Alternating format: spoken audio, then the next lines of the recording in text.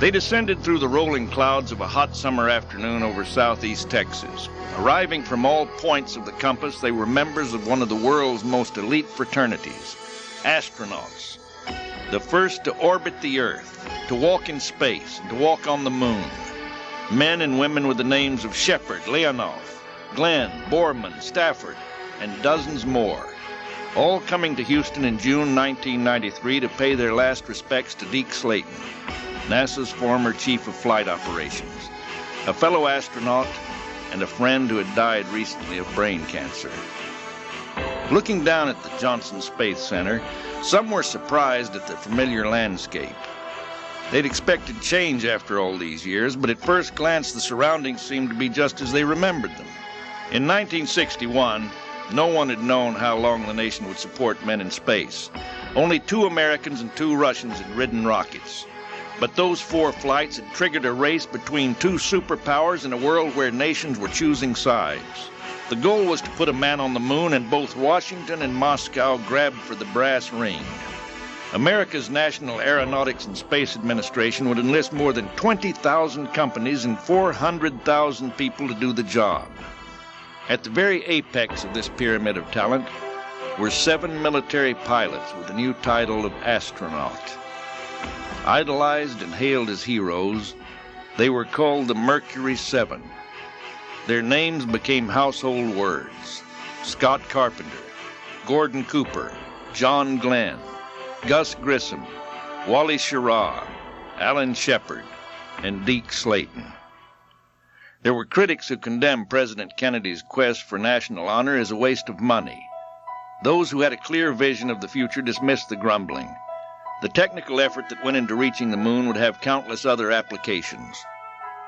But many pushed away all justifications. Man goes higher, they said, because of basic instinct. From the time the first thinking being struggled to stand upright, when he remembered the past and dreamed of the future, he was driven by instinct to reach outward. The astronauts were America's messengers, and when a young president with vision said they should go to the moon, they went. Now, decades later, those same astronauts were returning to Houston to salute Deke Slayton, the man they had chosen to lead them. Their past was now gone forever. Passing mission control, time seemed to stop. They saw with the perfect clarity of memory their own eager young selves as the years rolled back to the time when they first reached the moon.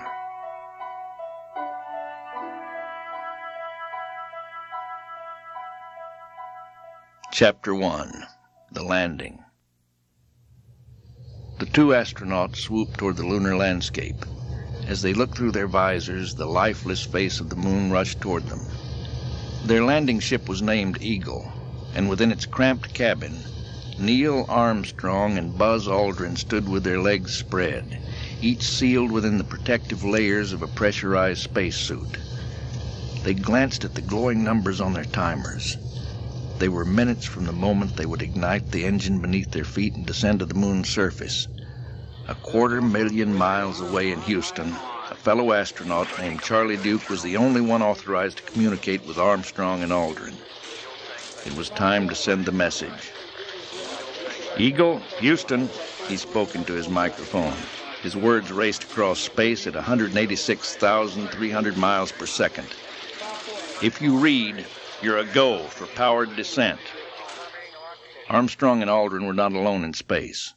A third member of the Apollo 11 crew, Michael Collins, was 50 miles above them, in lunar orbit in their command ship, Columbia. He relayed the message. Eagle, this is Columbia. They just gave you a go for powered descent. The 2 men glanced at each other. Roger, Armstrong acknowledged. Now they were headed for a waterless sea known as Tranquility. Inside Houston's Mission Control Center, rows of tense flight controllers sat with their eyes riveted to their consoles. In their midst was a man who spurned the long hair of his decade. With his outdated crew cut, Gene Kranz seemed strangely out of place. He was the final authority, the flight director who would decide the what, when, and where of the first ever landing on the moon. No one called him by his own name. He answered to the name of Flight. Close by Kranz, Deke Slayton studied the situation monitors. A fighter pilot, test pilot, and one of the original 7 astronauts of Project Mercury, Slayton could have been one of those men in Eagle, but he had never flown a Mercury spacecraft, nor a Gemini, nor an Apollo. The men in mission control knew all this, felt for the man, and marveled at the grim steadfastness that kept him supporting astronauts after he himself had been grounded for medical reasons. Slayton was now one of the bosses. He was the astronauts' mother hen, and he would gladly have traded it all for just one space flight. Elsewhere in the room was another of the original Mercury astronauts, Alan Shepard. Like his friend Slayton, he too had been grounded by the medics. Alan at least had flown in space before his problem hit. In 1961, he'd been the first American in space. It was only a 15-minute flight, but it set in motion a race that was this day reaching its culmination. Alan and Deke watched as the moment of truth approached. Armstrong and Aldrin locked their eyes on the numbers displayed before them. When they were 192 miles from their landing site and precisely 50,174 feet above the moon, they would begin slowing their speed for the touchdown. Bright green digits changed constantly, numbers flashing by in a breathless blur. This was it, PDI, Powered Descent Initiate. On Earth, radio listeners and television viewers held their breaths, fingernails dug into palms. Armstrong and Aldrin braced themselves for the shock of ignition as the engine let off. They were met with silence and calm. Had it fired? They glanced at each other, only an instant, and glued their eyes to their instruments. Confirmation of ignition glowed in the numbers. The fire spewed forth as planned, yet they had expected some sensation. Gently the ship descended through the black sky. Then the invisible hand of the computer began to add thrust, throttle up full power. The Eagle rocked from side to side and pitched violently. The computer, instantly responsive, fired control thrusters to hold it steady. Hollow thuds, distant bangs could be heard within the capsule as the small thrusters steadied Eagle. Neil Armstrong smiled with anticipation. Immersed in the reality of their incredible adventure, he saw Buzz Aldrin grinning like a kid. Good Lord, they were going to land on the moon! Fuel pumped through the lines. Flames spewed far ahead and beneath them. The Eagle was slowing. Headsets crackled. Charlie Duke at Control Center called out, "Eagle, Houston, you are go. Take it all at 4 minutes. You are go to continue powered descent." But all was not well. Back on Earth, mission control was thick with tension. Those manning the front row of consoles were in what was known as the trench. This was where final decisions were made, where ultimate responsibility lurked inescapable, where Deke Slayton concentrated his attention. Deke had confidence in all those who worked in the trench, but he was especially keen about a 26-year-old computer hotshot named Steve Bales. No one called him by his own name. He was Guido, the acronym for Guidance Officer. To the old-timers, Bales was pure genius, even if they sometimes referred to him as that kid genius. Bales made a mental run-through of the list of possible danger alarms at any point in Eagle's descent, and he knew that 24-year-old Jack Garman in the back room was running through the same list. These two were the experts on the lunar landers' computers. Every man in mission control knew Eagle's computers contained sensitive electronic watchdogs, alarm systems to detect deviation from the flight plan. Only Bales and Garman were familiar with each alarm and what it meant. They were the only people equipped to interpret any computer emergencies aboard Eagle. Suddenly, Eagle's computers shrilled madly. Alarm! Emergency signals flashed within Eagle, and 1.5 seconds later on consoles in Houston. "Program alarm," Buzz Aldrin snapped crisply. "It's 12:02. 12:02. A warning that the ship's main computer was overloaded. So many signals were being generated, the computer could not absorb them all. There was no panic at mission control, but everyone sensed an abort. A hellish maneuver that would explosively separate the upper ascent stage of the Eagle from the landing stage and rocket it back to the command ship Columbia. All eyes were on Steve Bales. He stared at his console. Numbers told him what was going wrong, but he wanted confirmation. Immediately, he was in contact with Jack Garman, who made his own analysis. Garman spoke carefully. "It's executive overflow. If it doesn't occur again, we're fine." Bales knew that force-feeding a computer could lead to overload. Eagle's computer operated on a fixed cycle of 1 second. Every second, the computer needed to navigate, trim engine thrust, update all data, and display data to the crew. It also was performing the calculations necessary for the Eagle to abort the landing. If the computer failed to do all these things in the allotted 1 second, it would flash the 1202 overload alarm. To hell with that, Bales judged. Eagle's computer was working, and that's what mattered. But Neil Armstrong's voice demanded a response. "Give us the reading on that 1202 program alarm," he asked. "Guido." Gene Krantz shouted the question. Bales jerked in his seat. "Go," he shouted. "Go, damn it," he said in a hoarse whisper to himself. Charlie Duke's words came forth immediately. "We're go on that alarm, Eagle." The astronauts were 4,000 feet above moon dust. Kranz keyed his mic. "All flight controllers, coming up on go, no-go, for landing." He called every flight controller in the big room. Everyone responded with go, until Kranz again came to Steve Bales, who hesitated. Bales had to judge whether Neil and Buzz would have a good computer working for them not just now, but tomorrow as well, when they were scheduled to blast off from the moon. In a flash, he reviewed all the practice and simulator runs they'd made. "Go," he said firmly. Charlie Duke called out, "Eagle, you're a go for landing."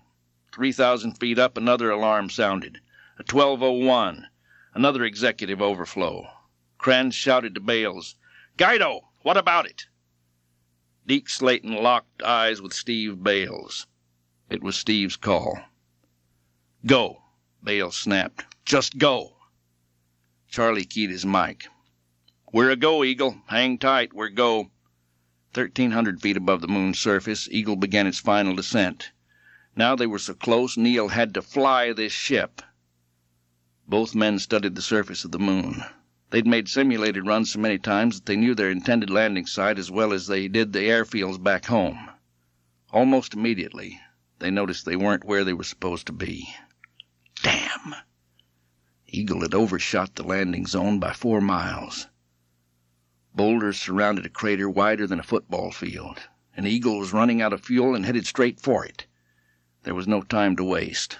Neil needed to hand fly it the rest of the way. His fingers tightened on the controls. Eagle was sailing down at 20 feet per second. Neil nudged the power, slowing it to 9 feet per second. He needed to feel his ship. Mission Control listened to the voices closing in on lunar soil. Neil guided the bird. Buzz watched the landing radar, called out numbers that spoke volumes. 540 feet, height above surface. Down at 30 feet per second. 400 feet, down at 9. 300 feet, down 3.5. 200 feet, 4.5 down. Mission Control was dead silent. There, beyond a field of boulders, slightly to the left, the rocks were thinning out, revealing a smooth, flat area. The numbers ghosted back to Earth. 75 feet, 90 seconds, Buzz chanted. 90 seconds. He'd been carefully watching the fuel gauge, as had Mission Control. 90 seconds of fuel left. The Eagle needed to land in 90 seconds. Slayton, Shepherd, and everyone else in Control Center were gritting their teeth. All they could do was watch. The mission was in the hands of the 2 astronauts. 60 seconds. 1 minute of fuel left. In 60 short seconds, the rocket flaming beneath Eagle would burn out. An abort would need to be initiated seconds before that if Eagle was not to crash. Deke Slayton knew they had to leave it to the pilots. As Eagle skittered over boulders and across craters, only Neil Armstrong's judgment counted. He was there. He was flying. "Capcom, this is Flight." Cran's words were firm and steady. "You'd better remind him there ain't no damn gas stations on the moon." Charlie nodded and keyed his mic. 30 seconds, he said. An entire speech in 2 words. "Lights on." Buzz Aldrin watched an amber light blink at him from the master panel. It was a low fuel signal. Buzz eyed another button, half afraid he might have to punch it. It read, "Abort stage." Neil didn't respond. All his senses concentrated on settling Eagle down on the moon. Buzz had confidence in Neil's ability, but his hand did not stray far from the abort stage button. "Lights on. 40 feet. Down 2.5. Eagle was now 40 feet above the moon, embracing new danger. This close to the surface, they had no margin for error. If they ran out of fuel, they would not have time to abort. Time was their enemy. 30 feet. 2.5 down. Then the magic words. "Kicking up some dust. Faint shadow. Drifting to the right a little." Fuel flashed away. Then these words from Buzz Aldrin on the moon. "Contact light. Okay, engine stop." In Houston, Charlie Duke needed voice confirmation. He wanted to hear the words. "We copy you down, Eagle," he radioed, then waited. 3 seconds for the voices to rush back and forth, Earth to moon and moon back to Earth. 3 incredible seconds. And then came the call. Neil's voice was calm, confident, clear. "Houston, Tranquility Base here. The Eagle has landed." It was 4:17:42 p.m. EDT, Sunday, July 20th, 1969. Charlie Duke spoke above the applause and mission control. "Roger, Tranquility. We copy you on the ground. You got a bunch of guys about to turn blue. We're breathing again. Thanks a lot." Deke was pounding on backs and shaking hands with anyone he could reach. His eyes sought out his friend Alan Shepherd, who was doing the same. They exchanged a thumbs up. Neil and Buzz turned to face each other. Buzz grinned, reached over, and clasped Neil's hand. And then, overwhelmed by the enormity of the moment, they slapped each other about their backs as a sound never before heard on the moon burst through their headsets.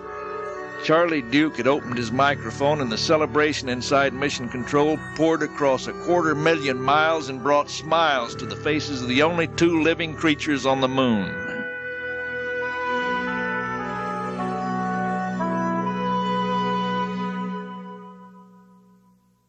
Chapter 2. The Beginning. In the mid-1950s, Huntsville, Alabama was cocooned in time, content to let the technological age pass by. But 10 miles west of its sleepy little town square, the future loomed. The future was Redstone Arsenal. Here, the U.S. Army had made shells and bombs that helped America win World War II. 5 years later, in 1950, the arsenal came back to life as hundreds of engineers and technicians descended. Their number included 118 men from Europe, the most prized rocket team of the infamous Third Reich. They came to construct a rocket laboratory. They were Germans who had been offered American citizenship. Having built deadly missiles for the Reich, they were now commissioned to design rockets for the United States. The lead German scientist was Dr. Werner von Braun, a brilliant propulsion engineer who from his youth had dreamed of developing rockets to explore outer space. Many of his fellow scientists shared his vision, but with the advent of war, they'd been forced to build weapons for Adolf Hitler. When von Braun's V-2 rocket first hit London, he remarked, "The rocket worked perfectly except for landing on the wrong planet." With Germany crumbling, Berlin had directed von Braun to destroy his missile research, fearing that it would be captured. He disobeyed, and in the confusion of Germany's collapse, the rocket men were able to surrender to the American Army in May 1945. The Americans were delighted, but the world was at peace, and Congress was not of a mind to appropriate money for rocket research, much less space exploration. So von Braun and his team were deposited at Fort Bliss, Texas, and left to tinker with captured B-2s and teach rocketry to those in the Army who were interested. Although the United States had recruited the cream of German rocket scientists, the Soviets captured many of those left behind and began their own missile program. In 1950, the Army received words of Soviet rocket activity and decided to establish a rocket research center. Huntsville, Alabama became the new home for the German team. Just weeks after the arsenal reopened in 1950, North Korea invaded South Korea, and Washington directed the von Braun team to develop the country's first ballistic missile. The missile was named Redstone after the arsenal. Over the next 3 years, the German and American engineers designed the Redstone from scratch. In August 1953, the first Redstone rocket roared away from the military test range at Cape Canaveral, Florida. By 1956, even more powerful missiles were coming online. The Atlas and the Titan, designed to loft nuclear warheads 5,000 miles or more. But there was a problem. Their warheads had to re-enter the Earth's atmosphere to reach their targets. Their speed would create such friction that the heat would melt the warhead. New protective materials had to be developed for the larger rockets, which flew at 16,000 miles per hour. But how to test them at that speed? Atlas and Titan were far from the flight test stage. The Pentagon asked von Braun to build a rocket that could fly at 16,000 miles per hour to carry out warhead reentry tests. The Huntsville team adapted the one-stage Redstone for the job. They added 2 upper stages and called it Jupiter C. Atop this stack they placed the unarmed warhead stuffed with recording instruments, its nose cone coated with a new protective material. It worked perfectly. "Do you realize what we've done?" von Braun asked his team. "We went higher than 600 miles, and we reached a speed of 16,000 miles an hour, higher, farther, and faster than any rocket has flown. If we had just one more small rocket on top, we could have placed a satellite in orbit around the Earth." The Huntsville gang was exuberant. Von Braun and the Army asked the Pentagon for permission to add that single stage to the backup Jupiter C, dubbed Missile 29. Von Braun said he could orbit a 5-pound satellite to study the upper atmosphere. But despite his success, the response to von Braun's request was anything but certain. There were reports that President Eisenhower wanted the world's first satellite to be orbited by an American team, and not by a group headed by German war veterans. But the Soviets were quickly developing technology that could put them in space first. Not only were they launching intercontinental range missiles, but they had announced their intention to launch a satellite during the International Geophysical Year. Von Braun understood better than the White House that if his Jupiter C rocket could toss a satellite into orbit, then the Soviets, with their 5,000-mile range missiles, could very well launch a satellite. But Eisenhower denied von Braun's request, and Missile 29 was stored in a shed at the arsenal. Washington had given the Russians an open door to lead the world into tomorrow. 9,000 miles east of Redstone Arsenal was the barren Baikonur region of the Soviet Union. In 1955, a small army of scientists, engineers, and laborers invaded this remote wasteland. Unobserved by the rest of the world, these men and women built the world's first spaceport, the Baikonur Cosmodrome. On the evening of October 4th, 1957, they gathered around a large white rocket bathed in brilliant floodlights. Inside the steel-walled room, Sergei Korolev sat at an old wooden desk, orchestrating the countdown. Korolev was the chief rocket engineer of the USSR. His R-7, 4 times more powerful than the Redstone, was to send a satellite into orbit and Russia into a new page in history. Korolev had created a sphere of aluminum with 4 whip antennas and 2 radio transmitters that would sing their unmelodious song to the world. He fitted the satellite with a pointed metal nose cone and installed it atop the large booster. The countdown went quickly and was heard only by the launch crew and a handful of top experts and communist officials. The unsuspecting world was about to be completely shocked.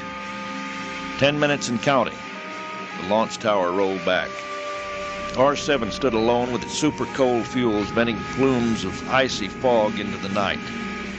The minutes were gone. Ignition. Fire blew away in the darkness and sent bright orange day flashing across the desolate landscape. The man-made light was followed by a sustained roar as thunder shook all that stood for miles. R-7 rose and climbed into the night. Darkness returned to the launch pad. In minutes, the Russian rocket had disappeared over the Aral Sea. Engines had cut off on schedule, rocket stages separated as planned, and when the last engine died, protective metal flew away from the satellite. Springs pushed it free to fly in space.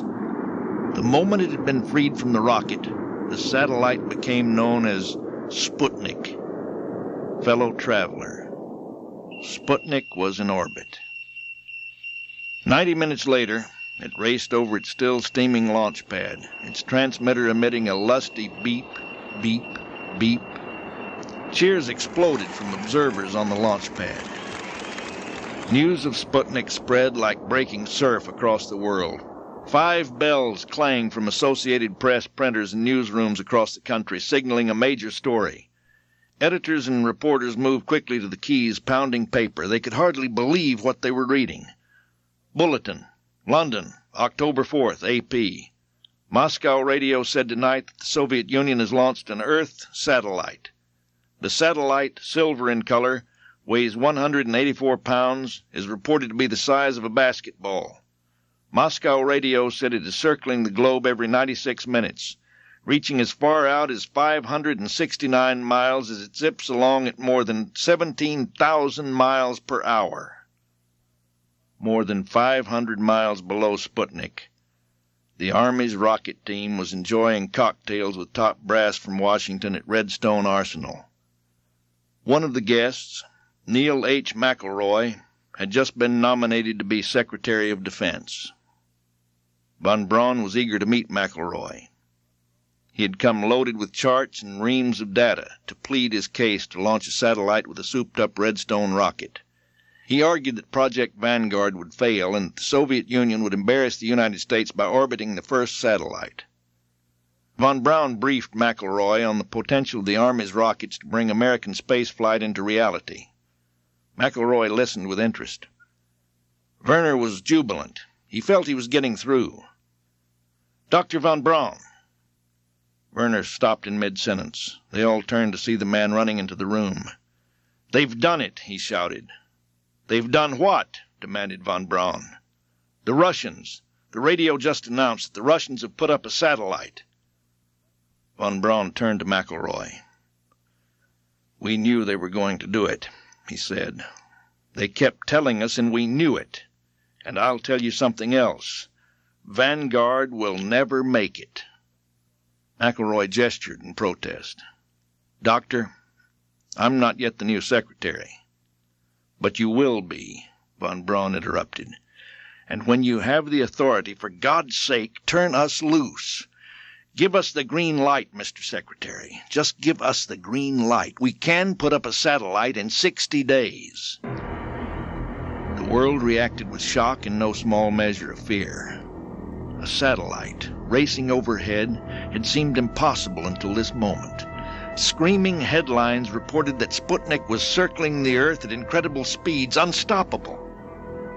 No one was more disturbed than the Americans. The United States had been considered the world's technological leader, with the Soviets trailing far behind.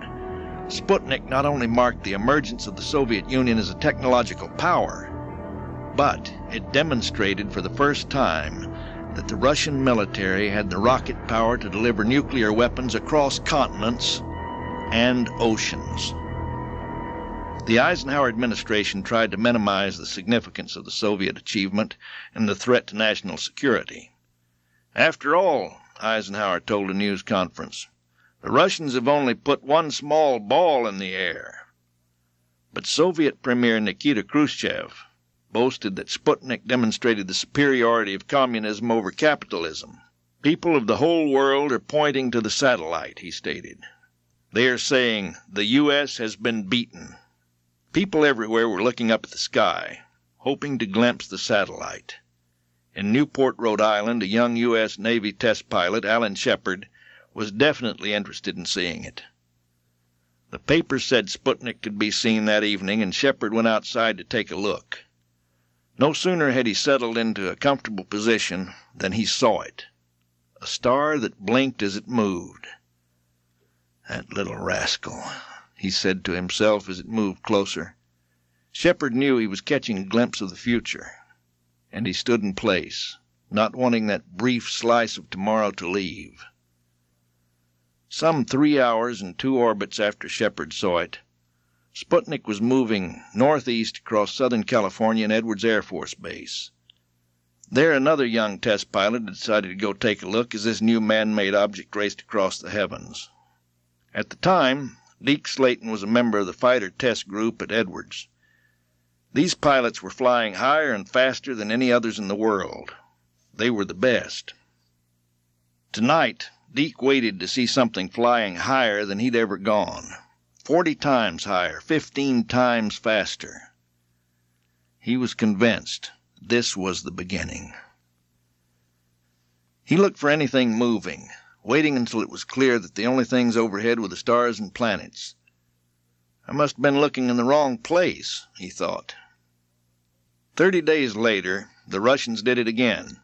Sputnik 2, weighing an astonishing 1,120 pounds, and it soared as high as 1,031 miles.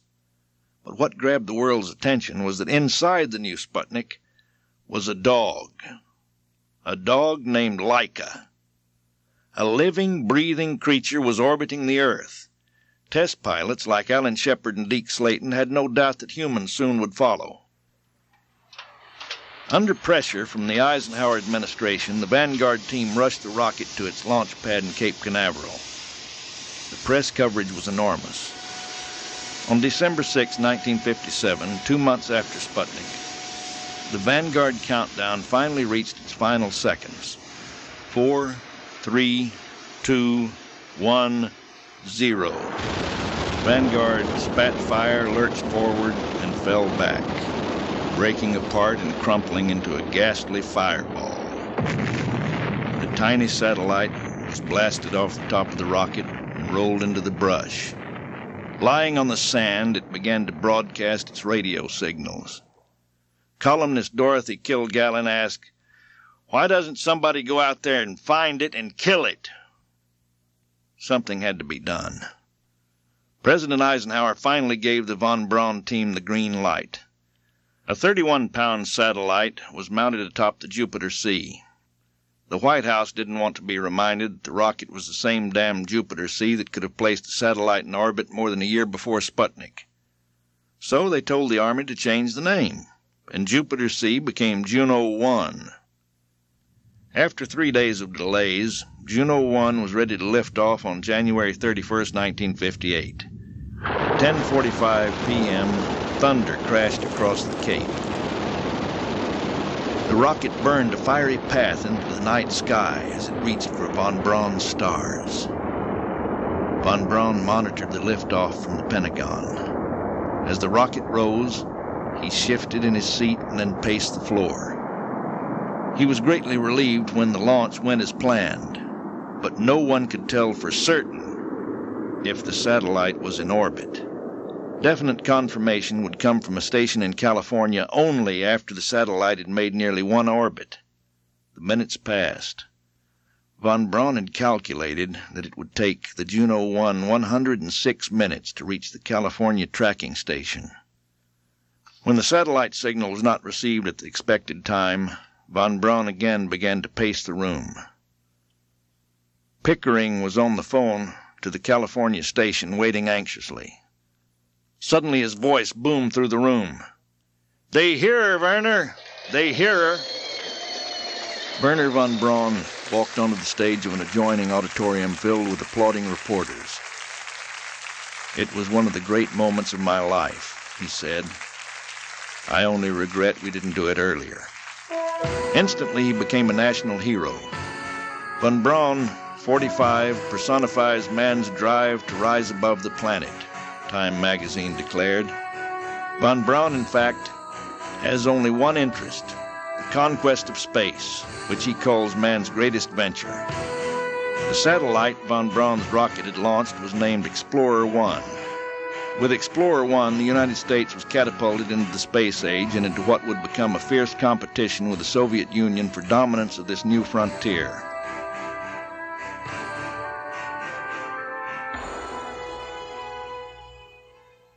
Chapter 3. The Pilots. California's Mojave Desert is a blistering expanse of sand and sun and wind.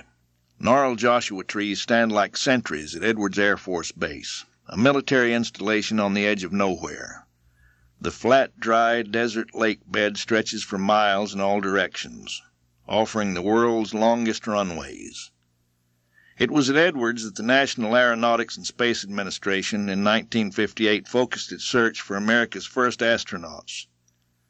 Created in the frantic aftermath of Sputnik, NASA was to develop the means to send humans into space and return them safely to Earth. The immediate obstacle was that there simply weren't any space pilots. There were test pilots, of course, but before they could become astronauts, they had to not only train for space flight, but work with engineers and scientists to define the parameters for space exploration.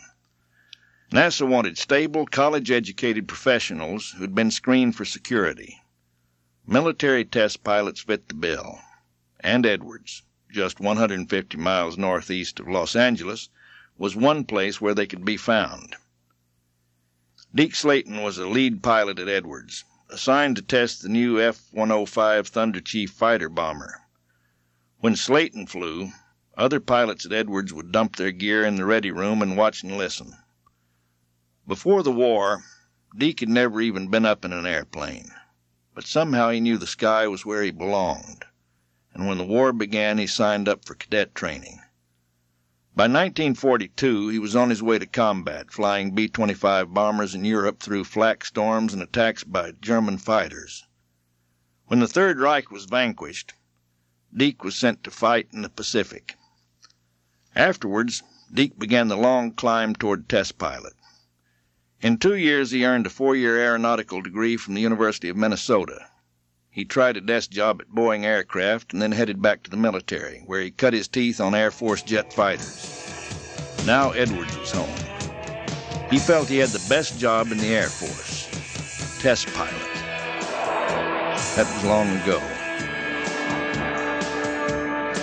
Now was 1,200 miles an hour in F-105 as he approached the test area. The test called for masterful flying that would gauge the turning capabilities of the craft. During this maneuver, he would wind the fighter down from 1,200 miles an hour to less than 300. He sliced the turn closer and closer as the 105's speed fell off sharply. Before him passed the constant blur of earth, horizon, sun, and sky. Then it happened. The F-105 snapped over violently in an inverted spin at high speeds, the worst kind. He had to stop it now. He moved the controls. The spin tightened. Blood pounded through his skull. He tried desperately to focus his vision as the 105 spun faster and hurled itself at the earth. All he could see was a blur. He fought to define the horizon and to keep from panicking. Where the hell was the horizon? Think. What counted now was instinct and the ability to figure out what was happening quickly. He moved his controls through the spin recovery techniques that usually worked. No help. Finally, he managed to read the altimeter. He was down to 27,000 feet. Time mocked him. The centrifugal force was still increasing, forcing his body up out of the seat toward the canopy. In his mind, he saw the 105's speed brakes. They're right there, he told himself. Right there on this plane's ass. He hit the control. 4 huge metal panels splashed outward in the form of a beautiful metal flower. It felt as if a giant invisible hand had grabbed the plane, slowing it down. He was still spinning, but the nose was down and the controls were responding. Those speed brakes were working. The next attempt to stop the spin seemed to give him just a tad more control. Wham! She came out of the spin with a crash. He had control. Good Lord, he really did. He had control, and he pulled out smoothly and headed for the runway. The F-105 went onto solid ground like a painter's brush. By late 1958, there were other flyers ready to trade the title of test pilot for that of astronaut. One of those was a young man named Alan Shepard, a naval lieutenant and carrier pilot. Despite the ribbing that went on between the Air Force pilots and Navy pilots at Edwards, there wasn't a land pilot alive who didn't hold the carrier jocks in enormous respect. There are few things that shake up a land pilot more than the prospect of searching an angry ocean for a bobbing and rolling aircraft carrier's deck. It's bad enough in daylight. At night, in rain and fog and nasty winds, it's like being thrown into a rolling cement mixer. In 1950, Allen was assigned to the Navy Test Pilot School at Patuxent River in Maryland. The youngest aviator selected, he went next to flight test operations. After 3 years, Shepherd joined the ranks as the operations officers of Night Fighter Squadron aboard the USS Oriskany in the Pacific. One mission especially was memorable. He was in a Banshee jet fighter on a routine night intercept. It was simple going out for an intercept. It was a bitch going back. Weather rolled in, and Allen found himself in heavy rain, flying strictly by instruments in the dark, following the homing signal from the carrier. Suddenly, the Banshee's electrical system crapped out. Most of his radios and all his navigational systems were gone. He was flying blind, not knowing where he was. He keyed his mic. "This is Foxtrot 2, Malta Base. I'm in a little difficulty here. My nav aids are erratic. Need assistance." "Foxtrot 2, do you wish to declare an emergency? We're not picking up. Repeat, we don't hold you on radar." No damn emergency, Malta Base," he snapped. "I want to try a couple of things. I'll get back to you." Declare an emergency? No way. To Allen, declaring an emergency meant that he had flown himself into a hole from which he couldn't get out. No way. He would bring this machine in despite the odds. He reviewed all the steps he had absorbed in years of training and flying. He flew to the point where he believed the aircraft carrier was, and he rolled into a simple expanding square search. A basic expanding box. Fly so many minutes on this heading, do a 90-degree turn, repeat until you've completed the square. The next turn would be a larger square. This way meant he wouldn't omit anything beneath him. He expanded the square and flew lower. He didn't have much fuel left. Then a dim red light just ahead of him. Beautiful, beautiful. But he still had to make a night landing in foul weather onto a pitching carrier deck with maybe 5 minutes of fuel remaining. If he was wrong, his aircraft would drop into the sea like a hot rock. He rolled into a final approach. Careful, careful now. He trimmed for the approach. There, the speed's pegged. Okay, down with the gear. 3 beautiful green lights on his control panel beamed at him, confirming that the gear was down and locked. So was the hook that would snare the deck's life-saving cable. He didn't concern himself with going around again if he screwed up. He didn't have enough fuel left for that. He held the Banshee steady. He smashed with teeth-jarring, bone-shaking impact against the deck. Instantly, he felt the tail hook snag the cable. It was a normal carrier landing. Nothing more than a controlled crash, but any carrier landing you walk away from is terrific. He climbed down, and there was a jaunty lift to his walk.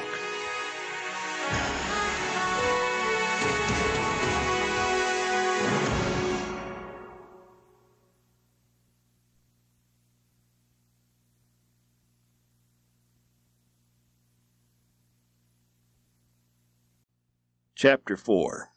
The Astronauts. The NASA announcement listed the qualifications to be considered as an astronaut. At least 1,500 hours of flight time, jet training and experience, a bachelor's degree, and candidates must pass national security requirements. No taller than 5 feet 11 inches, they must weigh less than 180 pounds, and be under 40 years of age. And, of course, no women. There were no female test pilots in the military. Of the 508 test pilots serving the country, 110 met the standards. On April 9, 1959, NASA introduced the astronauts to America at a press conference in Washington. The room swelled to bursting. Reporters jockeyed for the best positions. It was a madhouse.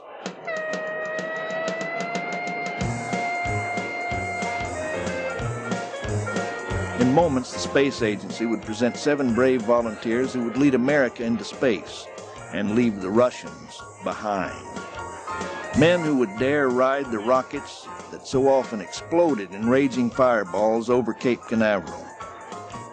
None of the Mercury 7 believed the hype. They simply wanted to fly higher and faster. But they dreaded facing the huge audience out there. Officials herded them toward the stage in alphabetical order. Alan Shephard took his place near the end of the line.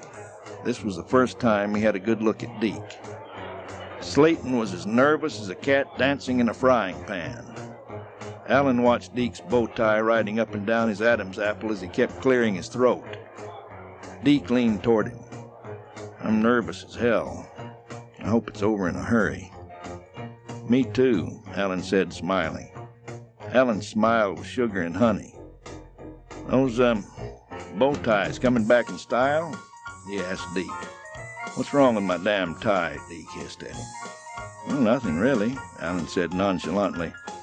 "I doubt if the cameras will pick up whatever that guck is on it." Deke tried to bring his tie into his line of sight. He was still fussing as NASA officials seated him at the table. A NASA official stood before the microphone. "Gentlemen, these are the astronaut volunteers. Take your pictures."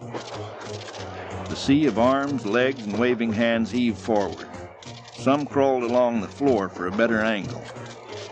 Shepherd stole a glance at Deke, who was fiercely worrying about his tie and the guck he couldn't see.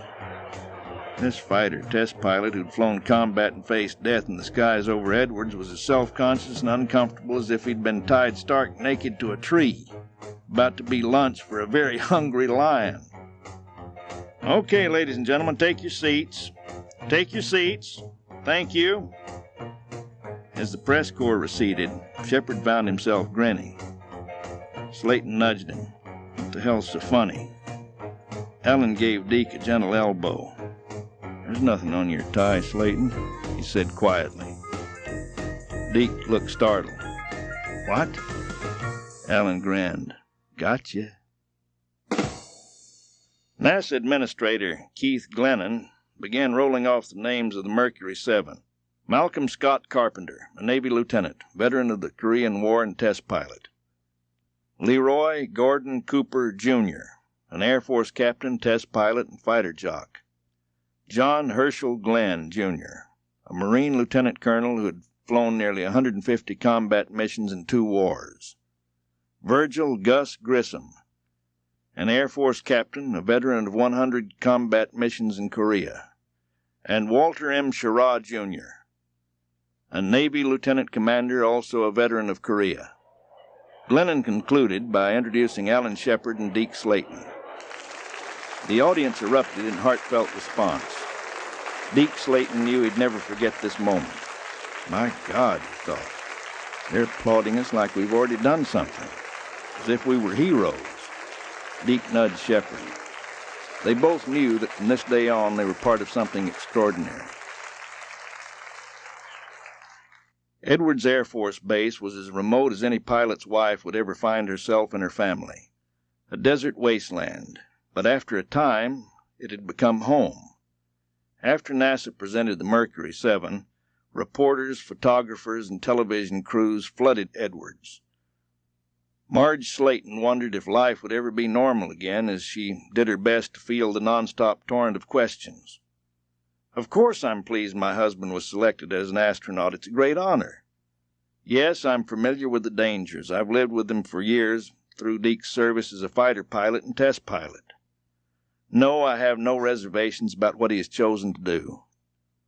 The telephone rang. Deke was calling from Washington to tell her about the news conference. Before they finished talking, they both understood the publicity wave was gathering power like a rolling sonic boom. The other astronauts and their families were just as overwhelmed.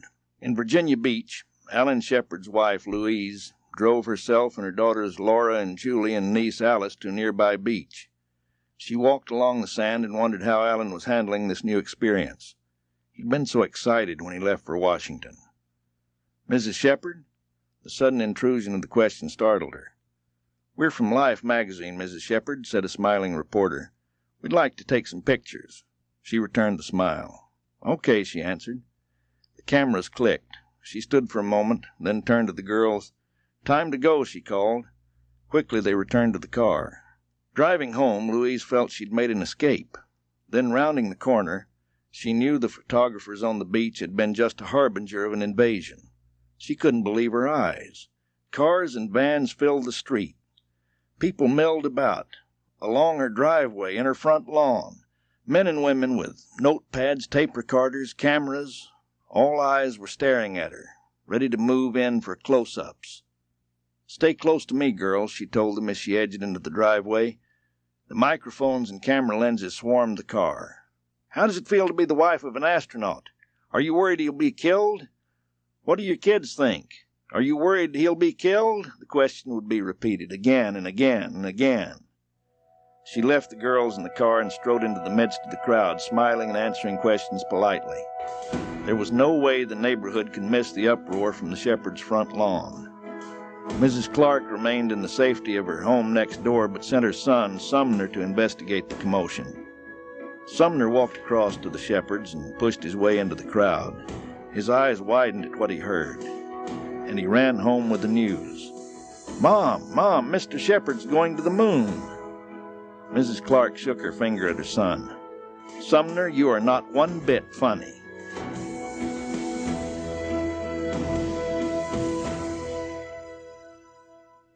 Chapter 5. Training. Shortly after the press conference, the astronauts and their families moved to Langley Air Force Base in Virginia. For the next 2 years, they would train while engineers developed the Mercury spacecraft that would fly them out of the world. And back again safely, they reminded newsmen at every turn. Langley was their home base, but they traveled widely. They studied the spacecraft at the McDonnell plant in St. Louis. Then it was off to General Dynamics, where the intercontinental ballistic missile Atlas, still tricky and unproven, was being man-rated, made as safe and reliable as humanly possible. Finally, the Mercury 7 flew to the launch complex at Cape Canaveral on the east coast of Florida, where it would all happen. The astronauts had multiple roles to play. Among them was hand-holding. Government officials came to Cape Canaveral expecting dollars would guarantee immediate success.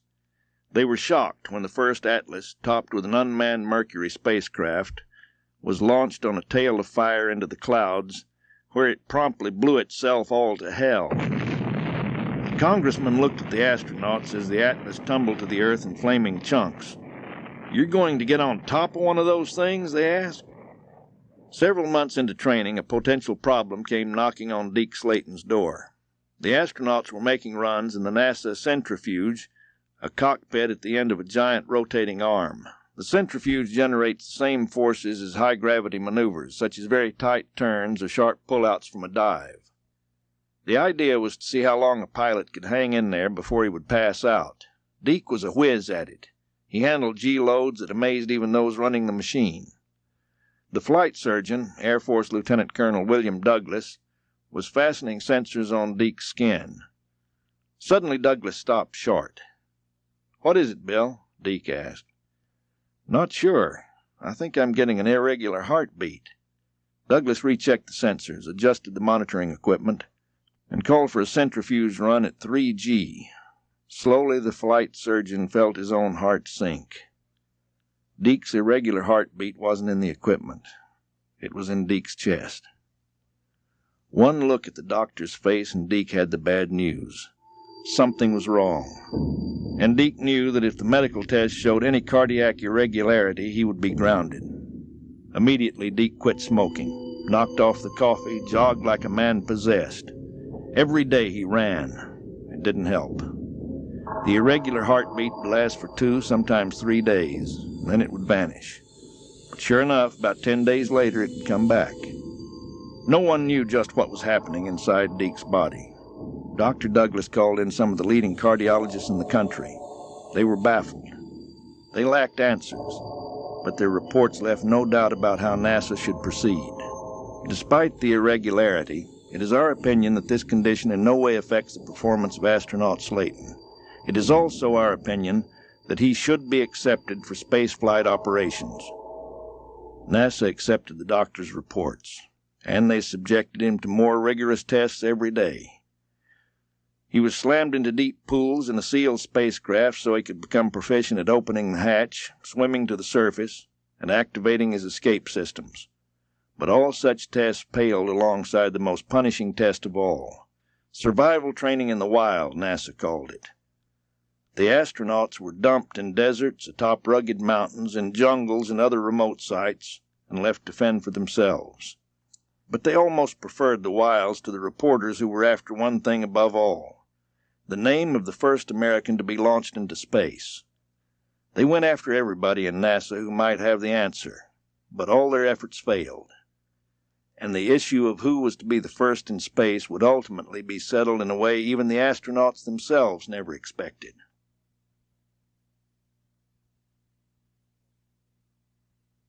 Chapter 6. The Selection.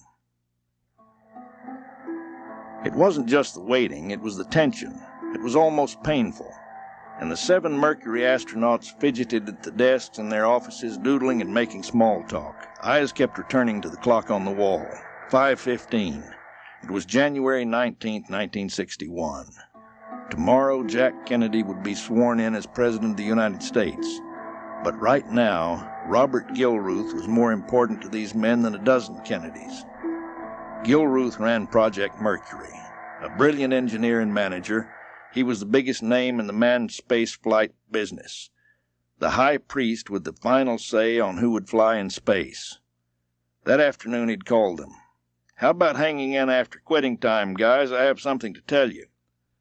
And so they sat, reviewing where they stood in the program. There'd been a big breakthrough in mid-December when a Redstone carried an unmanned Mercury capsule straight and true through its trajectory. That's when Gilruth dropped the first shoe. Everybody better start thinking about who goes first.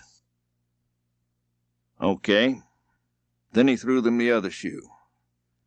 "I want you guys to take a peer vote. If you couldn't make the first flight, select the man you think should go."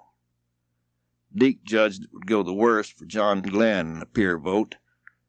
NASA's fair-haired boy never let anyone doubt that he was the best pick to lead the way, and his 6 fellow pilots admitted he'd worked as hard as anyone, that he'd gone the extra mile, and he was a hell of a good man to carry the flag into space. But he'd also polished a lot of apples. Sometimes that backfired, especially when the media labeled Glenn the father figure of the Mercury 7.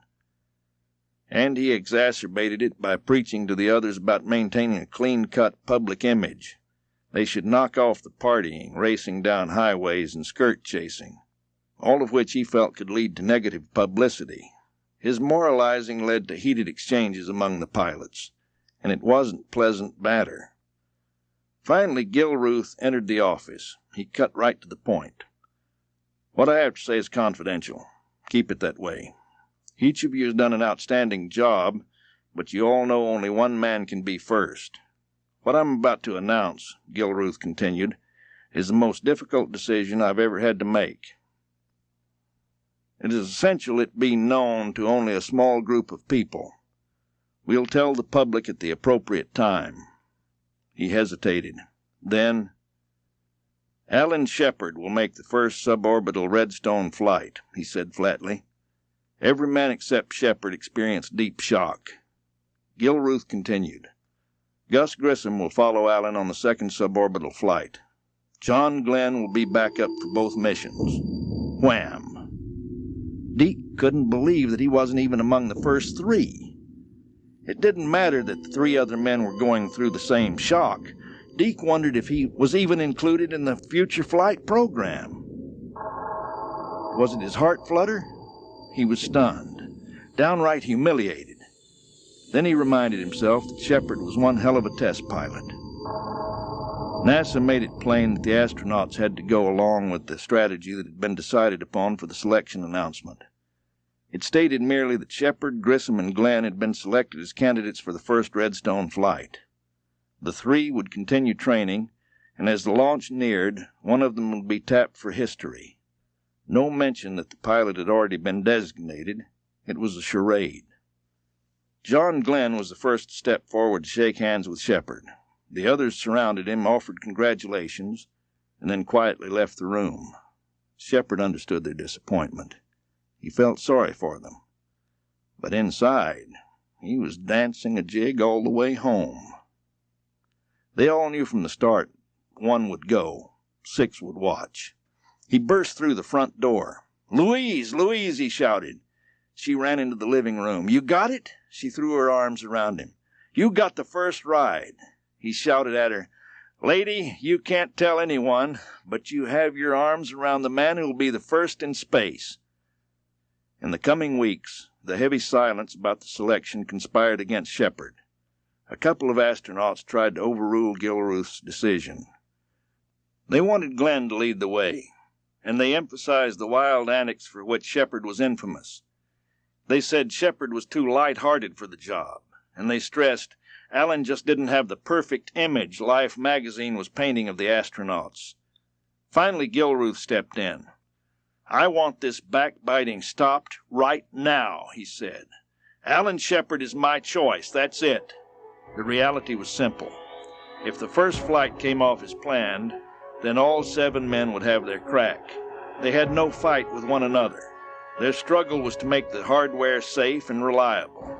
Get off the launch pad, come home alive and well. They were reminded that they could all wake up one morning and hear Russian being spoken from space. Next stop, Cape Canaveral.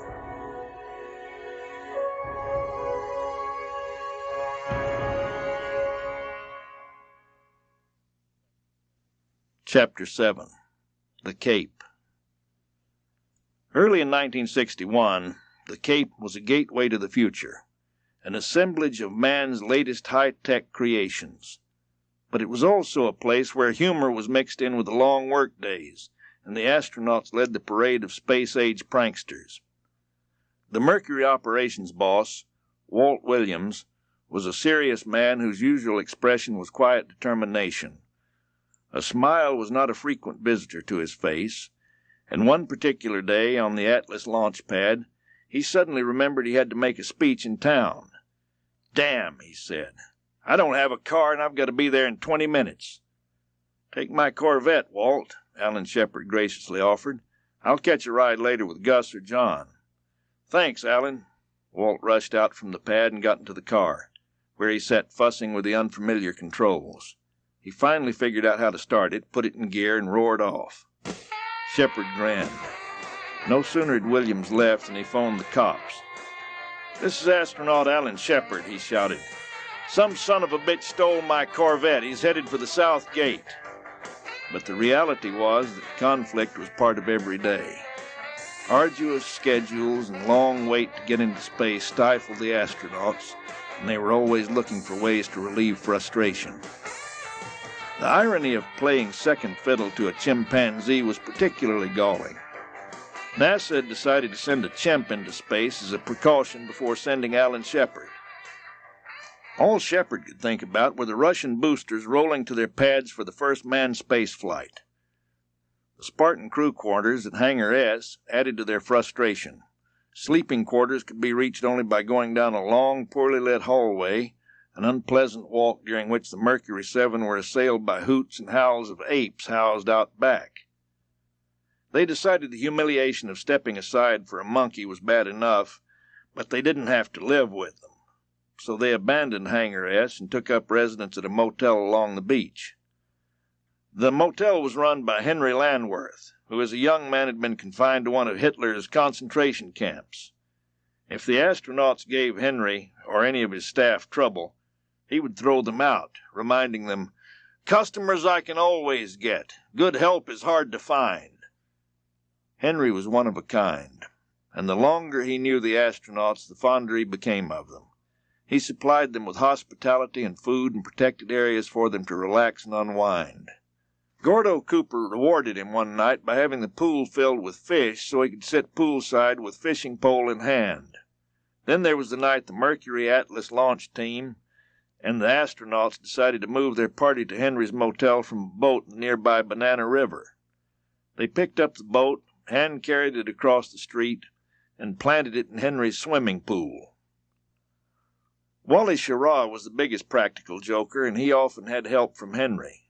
One day Henry and Wally emerged from Wally's room with Wally's arm wrapped in a bloody towel. NASA officials and reporters rushed over to see what had happened. Wally pointed at a large field north of the motel. "We went after something moving in there. I don't know what it is," he groaned, "but it sure as hell tore up my arm." Eyeing the bloody towel, the group crowded into Wally's room to see what he had captured. Wally pointed at a large box on his bed covered with a blanket. "Be careful. That thing's dangerous. I think it's a mongoose." "Big mongoose," Henry confirmed. Doug Detterer from the New York Times shook his head. "They don't have mongoose in Florida." "Well, maybe it got loose from a zoo," Wally said. "Who cares where it came from? Damn it, Doug, look for yourself." Detterer moved toward the box. "Careful," Wally warned. "Just pull the blanket back an inch or so." The big man bent over and slowly peeled away a portion of the blanket. Wham! A huge spring-loaded hairy thing with long teeth burst out. 6 grown men shot through the motel room door, leaving Wally convulsed on the floor, choking with laughter, hugging the jack-in-the-box monster he had lovingly built from a spring covered with fur and teeth. By late January 1961, events were coming down to the wire. As flight time neared, the fun and games faded away. Shepherd was scheduled to be launched in about 6 weeks. But there was still the matter of the chimpanzee. The medical teams insisted there were too many unknowns to risk a man's life without first sending up a living creature as a test. So the chimps practiced. When a certain color light flashed, the animal was trained to push either a right or left-hand lever. If he performed as commanded, he was rewarded with a banana pellet funneled into his mouth. If the chimp pushed the wrong lever, he got a slight electrical jolt in his foot. NASA selected one ape, crowned him Ham, and on January 31st, 1961, he lifted off. The flight turned out to be a bit more interesting than planned. The Redstone consumed its fuel 5 seconds ahead of schedule. The control system ignited the escape tower, which blew the spacecraft away from the rocket and sent it much higher and faster than it was intended to go. The medics figured the ape would be squeezed by 8 times gravity, when in fact Ham experienced more than twice that. Equipment failed, the electrical system and lights went haywire, and Ham was banging on every lever he could. He did everything right, and for his efforts was rewarded with a nasty shock every time instead of a banana pellet. He sailed 122 miles farther downrange than planned. He came down with crushing deceleration and was slammed about in the capsule and hit the ocean with an ear-clamoring bang. Then began the stomach-churning motion of rolling sea. By the time the choppers showed up, they had a sputtering, choking, near-drowned chimp on their hands. Alan Shepard reviewed the records of the great chimp adventure, as Ham's flight came to be known. He knew he could have survived that trip, but he also knew his own flight was in deep trouble.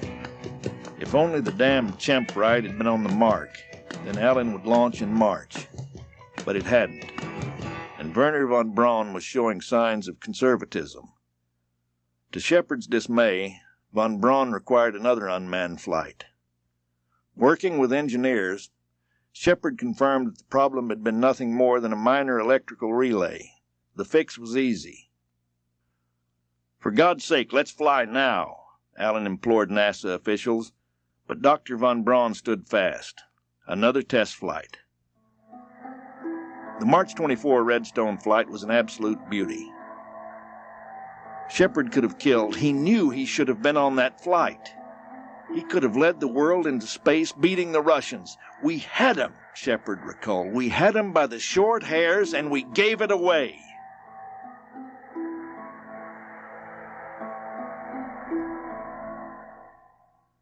Chapter 8.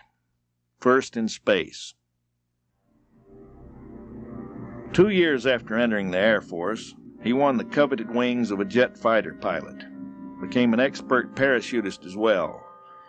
Then in 1959, he volunteered for an exciting new program, Cosmonaut. He swept through the rigorous training. On April 8, 1961, his commander gave him the news. You, Yuri Gagarin, will be the first to travel through space. Today was the day. He met with German Titov, his backup, and doctors, engineers, the political commissar. Sensors were attached to his body. Sunrise was still to come as he arrived at the launch pad. He stood quietly for several minutes, studying the enormous SS-6 ICBM that would send him into orbit in Swallow, the Vostok spacecraft of more than 5 tons. Gagarin turned to the group who would witness the moment that would separate the past from the future. He spoke clearly. The whole of my life seems to be condensed into this one wonderful moment. Everything I have been, everything I have done, was for this. He waved farewell and entered the elevator. Technicians assisted him through the hatch and secured his harness. Gagarin signaled he was ready. The hatch was sealed. Finally came the moment he'd been waiting for. The last seconds rushed away. Ignition. Powerful engines fired, and the first man to leave Earth was on his way. Moscow time, 9:07 a.m. America slept, unaware. Off we go, Gagarin cried. The men whose duties were through rushed outside to see the rocket accelerating faster and faster. Binoculars showed a ball of flame rising with increasing speed. In just those first few minutes of ascent, Yuri Gagarin was traveling faster than any man in history. Then the booster was far away, over the distant horizon, leaving behind a trail of smoke. Gagarin felt a series of bumps as the protective shroud covering Vostok was hurled away. At last, the final stage fell silent. More booms and thuds as the spent rocket was discarded. The miracle was at hand. A human being was falling around the Earth at 17,500 miles an hour. Gagarin and Swallow had entered orbit, soaring as high as 203 miles. He felt as if he were a stranger in his own body. Up and down no longer existed. He was suspended in limbo, kept from floating about only by his harness. The magic of weightlessness appeared in the form of his notebook and pencil drifting. He forced himself back to his schedule, reporting his instrument readings. As critical as those were, there was even greater interest in what he felt and saw. As he orbited the Earth, covering 5 miles every second, he reported, "The sky looks very, very dark, and the Earth is bluish." He raced through the sunset and sunrise, and almost before he realized, he was nearing the end of man's first orbital flight. Now the automatic systems turned Swallow about for retro fire. Rockets blazed. The sudden deceleration rammed him hard into his couch. Everything was working perfectly. He had circled the globe once in 89 minutes. Now began his return to Earth. As Swallow arced downward into the atmosphere, he felt the first caress of weight from deceleration. Now he was a passenger within a blazing sphere. Through the portholes he saw flames as friction from the atmosphere heated the ablative covering of Swallow to thousands of degrees. Then he was through re-entry. 23,000 feet above the ground, the escape hatch blew away. Gagarin saw a blue sky, a flash of white clouds. Small rockets within the spacecraft fired, sending the cosmonaut in his contour couch flying away from the Vostok. Gagarin watched the chute billow upward from the seat. In the near distance he saw the village of Smolovka. 13,000 feet above the ground he separated from the ejection seat and deployed his personal parachute. He breathed in the fresh spring air. What a marvelous ride down. On the ground, 2 startled peasants watched as a man wearing a bright orange suit drifted out of the sky. He hit the ground running, tumbled, rolled over, and immediately regained his feet. Gagarin unhooked the parachute harness, looked up to see a woman and a girl staring at him. "Have you come from outer space?" asked the astonished woman. Yes, would you believe it?" Gagarin answered with a wide grin. "I certainly have." The shrill ringing penetrated the fog of his sleep. For a moment Alan Shepherd remained confused, extricating himself from deep slumber. Then he reached for the telephone. The voice at the other end was soft, polite, considerate. "Commander Shepherd?" "Yeah, this is Shepherd. Have you heard?" He was sharply attentive now. He did not like those words. "Heard what?" he asked cautiously. "The Russians have put a man in orbit." He sat up straight, rubbing his eyes. "They what?" "They put a man in orbit." The phone almost slipped from Shepherd's hand. The last fog of sleep fell from his mind. "Oh, you gotta be kidding." "I wouldn't do that, Commander. They've really done it. Put a man in orbit." Shepherd replaced the phone in its cradle. A single phrase kept repeating itself over and over in his mind. "I could have been up there 3 weeks ago." He turned on his bedside radio. Excited voices spoke of Vostok and orbit and Yuri Gagarin. Alan called the other Mercury troops. There wasn't a race anymore. When a reporter woke the public relations mouthpiece for the Mercury 7, Colonel John Shorty Powers, a groggy and annoyed Powers snapped, "We're asleep, damn it!" slammed down the phone. In the morning, the newspaper headline shouted, "Soviets send man into space. Spokesman says U.S. asleep." Now there were suggestions that the U.S. program be canceled. The feeling was that the United States could never catch the Russians now, so why waste the effort and money to run second best? But the new president said that America belonged in space because space is our great new frontier. How could he allow the United States to simply quit? Kennedy didn't have any help from the head of his Science Advisory Committee, Jerome B. Wiesner. Wiesner wanted to concentrate on aeronautics and yield the space race to the Russians. Kennedy called his vice president into his office and told Lyndon B. Johnson that from that moment on, Johnson would run the National Space Council. Then he told James E. Webb, a tough North Carolina attorney, "Jim, I want you to run NASA." 2 days after Gagarin's flight, Kennedy had Johnson, Webb, and Wiesner in his office. The president wanted answers to how the U.S. could catch up with the Russians. Johnson and Webb both shared the same view. "Catch up, hell, let's pass them." "Well, what about the moon?" Kennedy asked. "Can we do it? And can we beat the Russians to it? Find out." The Russians were now the pioneers. This new race for space would be a high-flying competition played out in full view of the world. If ever Kennedy needed a bold new step, now was the time. He pressed Johnson. "Do we have a chance of beating the Soviets by putting up a laboratory in space or by a trip around the moon?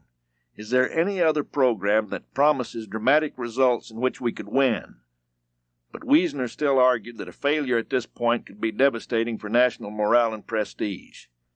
He said the president must order a delay in the first manned liftoff, and if Kennedy insisted on going ahead, the flight should be carried out in secrecy to avoid public fiasco should the mission fail. But Kennedy was resolved. There would be no secret launches, he ordered. "We will act in the open, for the public." The word was out. The first shot must succeed. The entire team, astronauts, engineers, technicians, went on 24-hour availability. Glenn and Grissom became Shepard's alter egos, always there to support him in every way. 3 hours before scheduled launch on May 2nd, the name of Alan Shepherd was released to the media. Alan was relieved. Now they could concentrate on the flight. But cloud cover rolled in, and Walt Williams scrubbed the launch. He wanted a clear view of that Redstone and its precious cargo all the way through fuel burnout. 3 days passed. Before the May 2nd date, Alan had been plagued with visions of rockets blowing up violently. Now he felt amazingly calm as the new launch date of May 5th neared. Flight surgeon Bill Douglas woke Alan early. Just another day at the office.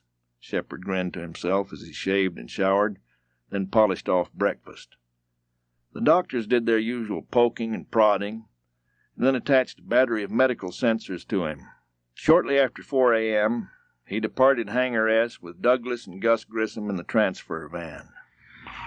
At the launch pad, Alan Shepard stepped out into a world of glaring floodlights and steaming super-cold fuel lines. He looked up, mesmerized by the beauty of the Redstone booster. It had an air of expectancy about it. He watched the vapor venting from the tanks, knowing he'd never see this rocket again. He wanted to burn the scene permanently into his memory. He turned and waved, and moved into the elevator. Then he was in the White Room, beside the capsule that would take him out of the world. John Glenn greeted him. The two gripped hands, and Alan began the squeeze into his spacecraft. The name Freedom 7 had been painted on the side. Freedom because it was patriotic. 7 because it was the 7th Mercury capsule produced. It also represented the 7 Mercury astronauts.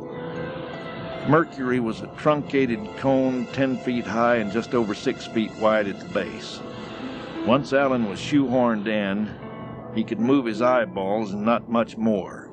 Settled in, he saw a small notice attached to the instrument panel.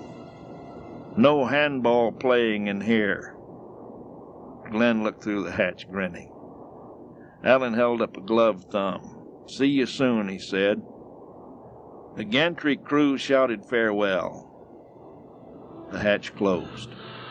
Alan Shepard was alone. He felt butterflies, reminding him he was sitting atop a great bomb. He pushed aside the thought and went to work, running down his checklists. Only 15 minutes to go. He looked through the periscope. The view outside dimmed. Cloud cover rolling in. Damn. The countdown stopped, waiting for the sky to clear. Then a small electrical part suffered a glitch, resulting in an 1 hour and 26-minute delay. Bill Douglas fretted like a mother hen. Werner von Braun was as unhappy as Shepherd. The delay was taking a physical toll as well. Shepherd had been there for so long that the need to urinate was becoming urgent, and that was a problem. The flight was scheduled to last only 15 minutes. No one had thought it necessary to equip the Mercury with a urine collection system. "Gordo?" "Yeah, Alan." "Man, I gotta pee. Why don't you guys let me get out of here for a quick stretch?" Gordo came back a few minutes later. "No way, Alan. Werner says we don't have time to reassemble the White Room. He says you're in there to stay." Gordo, I've got to go," Shepherd shouted. "My bladder's going to burst." Werner says no. Alan's temper was soaring. "Well, shit, Gordo," he said. "Tell him I'm going to have to let it go in my suit." "No, good God, you can't do that," Gordo shouted. "The medics say you'll short-circuit all their medical leads." "Tell them to turn the power off," Alan snapped. The solution was that simple. Gordo had a chuckle in his voice. "Okay, Alan. Power's off. Go to it." His heavy undergarments soaked up the urine, and with 100% oxygen flowing through the suit, he was soon dry. The countdown resumed. 3 minutes. 2 minutes and 40 seconds and counting. Shepherd heard the dreaded word. "Hold." "Shit," he yelled. "Why don't you just fix your little problem and light this candle?" The count resumed. At T-minus 2 minutes, Alan heard Deke's voice. From this point on, Deke Slayton would be his main contact for the mission. Deke's voice counted off the final seconds. Shepherd spoke to himself. Don't screw up, Shepherd. Don't screw up. Your ass is hauling what's left of your country's man in space program. Vibration rattled the capsule as Redstone's pumps came alive.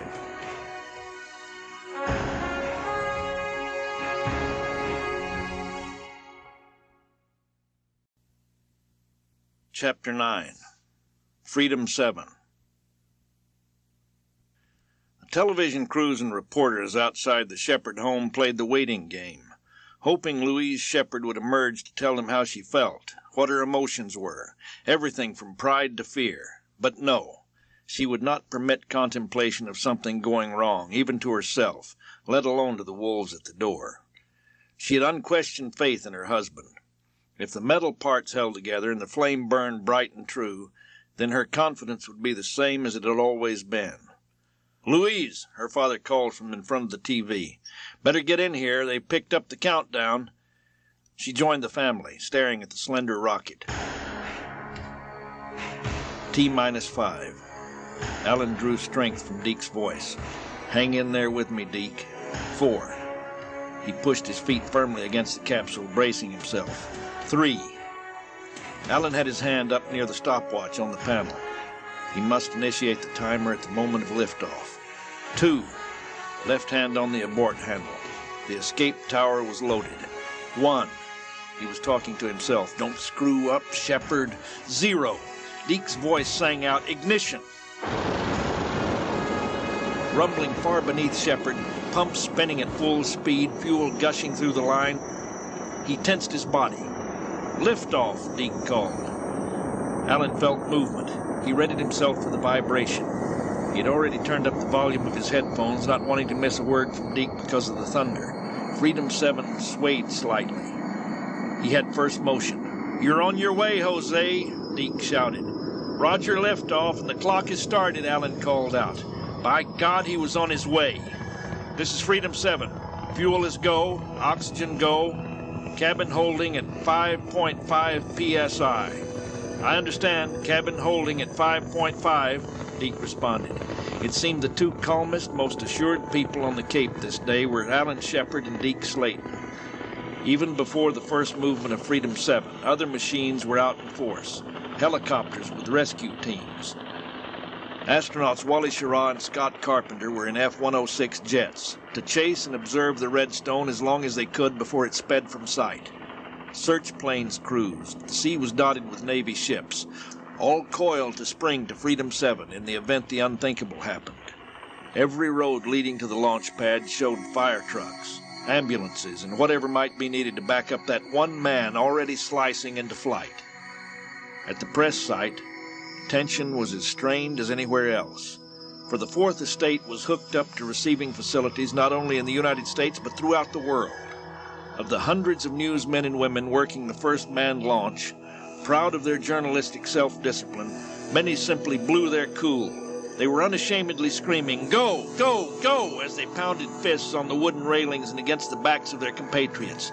Beyond the Cape, along the beaches and highways, a great army had assembled. 500,000 men, women, and children in cars, trailers, anything that would roll, had squeezed as close as they could to the security perimeter to watch and shout encouragement.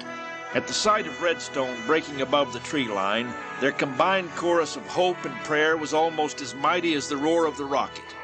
Not bad at all. "Damn, Shepherd, this is smoother than you ever expected." He spoke to Mercury Control. "This is Freedom 7. 2.5 G. Oxygen is go." Shepherd was at 2.5 times his normal weight. He was through the smoothest part of the ascent, and now he reached the barrier he must defeat before he could leave the atmosphere behind. Redstone was now hammering at shock waves gathering before its passage. Alan was slicing from below the speed of sound through the barrier to supersonic flight. He was at max Q, the zone of maximum dynamic pressure. Buffeting began. His helmet slammed against his contour couch. He had the mental picture of a terrier shaking a rat in its jaws, and the rat was called Shepherd. 18 inches before him, the instrument panel became a blur, almost impossible to read. 1,000 pounds of pressure per square foot was trying to crack the capsule like a brittle walnut. He started to call Deke, then changed his mind. A garbled transmission at this point might trigger an abort by someone overzealously guarding his safety. No calls. No mistaken abort. As if in answer, the redstone slipped through the hammering into smoothness beyond. Out of max Q, Shepard keyed his mic. Okay, it's smoother now, a lot smoother. Louise Shepard stared at her television set. On the screen, the flame seemed as tiny as it was bright. She tried desperately to listen to the words being exchanged between Mercury Control and her husband, but the girls were cheering and shrieking at the top of their lungs. Louise didn't even think of trying to quiet them down. That was their father in that rocket. This was their moment, too. Mercury Control called out the time. +2 minutes. Alan Shepard was now 25 miles high and accelerating through 2,700 miles an hour. Increasing G-forces smashed him down into his couch. What a ride! All systems are go, he called down to Deke. Redstone increased Shepard's weight to 1,000 pounds as he called out to Deke. He found it difficult to talk as the G-forces squeezed his throat and vocal cords. Another moment of truth was at hand. Cut off. The instant when the redstone shut down and became an inert, empty tube from which he had to separate. Above his head, a single rocket blazed to life. The escape tower, no longer needed, broke away. 3 small separation rockets at the base of the capsule ignited. Freedom 7 pulled away from Redstone. Shepard was on his own, high above the Earth. Alan drank in the sensations of being separated from his world. Moments before he had weighed 1,000 pounds. Now a feather on the surface of the Earth had more weight than he did. Being weightless was a miracle. Were he not strapped down to the couch, he would have floated about in total relaxation. No up, no down. A washer, bits of dust drifted before his eyes. He laughed at the sight. He'd expected silence at this point. No rush of wind, no friction, no turbulence. It should have been the silence of ghosts. But these ghosts made their own sounds. It was the murmur of Freedom 7, as though a brook were running through it. Inverters moaned, gyroscopes whirred, cooling fans hummed, radios crackled, a mechanical chorus. He was hearing the concert of the spacecraft, strange and unexpected, but most welcome. It meant things were working. They were the sounds of life. He felt Freedom 7 obeying its autopilot, turning around on schedule, rotating into a position that would face the blunt end of the capsule in the direction of re-entry. Reality reached in. His sense of comfort and freedom, the humming sounds of the spacecraft, had blanked out the fact that he was zinging along high above the planet's atmosphere at better than 5,000 miles an hour. "Gotta go flying, guy," he said. Until now, Freedom 7 had flown on autopilot. He wrapped the gloved fingers of his right hand about the 3-axis control stick. He reached out to switch from autopilot to manual control. 1 axis at a time, he warned himself. He squeezed the stick to one side. Tiny jets of hydrogen peroxide gas spat into space from exterior ports on the spacecraft. Instantly he felt the reaction as 7's blunt end raised and lowered in response to his hand commands. He couldn't believe the incredibly smooth movements of his small spaceship. It was doing precisely what he demanded. "Pitch is okay," he said briefly. "Switching to manual yaw." Alan fed thrust to the yaw axis, and again 7 danced to his tune, shifting left or right. "Yaw is okay. Shifting to manual roll." Again 7 moved on invisible silken threads. Shepard was elated. Finally, he shouted in his mind, "We're doing something in space on our own. We're the first with manual control of a spaceship." Freedom 7 had proved itself a good little flying ship, and Shepard had become the first pilot to maneuver a space vehicle. He smiled and reported, "Roll is okay." Now he told himself, "Now you may fly part of the mission for yourself. Go ahead, man. Take a good look at the Earth." He looked downward through the periscope and cursed. While still on the pad, he'd moved in filters to cut down the glare. He'd forgotten to remove them now. Looking through the scope, he saw his planet only in shades of gray. Even through the gray, the sight was breathtaking. "On the periscope," he radioed. "What a beautiful view." He drank it all in, watching the curving edge of the planet fall away. Clouds obscured the coastline south of Fort Lauderdale, then yielded to sunshine and the rich green of Lake Okeechobee's shores. He shifted slightly to see the Florida Panhandle extending west, saw Pensacola clearly. The horizon arced away to offer a glimpse of Mobile, beyond which lay New Orleans. He looked northward and saw Cape Hatteras and beyond. He was now at his highest point, 116 miles. Back to mission profile. Freedom 7 was swinging into its downward curve, calculated to carry Shepherd directly to the Navy recovery teams waiting for him near Grand Bahama Island. He worked the controls to test fire the 3 retro rockets. They weren't necessary on this suborbital mission, but they had to be proven for orbital flights to follow, when they would be critical to decelerate Mercury spaceships to initiate their return to Earth. Deke remained with him every second of the way and began the countdown from mission control. 3, 2, 1, retro angle, Deke confirmed. Retro 1, Alan sang out. The first rocket fired and shoved him back against his couch. Very smooth, he added. Retro 2, another blast of fire, another invisible hand shoving him backward. Retro 3, all 3 retros have fired. All fired on the button, Deke said with satisfaction. Gravity came back swiftly as Freedom 7 plunged into the atmosphere. "Okay, this is Freedom 7. My G build-up is 6. 9. His voice faltered as the great invisible hand squeezed him with brutal force. Alan's voice rose as the intensity of the struggle increased. 11 times the normal force of gravity. Deke stabbed into the silence. "Coming through loud and clear, 7. "Okay," he grunted, no matter how severe the punishment. So long as he kept repeating that one word, they knew he was on top of the situation. They tracked him on radar, knew his changing altitude, but hearing the man's voice was what really counted. The G-loads were fading away.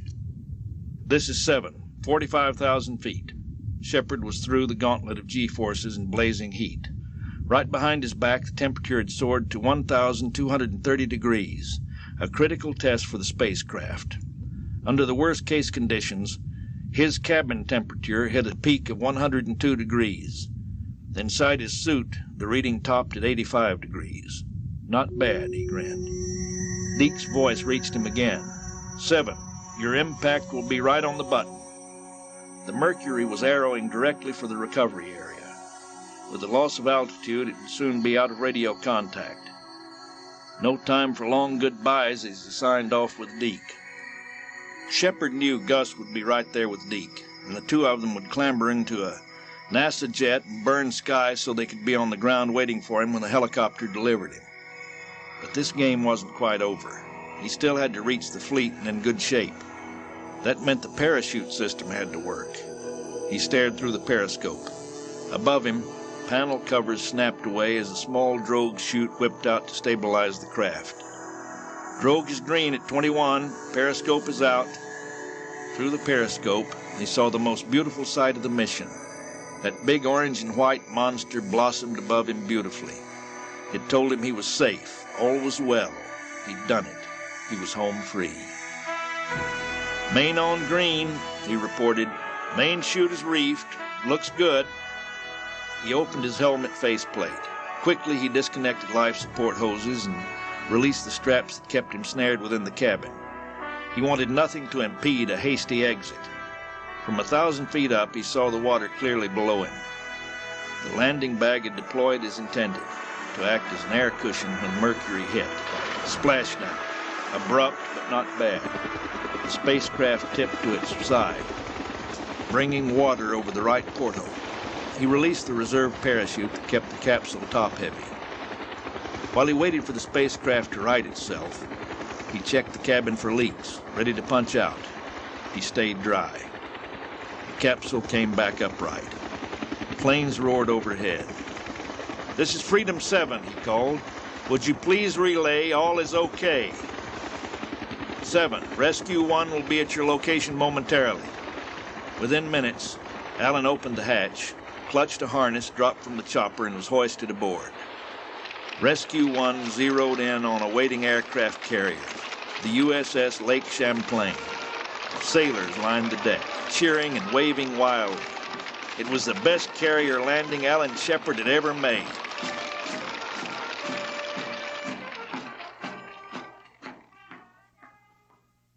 Chapter 10. NASA is made. Alan Shepard glanced behind at the helicopters carrying the rest of the Mercury astronauts and their wives. It felt strange to be in a military machine wearing civilian clothes. The women looked marvelous, all of them wearing white orchids. Alan watched as they flew past the Lincoln, Jefferson, and Washington monuments and began a gentle descent to the White House. They touched down in a flawless landing. Alan turned to the pilot. "Beautiful," he said. Nothing could have pleased that Marine more than that one word. John F. Kennedy extended his right hand. "Welcome, Commander, and congratulations," he said warmly. Alan and Louise exchanged greetings with Jackie Kennedy. By now the rest of the astronauts were at hand. They all moved toward the Rose Garden. Not bad for a farm boy from New Hampshire, Alan thought, as he followed Kennedy to a small wooden platform. "Ladies and gentlemen," the President began, "I want to express the great pleasure we have in welcoming Commander Shephard and Mrs. Shephard here today. I think they know how proud we are of him, what satisfaction we have in his accomplishment, what a service he has rendered our country." Kennedy turned to present Shephard with the NASA Distinguished Service Medal. The commendation slipped from his hand and fell to the floor, and the President and the astronaut nearly bumped heads as they both bent over to recover the medal. Kennedy got there first, and he was just as quick with his wit. "This decoration," he said, "has gone from the ground up," bringing laughter from the crowd. He handed the medal to Shephard, but the First Lady leaned forward. "Jack, pin it on him." "Let me pin it on," Kennedy told Shephard. "I'll do my duty." Shephard was moved and felt a special bond with the President, who had also worn the 3 bars of a Navy commander. "Today even eclipses last Friday," he said, accepting the medal. "As a matter of fact, I got far less sleep last night than I did the night before the flight." The official ceremonies wound down, and the President led the astronauts, Lyndon Johnson, and NASA officials into the Oval Office. Kennedy asked a few questions about Shepard's flight, then cut to the heart of the matter. He wanted to know what NASA was doing, not planning, doing. "I want a briefing," he said without further preamble. The astronauts exchanged meaningful glances as they listened. James Webb and Bob Gilruth of NASA were thinking far beyond Mercury. My God, Shepard thought, these guys are thinking about sending a man to the moon. It was obvious that NASA officials had gone over this subject before with the President. Webb told Kennedy that he felt the country could send a man to the moon within just a few years. Kennedy turned to the astronauts. "We're not about to put you guys on a rocket and send you to the moon," he said disarmingly. "We're just thinking about it." Shepard stepped in immediately. "I'm ready," he said. 6 astronauts echoed his sentiments. Kennedy didn't respond.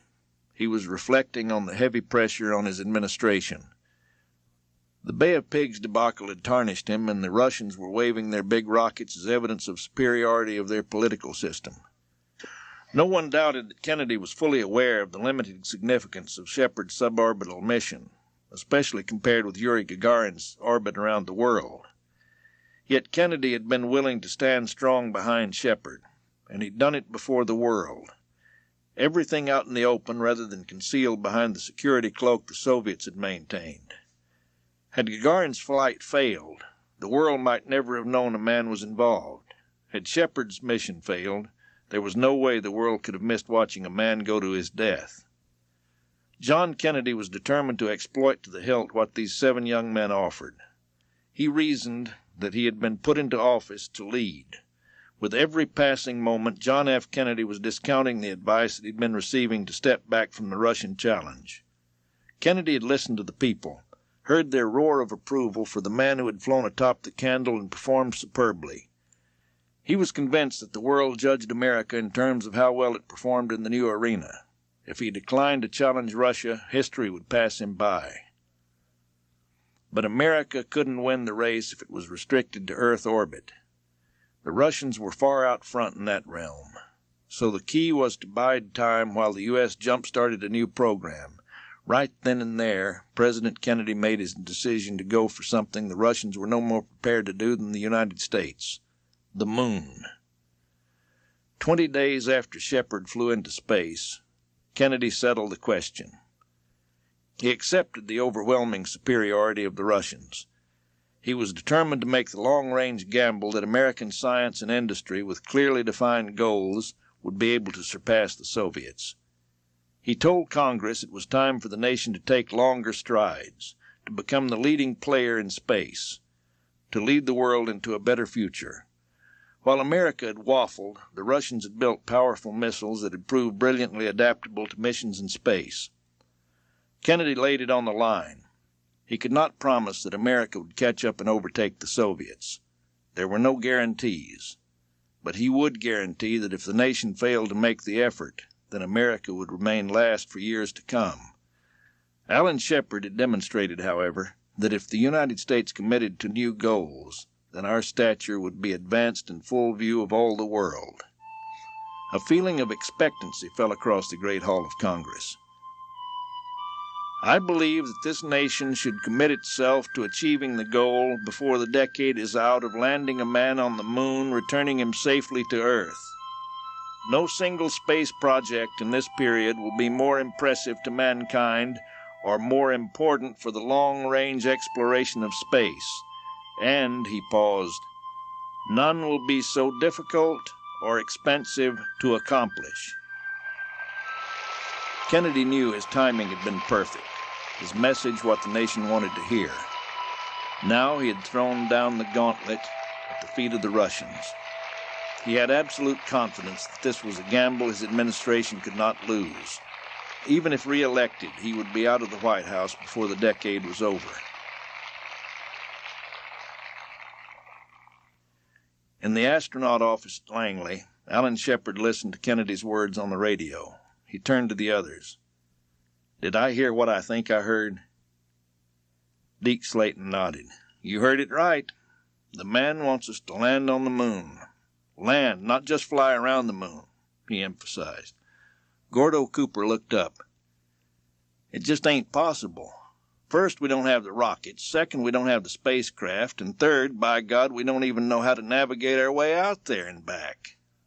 Kennedy's nuts, came a comment from the back of the room. Then John Glenn gestured for attention, his face serious.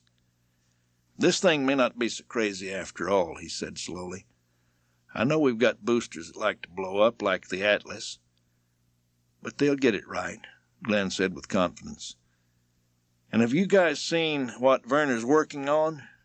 It's some monster rocket they call Saturn, 8 engines, over 1 million pounds of thrust.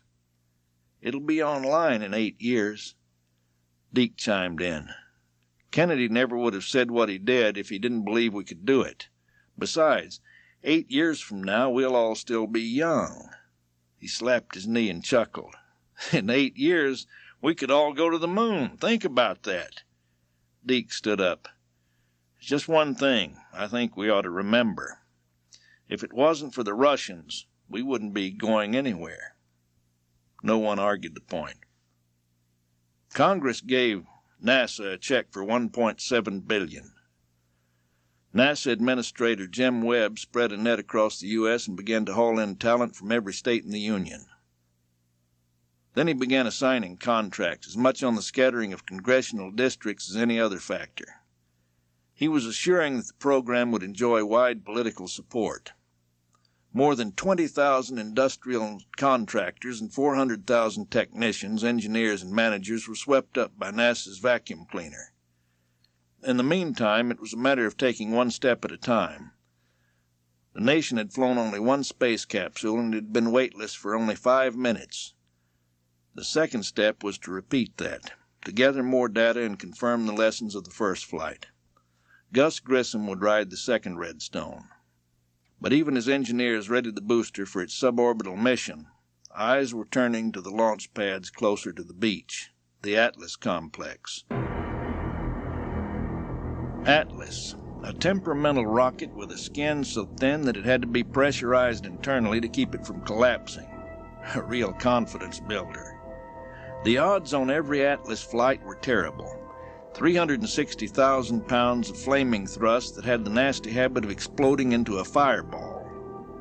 Kennedy's speech had been grand, utterly marvelous, but the road to the moon still waited to be paved.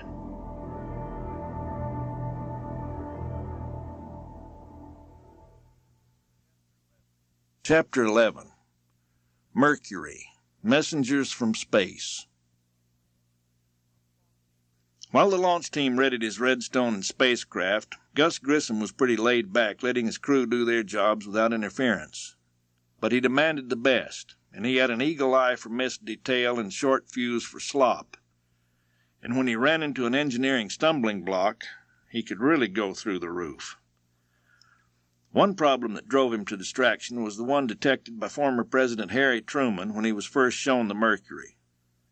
"How in the hell do these guys take a leak?" asked Truman.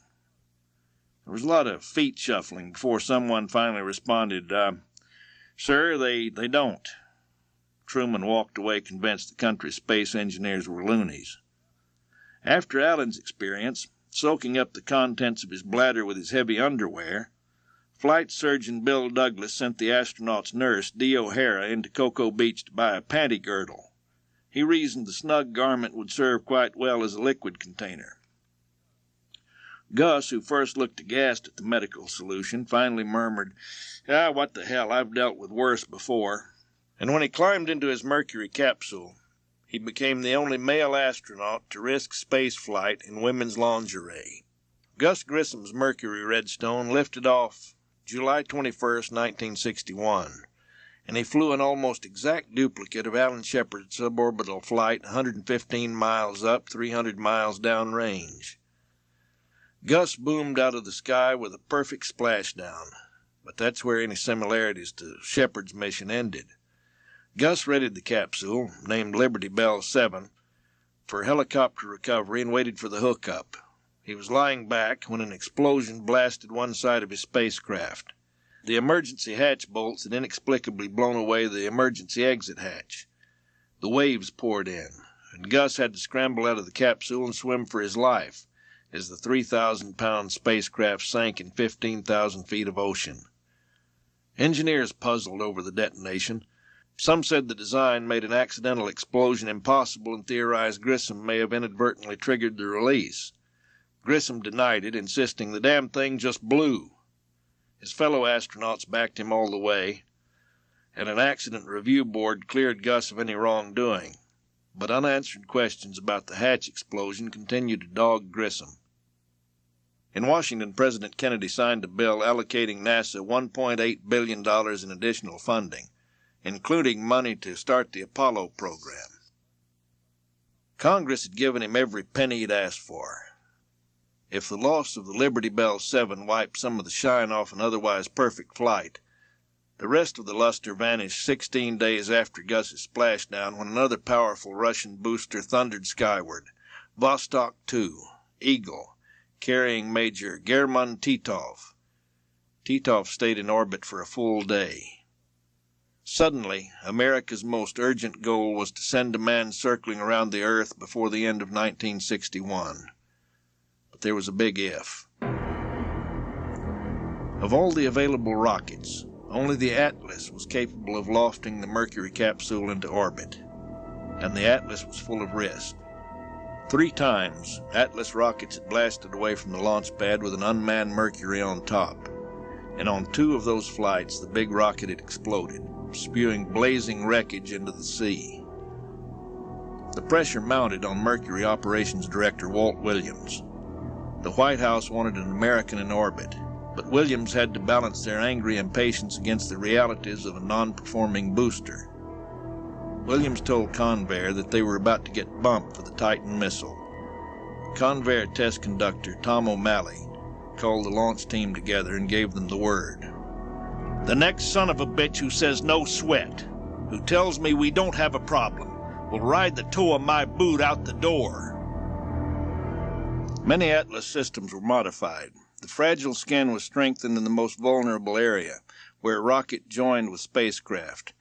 And on September 13th, 5 months after the last blow-up, NASA and Convair were ready to try again. This time, the Atlas worked like a precision watch. Elation swept through the manned space program. John Glenn stepped up to the plate. His flight was scheduled for December 20th, a Christmas present for America. But there was a series of frustrating delays, mechanical problems, and poor weather conditions that would have broken the spirit of a lesser man. Finally, on February 20th, 1962, after 82 days of delays, John Glenn was strapped into the Mercury spacecraft Friendship 7. Atlas waited, billowing ice-cold vapors before the wind. Timers went down to 40 seconds and counting. Status check, barked Tom O'Malley. Locks tanking? Have a blinking red high-level light. O'Malley knew that despite the reading, the booster was loaded with more than sufficient locks to keep the fuel burning all the way into orbit. You're go, O'Malley snapped. Go for launch. T-minus 18 seconds and counting. Engine start. Godspeed, John Glenn, boomed capsule communicator Scott Carpenter as he racked down the final seconds of the count. 3 seconds. 2, 1, 0. The Atlas was ablaze, flame pouring from its 3 powerful main engines and 2 shrieking verniers, the vibration making John Glenn's voice tremble. Roger, the clock is operating. We're underway. The Atlas was a monolith of intense fire and gleaming silver, the dark capsule resting atop a tube covered with ice, the orange escape tower lifting above it all. Nearly 360,000 pounds of flaming thrust. Atlas crashed upward with a thunderous roar, then into max Q. Tremendous air pressure squeezed the Atlas, buffeted the big rocket, hammered against its sides, rattled and shook the machine. The Marine along for the ride called down, "It's a little bumpy along here." Out of max Q, climbing at supersonic speed, the Atlas lightened as fuel burned away. 2 of the main engines fell away, reducing the weight even more, and the remaining engine pushed the Atlas faster and faster. Glenn was over 100 miles high. Engine cut off. Friendship 7 pushed away from the now inert booster. Roger 0G, and I feel fine, Glenn reported. Capsule is turning around. Oh, that view is tremendous. Glenn and America were in orbit. Over the Indian Ocean on his first orbit, Glenn became the first American to witness the sunset from more than 100 miles above the Earth. This moment of twilight is simply beautiful, he reported. He offered other glowing descriptions of the planet sliding by beneath him. The snow mantle covering high mountains, the deep green of the Bahamian waters, the sculpted sands of the desert.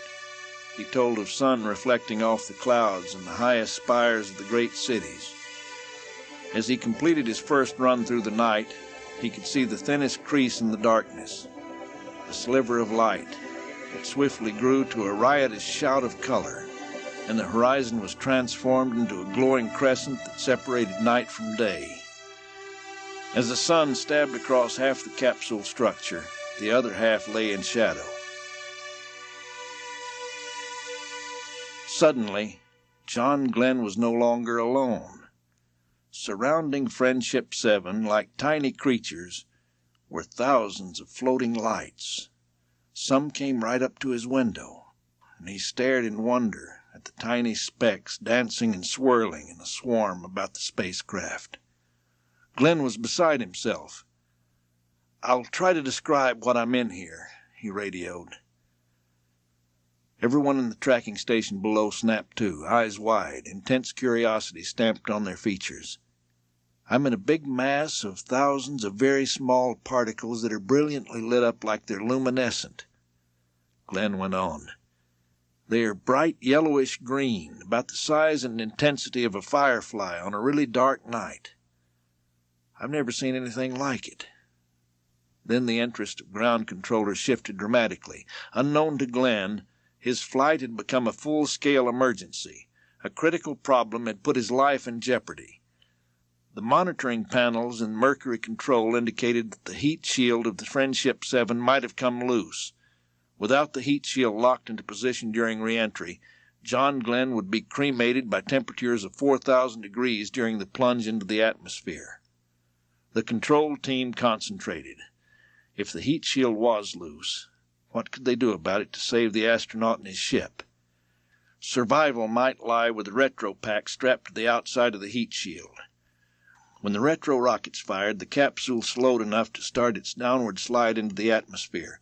A signal then separated the retro pack from the spacecraft.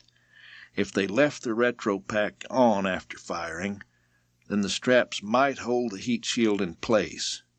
If they couldn't, then the first American to orbit the Earth would return as ashes.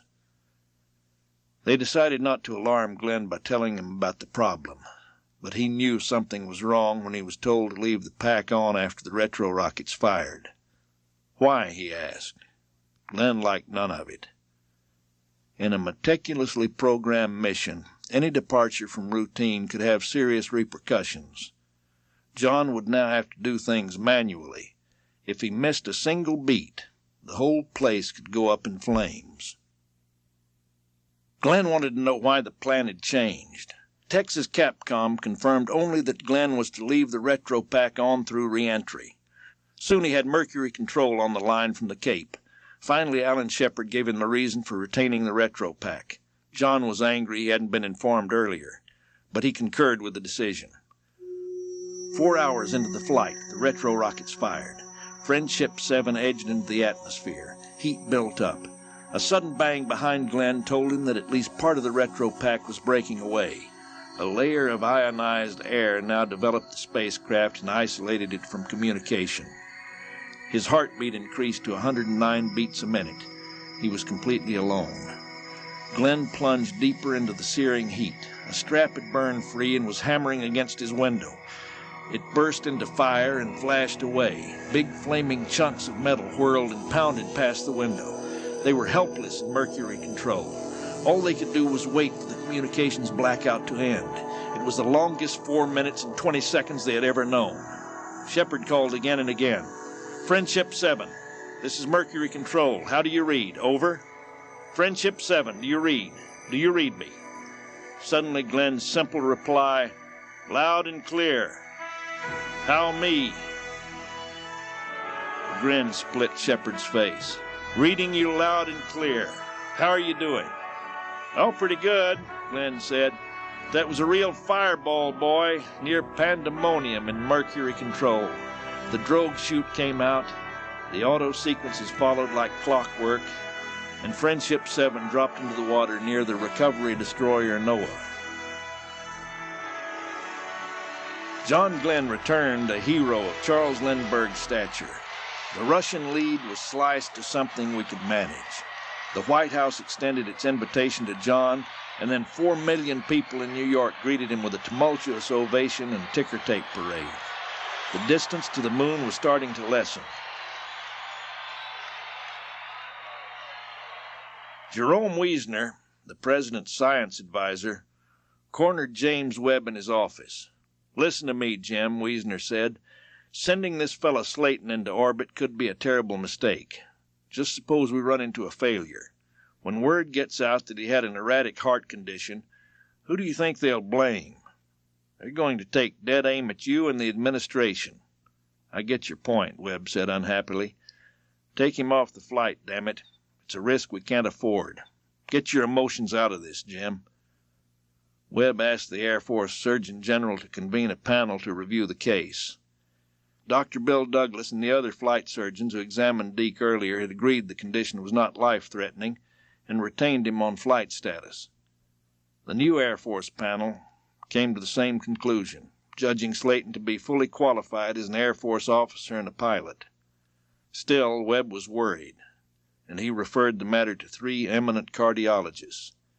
Their consensus was that while they were unable to state conclusively that the condition would jeopardize Slayton's performance, There were enough unknowns that NASA could not take the chance. Deke should be grounded. "God damn it, Bill! Those sons of bitches can't do this to me!" Deke shouted at Bill Douglas when he got the word. "I've worked too long, too hard for this." Then more bad news. The rules called for the backup pilot to replace an astronaut unable to fly, which meant Wally Schirra was next. But Bob Gilruth decided that Scott Carpenter, John Glenn's backup, had more simulator time than Schirra, and Scott drew the assignment. It was a space flight no one had expected. When Scott Carpenter rocketed into space, there were no longer any monumental questions about exposure to weightlessness or the dangers of re-entry. He had the benefit of the experience of Gagarin, Shepard, Grissom, Titov, and Glenn. On his first 2 orbits, Scott drank, ate, and wrung out the spacecraft's control thrusters in one maneuver after another. He took a basket full of photographs, ran through the scientific program with skilled aplomb, and spent as much time as he could catching the spectacular sunrises and sunsets. He was having a ball.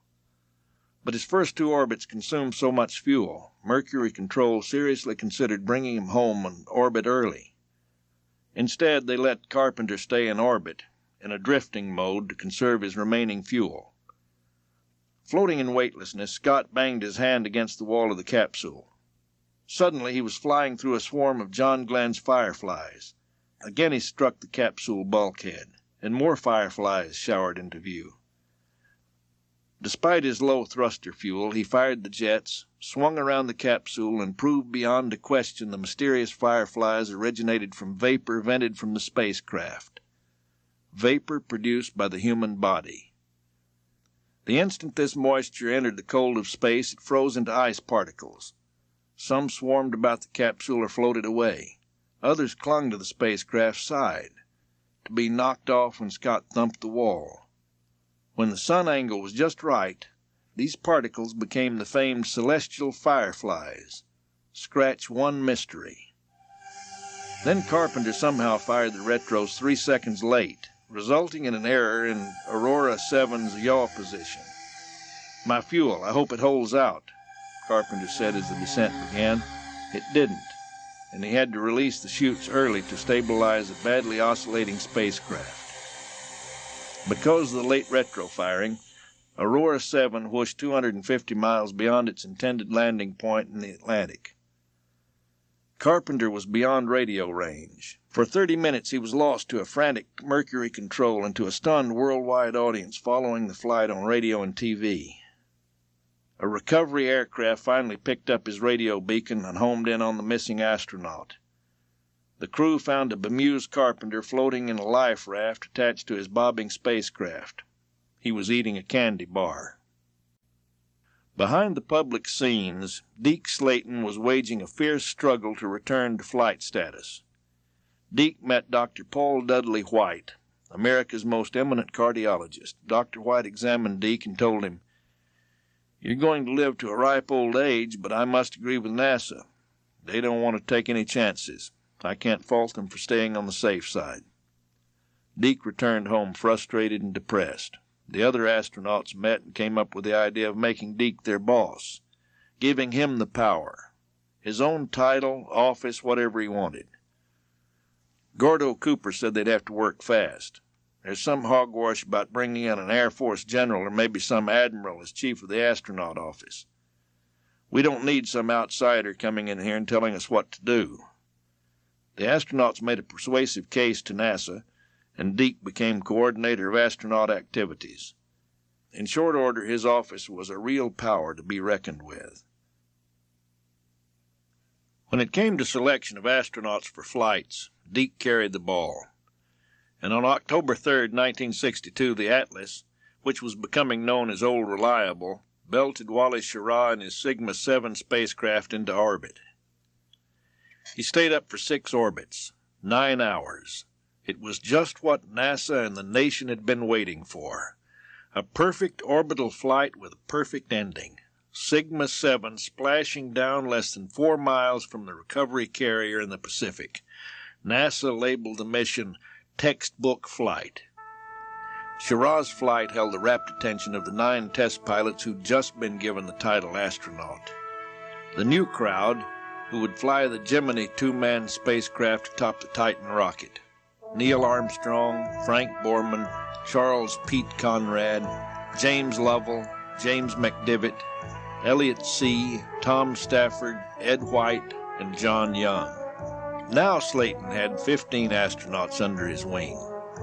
He figured the more the newcomers saw of the remaining days of Project Mercury, the better prepared they'd be for Gemini. The flight plan for the 4th and final Mercury mission called for 22 orbits around the Earth, a full day and a half that would tax the endurance of man and machine. Walt Williams met privately with Deke.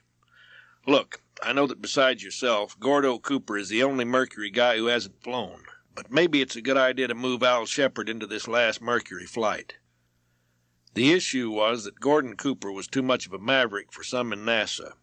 His hot-shot flying and his tendency to bend the rules did not sit well with them.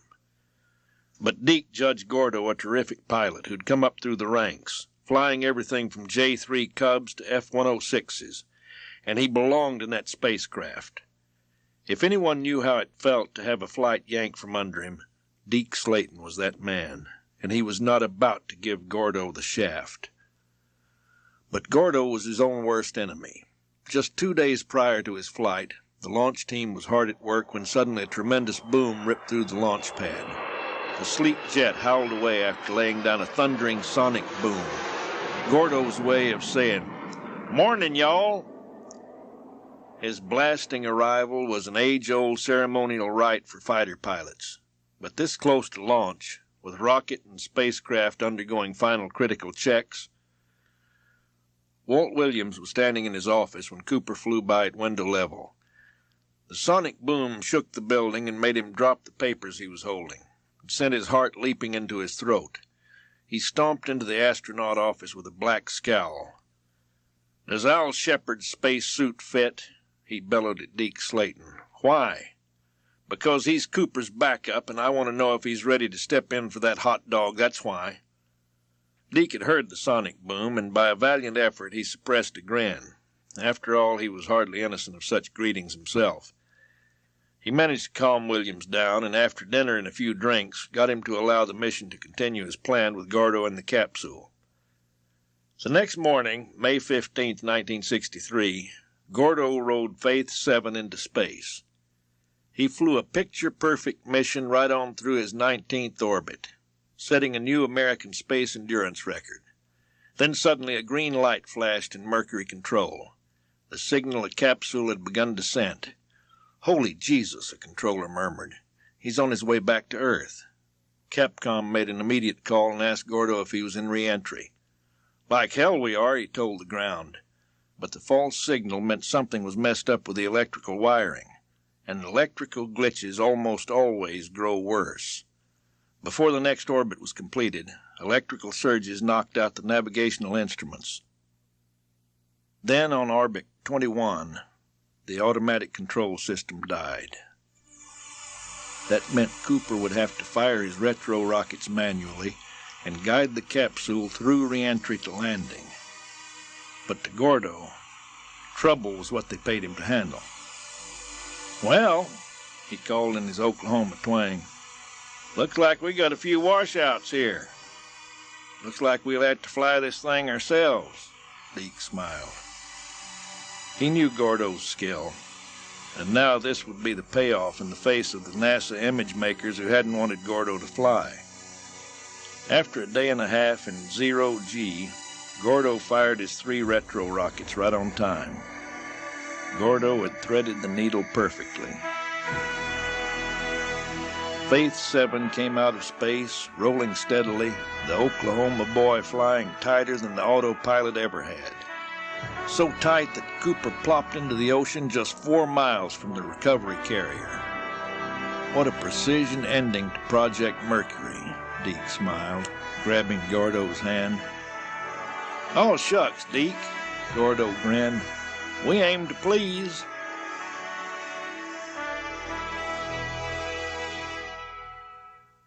Chapter 12, Houston. The search for a new home for NASA's Manned Spacecraft Center was carried out with all the subtlety of a cavalry charge, as Washington insiders manipulated their way to lock up a site 25 miles south of Houston. Bob Gilruth, director of the old Space Task Group, wanted nothing to do with the Houston site or any other. He wanted everything to be put at Langley, where there was no finer place on Earth to sail than the Chesapeake Bay. But there wasn't enough room at Langley to accommodate the massive expansion needed for Apollo, the ambitious program to land on the moon. "Tell me, Bob," NASA Administrator James Webb asked Gilruth, "what has Harry Byrd ever done for you?" Webb's question was right on the mark. Virginia's Senator Byrd had never done much but criticize the space program. Webb was thinking of a site in California or Texas, two states with political figures who were strong supporters of the program. So Gilruth set up a committee to look for a site, settling on locations in both California and Texas, which were forwarded to Webb for final decision. Webb chose Mare Island in California and sent the recommendation to Vice President Lyndon Johnson. But Webb hadn't figured on the clout of two powerful Texas politicians, Representative Albert Thomas of Houston and Vice President Lyndon Johnson, chairman of President Kennedy's National Space Council. Thomas, who had Houston in mind, went to Johnson. Johnson was determined to land this plum in his home state. By the time Congress had narrowed down the possibilities to 10 sites, 7 were in Texas. Congressman Thomas arranged the facts neatly for a predictable vote. He just happened to be the chairman of the House Independent Office Appropriations Committee, which controlled the funding for future NASA projects. NASA insisted on at least 1,000 acres, free of restrictions, and preferably donated so as to control the cost to the taxpayers. LBJ's friends at Humble Oil owned many thousands of acres of land which had proved worthless for oil production. Humble donated 1,000 acres to Houston's Rice University, with the proviso that the school must transfer the land to the space agency. Before long, a new sound could be heard in the area of Clear Lake, the nearest town, the brisk rubbing together of palms in the anticipation of a fiscal windfall. The area soon resounded with the clanking of bulldozers, road graders, and cement mixers. New medical facilities, schools, and utilities quickly created thriving suburbs with thousands of people clamoring for homes and apartments. But while NASA was building the Manned Spacecraft Center, the Russians were demonstrating they were the faster learners in the public relations business. On June 14th, just 1 month after Cooper's harrowing re-entry, the Russians hurled Vostok 5 Hawk into orbit with Lieutenant Colonel Valery Bykovsky. The cosmonaut would remain in orbit just over 119 hours, a number that awed the public. But even Bykovsky's flight was pushed off the headlines 2 days later when Vostok 6 Seagull ripped away from its Baikonur pad with a woman on board. Valentina Tereshkova was the first woman to enter space, and her flight lasted nearly 71 hours. On November 16, 1963, John Kennedy went to Cape Canaveral for a first-hand look at the immense moonport under construction at Merritt Island. Kennedy questioned Dr. Wernher von Braun, who showed with obvious pride the huge Saturn I rocket being readied for its first test flight. Saturn I, with its 1.3 million pounds of thrust, would be capable of hurling 38,000-pound payloads into Earth orbit. Kennedy left von Braun and climbed into a helicopter with Gus Grissom and Gordon Cooper, who pointed out key features of the moonport, where one day a monster called Saturn V would stand on the launch pad. But John F. Kennedy never saw Americans sail across space to the moon. 6 days after he viewed the launch area for Project Apollo, the President of the United States fell to an assassin's bullet. NASA's key supporter was dead, and at the end of 1963, a strange lassitude infected both the American and Russian manned programs. After Mercury and Vostok, human orbital flight would not take place again for more than a year. It was time for review, study, and reorganization. The moon. The moon was the goal. With hard experience behind them, NASA leaders and engineers were now defining the critical problems to be addressed and overcome. Future spaceships must be able to do more than roll around a point and waggle ends while sailing along an unchangeable trajectory. Now maneuverability in space was the new holy grail to be achieved. Thus was born Project Gemini, with a two-man spacecraft that must plunge into the problems Apollo would face and provide answers for the moon vessel still taking shape on the drawing boards. The astronauts of Project Gemini were to perfect all the key techniques for reaching the moon: rendezvous and docking with another spacecraft, long-duration flight, and walking in space. Deke Slayton considered who would be the best man for the critical first Gemini flight, and without hesitation he selected Alan Shepard.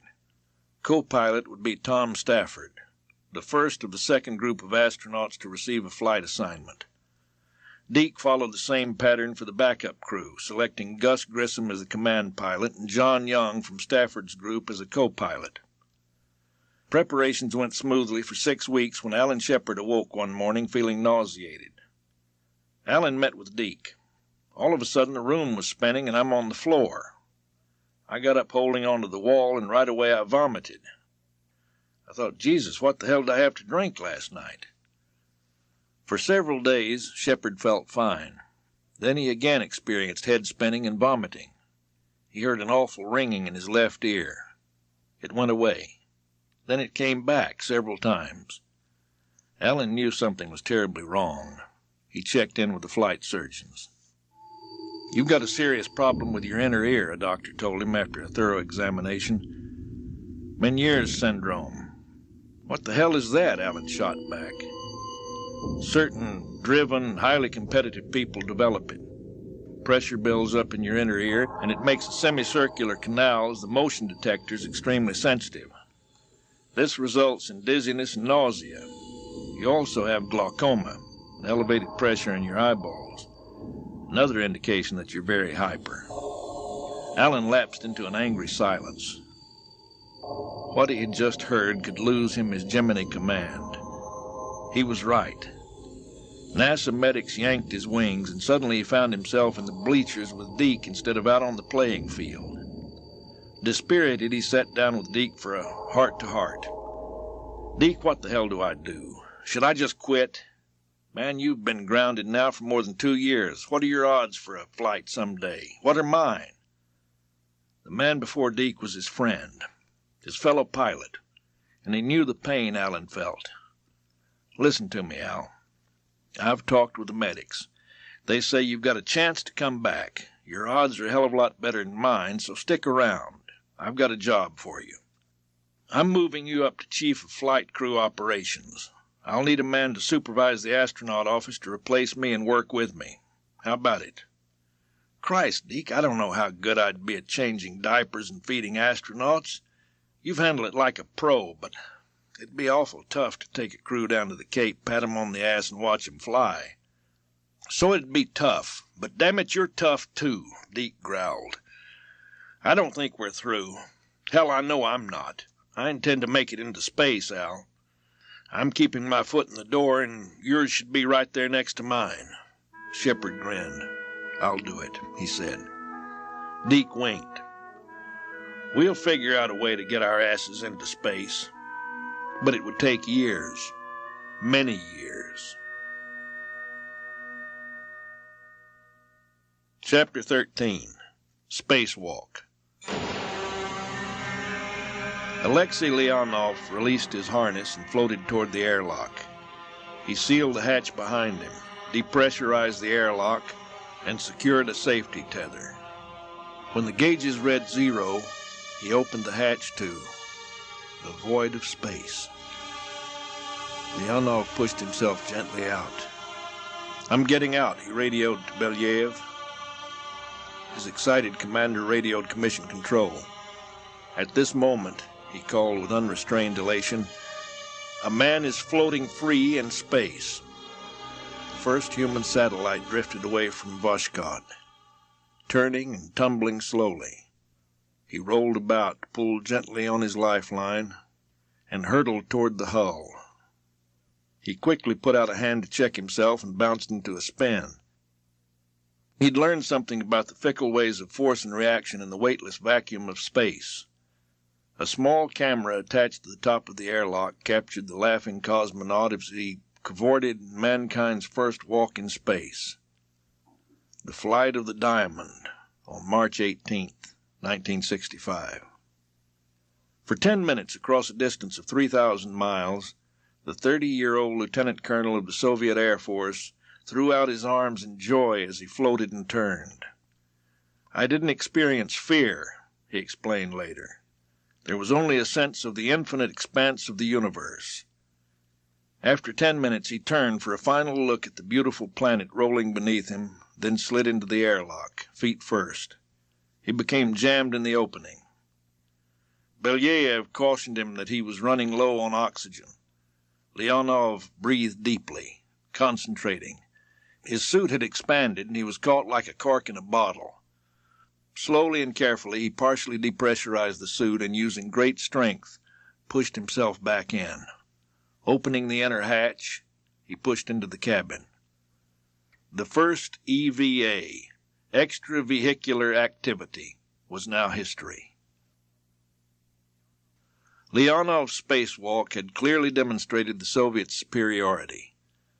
To make matters worse, the Russians trumpeted the new Voshkov as a spacecraft capable of carrying 3 men and said it would take at least another 4 years for America to be able to launch 3 men. One Pravda headline read, "Sorry, Apollo," and the article taunted NASA with the remark, "The gap is not closing but increasing. The so-called system of free enterprise is turning out to be powerless in competition with socialism and space research." The moment unquestionably belonged to the Russians, but the United States was not standing still. Gemini was next, the bridge between the fledgling Mercury and Project Apollo. Werner von Braun and his team would sit out Gemini. They were busy perfecting the monster rockets Apollo-Saturn I for Earth orbit tests of 3-man spacecraft, and Saturn V, the behemoth to carry astronauts to the moon. At North American Aviation in California, the mooncraft was being developed. America's course was set.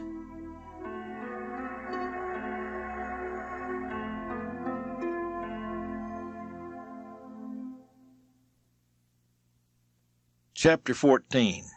Gemini, the little spaceship that could.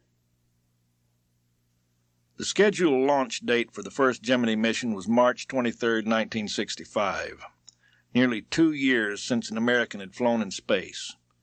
Problems arose, but problems had been expected.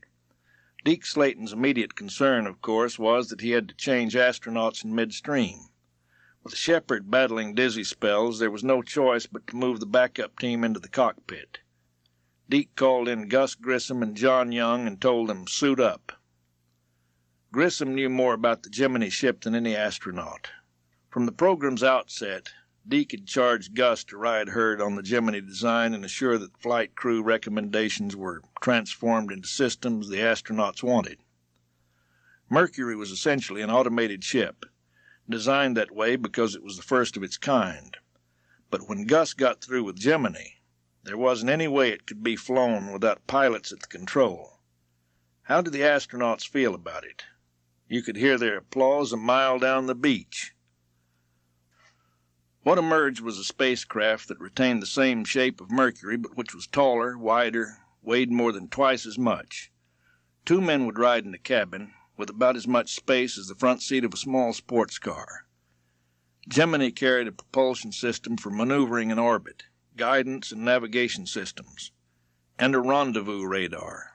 As the time neared for the first Gemini flight, which once had been his to command, Alan Shepard began to take out his frustrations on the astronauts in training, coming down heavily on any errors or faults.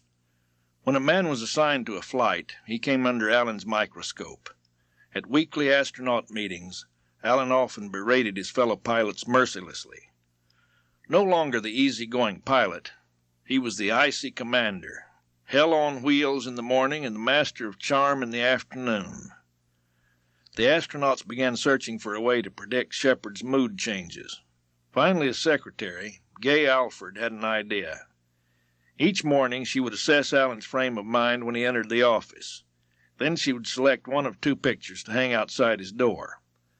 A visitor would see either a photo of a scowling chief astronaut or one of a pilot with a beaming smile. Those who walked past the scowl did so at their own risk. Deke Slayton said little, but took note of the adverse effects of Alan's mood swings. After one meeting, he asked Alan to remain behind for a private conversation. "Don't you think you're being a little tough on the guys, Al?" he asked his friend. "I guess I'm a little bit hard-nosed, Deke, but damn it, I'm trying to run a tight ship." "Anything else?" Deke prodded gently. "Man, I'm mad at the world, being grounded like this. Sending these guys out to fly while I'm wired to my desk. Yeah, I suppose I've been taking it out on them." Deke understood. "Look, Al, I went through the same thing when I was grounded, but I had to accept it.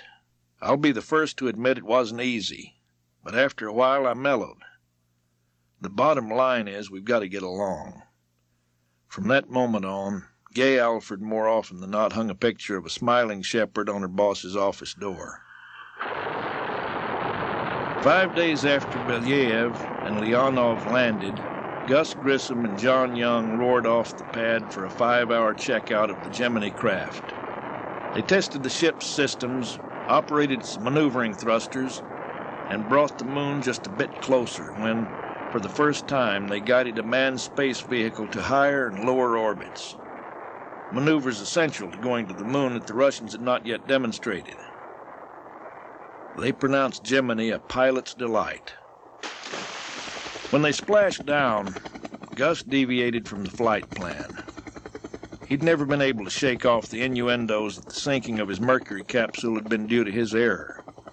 Now he refused to open the hatches until Navy swimmers attached a flotation collar to his bobbing craft. It took time, and Gus got seasick. "This thing is no boat," was how John Young put it to the recovery team. The future flights to the moon required expertise and extravehicular activity. A man moving outside his spacecraft. NASA had not planned its first spacewalk until Gemini 6, but stung by the performance of Leonov, they tightened the schedule. Deke Slayton informed rookies James McDivitt and Edward White that their Gemini 4 flight would feature America's first spacewalk. 6 weeks after Grissom splashed down on June 3, 1965, Gemini 4 was in flight, and on the 4th orbit, White strapped an emergency oxygen pack to his chest. A gold-tinted visor protected him against the fierce sun. His suit had 21 layers to insulate him from 250-degree temperatures when he was directly exposed to the sun, and 150 degrees below zero temperatures when he drifted into the shade. He checked his tether, which would provide him with a steady flow of oxygen and communications link, and assure that he would not drift away. Over the Pacific Ocean, White opened his hatch. The Earth rolled by beneath them at 300 miles a minute. He gingerly eased into the vacuum of space, gripping a handheld gun, which he used to propel himself to the limits of his tether. Ed White somersaulted, floated on his back, and stood grinning like a kid on Gemini's hull. He could fly a distance of 25 feet in any direction from the spacecraft, and he made the most of the reach of his tether. He was in such euphoria that the 12-minute schedule for the spacewalk passed quickly. He had to get back inside while they were still in bright sunlight. Gus Grissom was Capcom in Houston, and he knew that Ed's exhilaration could be dangerous. "Gemini 4, Gus called in a stern voice. "Get back in." McDivitt called to White. "They want you to get back in now." Ed didn't want to return to the cockpit. "This is fun," he said. "I don't want to come back in, but I'm coming." As he moved toward the hatch without handholds or footholds, White found the return slow and difficult. He needed several extra minutes to work his way back in. McDivitt helped pull him down into his seat, and they closed the hatch and pressurized the ship. White had been outside 21 minutes. Gemini 5 stretched long-duration flight to 8 days and Gemini 7 to 14. After spending 2 weeks in space with Frank Borman in a cramped spacecraft, Gemini 7 crewman Jim Lovell remarked, "It was like spending 14 days in a men's room." The tediousness of their mission was broken on day 11 when they received a welcome visitor from Earth. Following the signals of their radar, Gemini 6 astronauts Wally Schirra and Tom Stafford tracked down and caught their Gemini 7 target in the first ever rendezvous of 2 manned spaceships, another milestone reached on the highway to the moon. But linking 2 ships in orbit still had to be proven. That job fell to the Gemini 8 crew of Neil Armstrong and Dave Scott. Their Agena target satellite shot into orbit on March 16, 1966, and they blasted off in pursuit 90 minutes later on what would become Gemini's most harrowing mission. Using the rendezvous lessons of Gemini 6, Armstrong and Scott caught up with the Agena in only 5 hours. For more than a half an hour, Armstrong circled and inspected the 26-foot-long satellite to confirm its stability. Then, with consummate care, nudged Gemini 8's nose into Agena's docking collar. Clamps and connections clicked home. "Flight, we're docked," Armstrong announced to Mission Control. "Really smooth, no noticeable oscillations at all." Next would come maneuvers of the docked vehicles, using the Agena engine to fly to a higher orbit. But it was not to be. Over China, and temporarily out of radio contact with the ground, Scott studied the movement of their Gemini-Agena combination. To him, the stability they found early on was fraying noticeably. "Neil, we're in a bank," he said. The words were barely spoken when the long spacecraft began rolling like a log in water, the nose swinging wildly. Armstrong fought for control. He finally managed to reduce the spin to the point that it was safe to break free of the Agena. With a bang, the ships disengaged, and the astronauts were astonished to find themselves spinning even faster. The 7,000-pound spacecraft was now whirling at better than a complete revolution every second. They had thought the problem was with the Agena, but the fault lay with their own Gemini. One of the thrusters had stuck open. Unless they stopped it, regaining control would be impossible. The severe motions were on the edge of destroying the ship or whirling the men into unconsciousness. Armstrong threw away the book and fired the thrusters normally used for re-entry control.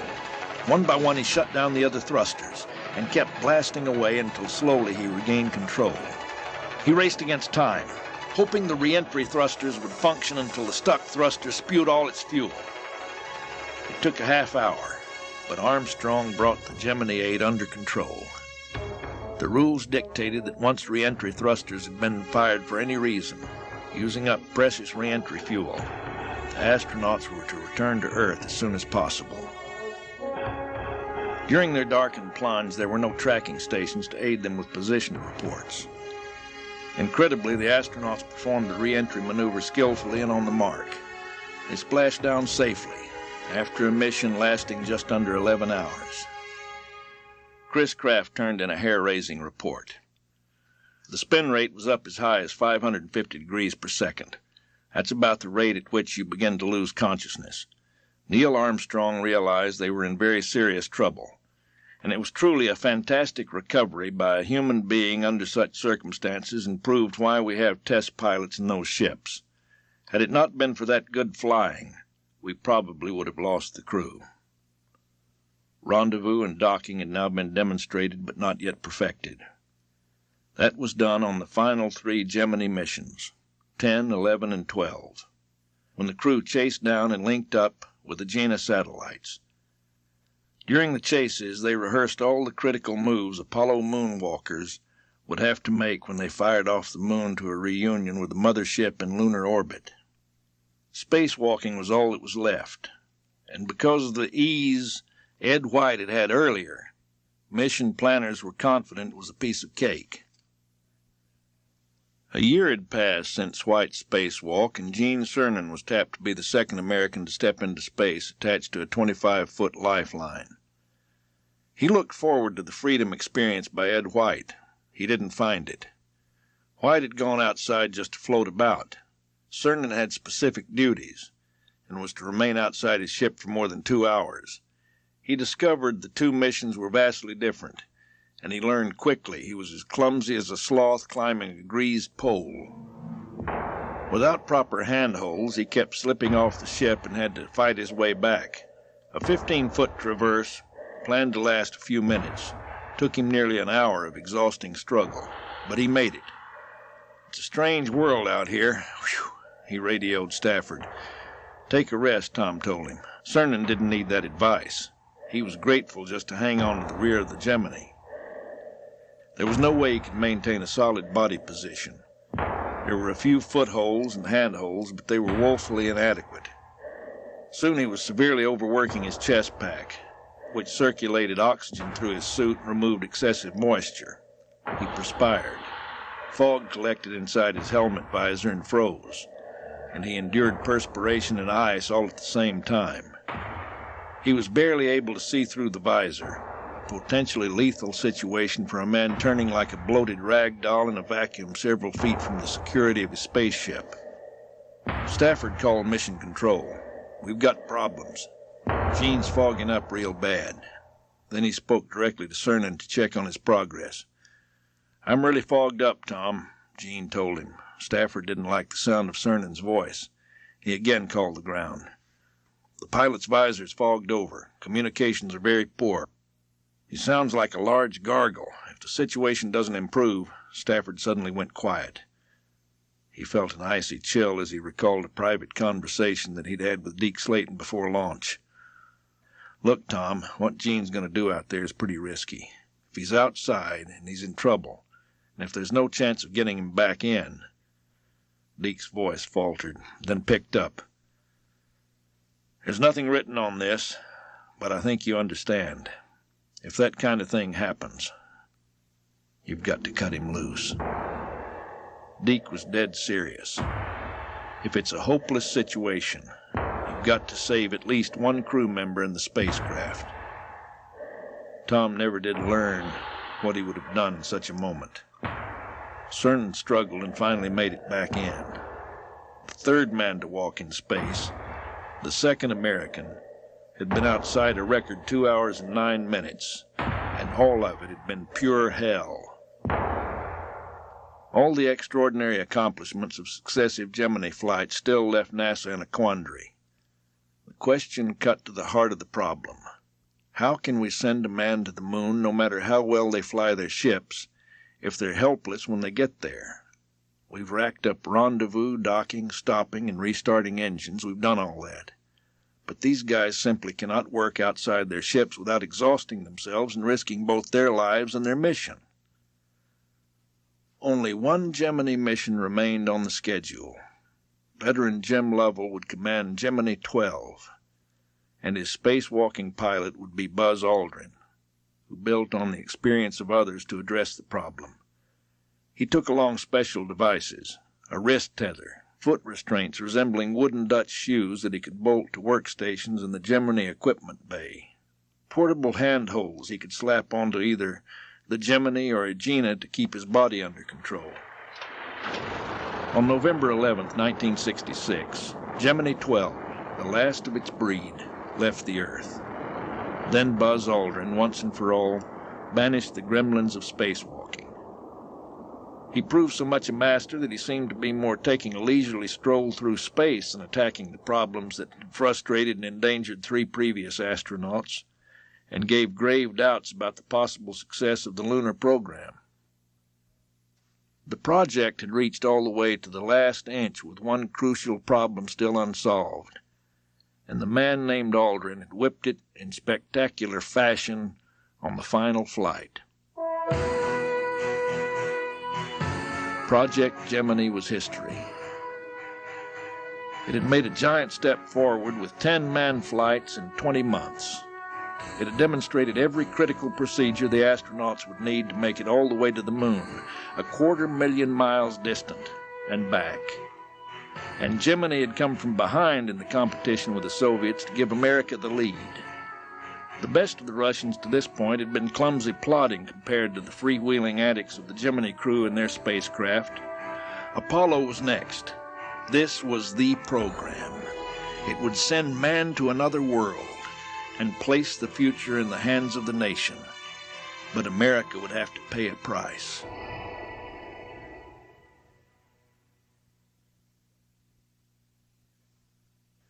Chapter 15.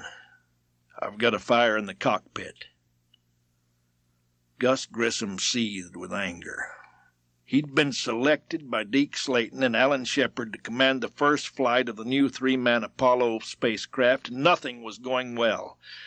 The Apollo-1 launch had been scheduled for February 21, 1967, and now, in early December, he was still wrestling with an extraordinarily complex machine that revealed new problems at every turn.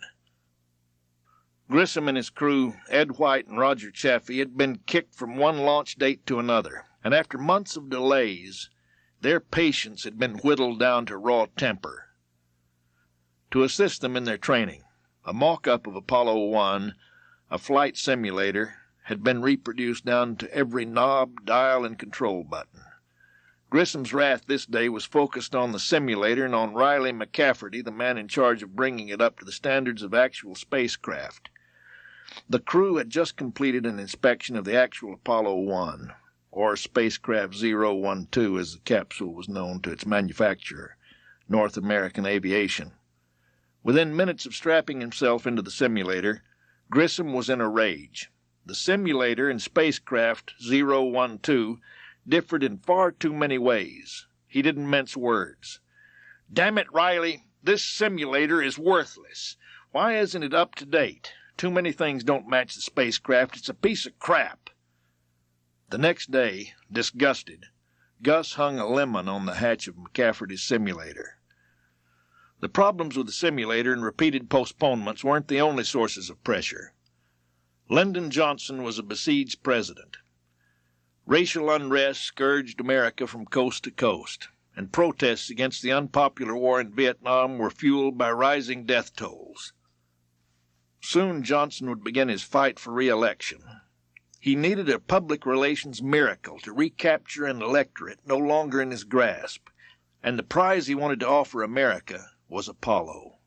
If NASA could get Americans safely to the moon and back during the election year, his political fortunes could turn around. LBJ passed the word to his staff that he would very much appreciate NASA getting off dead center and flying again. The message to NASA was clear. Get off your asses, gentlemen. With everyone working overtime, Spacecraft 012 was moved to Launch Pad 34 atop its Saturn 1B rocket the first week of January for additional tests on the pad. One essential test involved pressurizing the unmanned ship with 100% oxygen. When that had been completed to everyone's satisfaction, a final test would be run with the three-man crew aboard, suited up and with all electrical and communications live. Under the pressure of time, however, NASA decided to skip the unmanned test and go directly to the full dress rehearsal with 100% oxygen. The crew inside and the spacecraft hatch sealed just as it would be for a launch. NASA posted Friday, January 27th, for the all-up test. The morning of the test, Grissom, White, and Chaffee shared a meal in their crew quarters with spacecraft manager Joe Shea, Deke Slayton, and Wally Schirra, commander of the backup crew for Apollo-1. There'd been a lot of communications problem with the spacecraft, Deke recalled afterwards, and Gus wanted to hassle Joe a bit, chew on his ass about them. Shea knew Apollo-1 had problems. As the NASA man who had to ride North American Aviation to do better, he was catching most of the heat. Just 6 weeks earlier, in a news conference, he had admitted that more than 20,000 failures of one sort or another had plagued the program. Most were trivial, but there were enough important faults to cause concern. Just before Gus slipped into the Apollo, Wally Schirra held him back a moment. Wally hated the hatch of the Apollo. As far as he was concerned, it should have been built with a quick-opening explosive mechanism like those in Mercury. This hatch was double-hulled. In an emergency, it was necessary to manually open both hulls of the hatch and then release a protective shield that insulated Apollo during liftoff. This design came about ironically after Grissom's Mercury capsule had sunk when its hatch blew after splashdown. "Listen to me, Gus," Wally told his friend. "It'll take you a minimum of 90 seconds to get all those hatches open. If you have a problem, get out of the cabin until it's cleared up. Got it?" Gus filed it away somewhere in the back of his mind. "We're ready. Everybody get with it." The plugs-out test was a dry run for everything except fueling and the actual launch. In full suits, the 3 men strapped themselves in. Technicians sealed the hatch. The 3 were now plugged tightly within a ship from which they could not possibly remove themselves in less than 90 seconds. Pure oxygen was pumped into the cabin until the pressure gauges read 16.7 pounds per square inch, 2 pounds higher than the normal sea level air pressure outside the ship. The test was monitored from 3 separate locations. In the White Room on level 8 of the gantry, 5 technicians from North American Aviation were on standby should the astronauts need their assistance. They would never forget that day. A blockhouse 1,600 feet from the rocket held a crew, and 5 miles away, in an operations building, electronic tendrils reached underground to a control room. Only 1 person at each of these 2 control sites was permitted to talk directly to the astronauts. Skip Chauvin, the test conductor, was underground, and in the blockhouse it was Stuart Roosa, a recent addition to the astronaut corps. Sitting close to Roosa were Deke Slayton, Joe Shea, and Rocco Petrone, director of launch operations. Small problems appeared. The astronauts reported a sour odor that seemed to come from the unit that controlled their cabin environment. Moments later, it was sucked away. Then it returned. Angry muttering was heard from inside the Apollo. It didn't take long for Grissom to wish he'd hung a lemon on the spacecraft as well as the simulator. Despite the months of problems, checks, repairs, and more repairs, the communication system aboard Apollo started unraveling. Static crackled in helmets. Something electrical was screwing up badly. Often the crew couldn't understand or even hear any calls from Chauvin or Roosa, but Gus's voice carried over the lines with no question of his mood. "If I can't talk with you only 5 miles away," he snapped, "how can we talk to you from the moon?" The countdown stretched on for hours. "Damn it, I can't even shut off my microphone now," Gus complained. Immediately, Chauvin halted the count. It was already after 6 o'clock. The crew had been in the cabin more than 5 hours. Tempers were short. Chauvin reminded his team that communications, no matter how screwed up, were not the primary reason for the test. He felt they were close to the climax and ordered the test to continue. They'd simply bypass the problem with Grissom's mic. They scheduled the countdown to pick up again at 6:31 p.m. The catastrophe that was to engulf Apollo 1 had commenced hours earlier, when the cabin, its equipment, wiring, plastic, Velcro, instruments, anything and everything began soaking in pure oxygen. This was the spacecraft that an Apollo quality control inspector had condemned as sloppy and unsafe. The ship that Joe Shea admitted had been plagued with more than 20,000 failures. The same craft John Schinkel, Apollo program manager, castigated as missing at least half the damn engineering work that had been listed as completed, that Rocco Petrone, director of launch operations, railed against as a totally unacceptable bucket of bolts. This was the spacecraft that had been awash in a thick soup of 100% oxygen for more than 5 hours. Pure oxygen is one of the most dangerous and corrosive gases known. In a short time, it can corrode and transform iron and other metals into flaky garbage. Exposed to an ignition source, it is extremely flammable. It had been used in the Mercury and Gemini spacecraft without trouble, and NASA engineers had become complacent about the possibility of a fire. Below the couch on which Gus Grissom lay ran bundles of wires. The wire had been moved, shaken, stepped on, and in some cases lost its outer insulation to constant rubbing and friction. It was a mess. Somewhere beneath Gus's seat, an open wire chafed. Insulation was torn. The wire, charged with electrical power, lay bare. It sparked. spark exploded. In an instant, the tiny flicker became a massive wave of flame, feeding on the oxygen-soaked environment. In the blockhouse, Deke, Slayton, and Rocco Petrone froze, staring at the monitors displaying the interior of spacecraft 012. Something horrifying, unbelievable was rampaging in Apollo. What had been the cabin became an incredible whirlwind of raging fire. Electrical gauges went mad, needles flickering back and forth. The cabin temperature gauges were all jammed hard against the upper limits of their pegs. Deke, Rocco, and the others could only stare in disbelief. On the medical monitors, Ed White's pulse rate leaped crazily upward. The gauges showed sudden bursts of movement by the three men. The first voice call was muffled and distant, but it ripped into the headsets with all the impact of a physical blow. Fire! One word from Ed White. Immediately afterwards, the unmistakable deep voice of Gus Grissom in a cry to his closest friends. "I've got a fire in the cockpit." A garbled transmission, then Roger Chaffee's final plea. "Get us out." Another transmission, words no one would ever understand. A scream, and silence. In the blockhouse, Deke leaped from his chair. "What the hell is happening?" Horrified eyes were glued to every monitor. One screen showed a view through the spacecraft window. Deke thought he saw a shadow moving inside. Instantly, he turned to another monitor. Rigid, he saw orange flames flickering about the area of the hatch. Skip Chauvin, Stuart Russo were trying frantically to talk with the crew. Again and again they called, desperate, their faces chalk white. No response. At the moment Ed White had cried fire, one man had seen more than a moving shadow. Near the base of the launch stand, technician Gary Probst watched a television monitor fed by a camera that zoomed in for a close-up of the spacecraft porthole.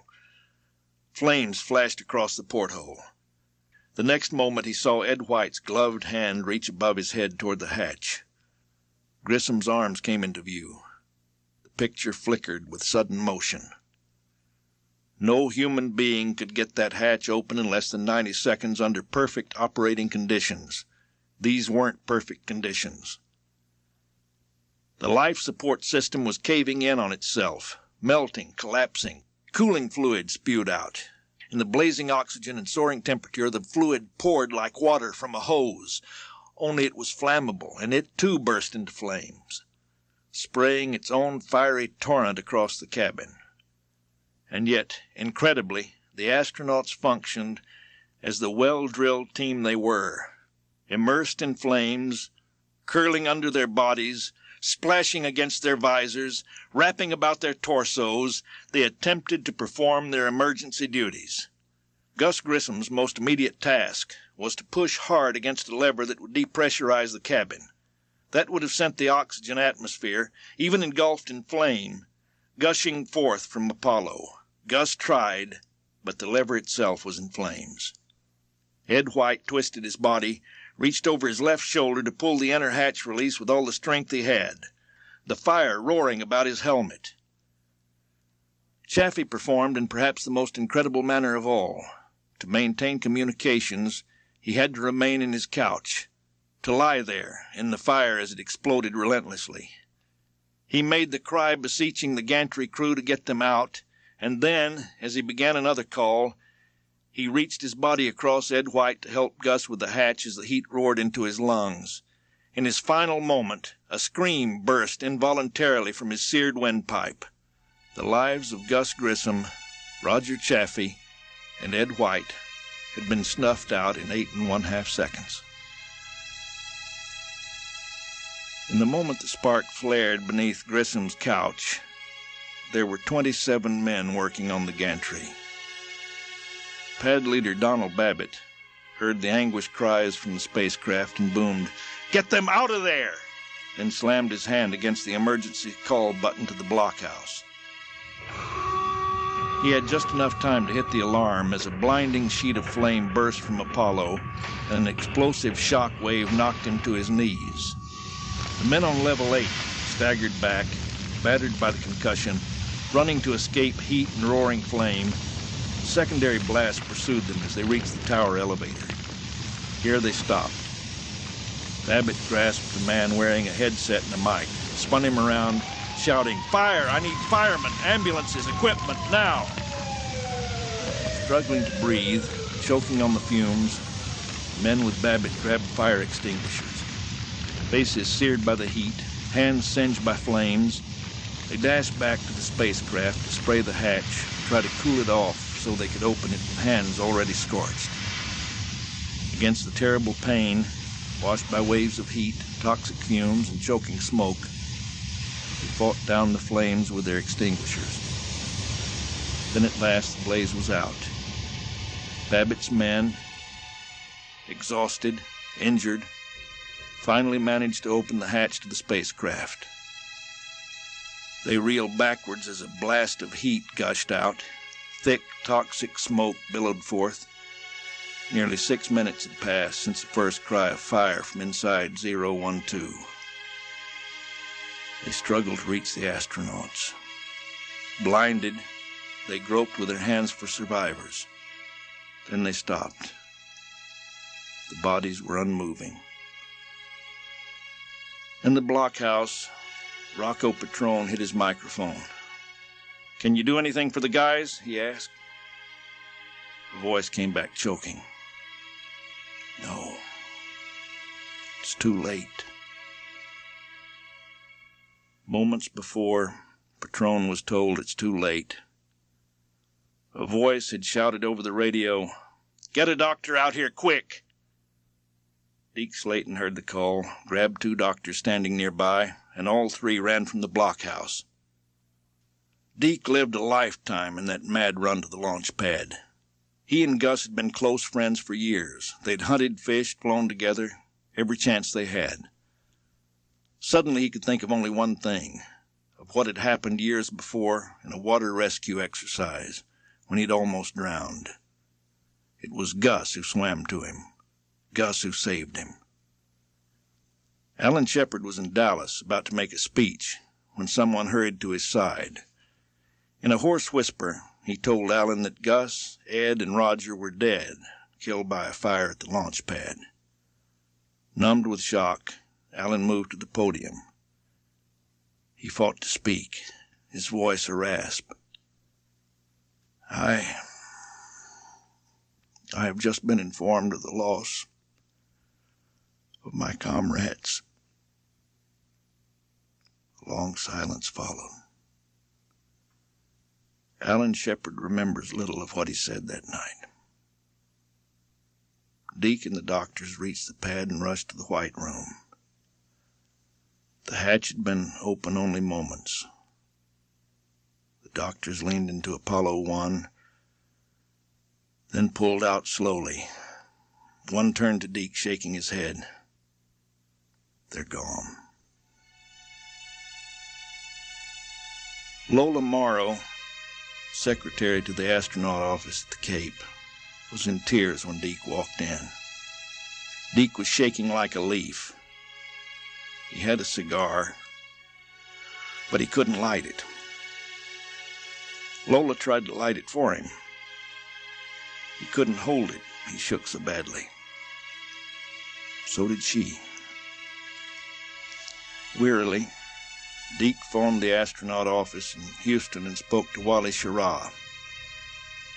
Wally had already assigned astronauts to notify each family. They reached Betty Grissom first, then Pat White.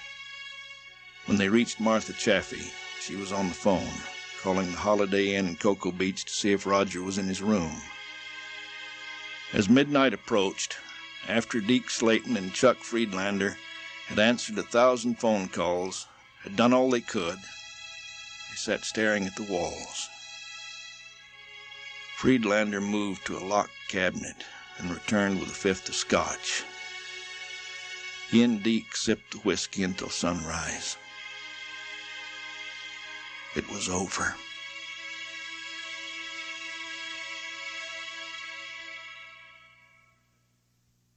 Chapter 16. Aftermath. On the evening of January 27, 1967, NASA officials crowded into the International Club in Washington, D.C. to hear an address by Vice President Hubert Humphrey. Among those present were Dr. Wernher von Braun, Bob Gilruth, Jim Webb, and Anatoly Dobrynin, Soviet ambassador to the United States. Earlier in the day, Dobrynin had signed a new treaty with the U.S., an agreement that space would be used only for peaceful purposes. Despite the agreement, some of the Americans commented smugly that while the United States would be reaching out through the solar system, the Russians would still be repeating orbital yo-yos over the Earth. Dobrynin smiled, aware of a new Russian program that would leapfrog the Americans in the race to the moon. The new Soyuz spacecraft would be capable of zipping around the moon and returning to the Earth with a single cosmonaut aboard. Dobrynin's eyes narrowed as he saw the president of North American Aviation, Lee Atwood, in excited conversation. Atwood, visibly upset, grabbed Bob Gilruth's hand.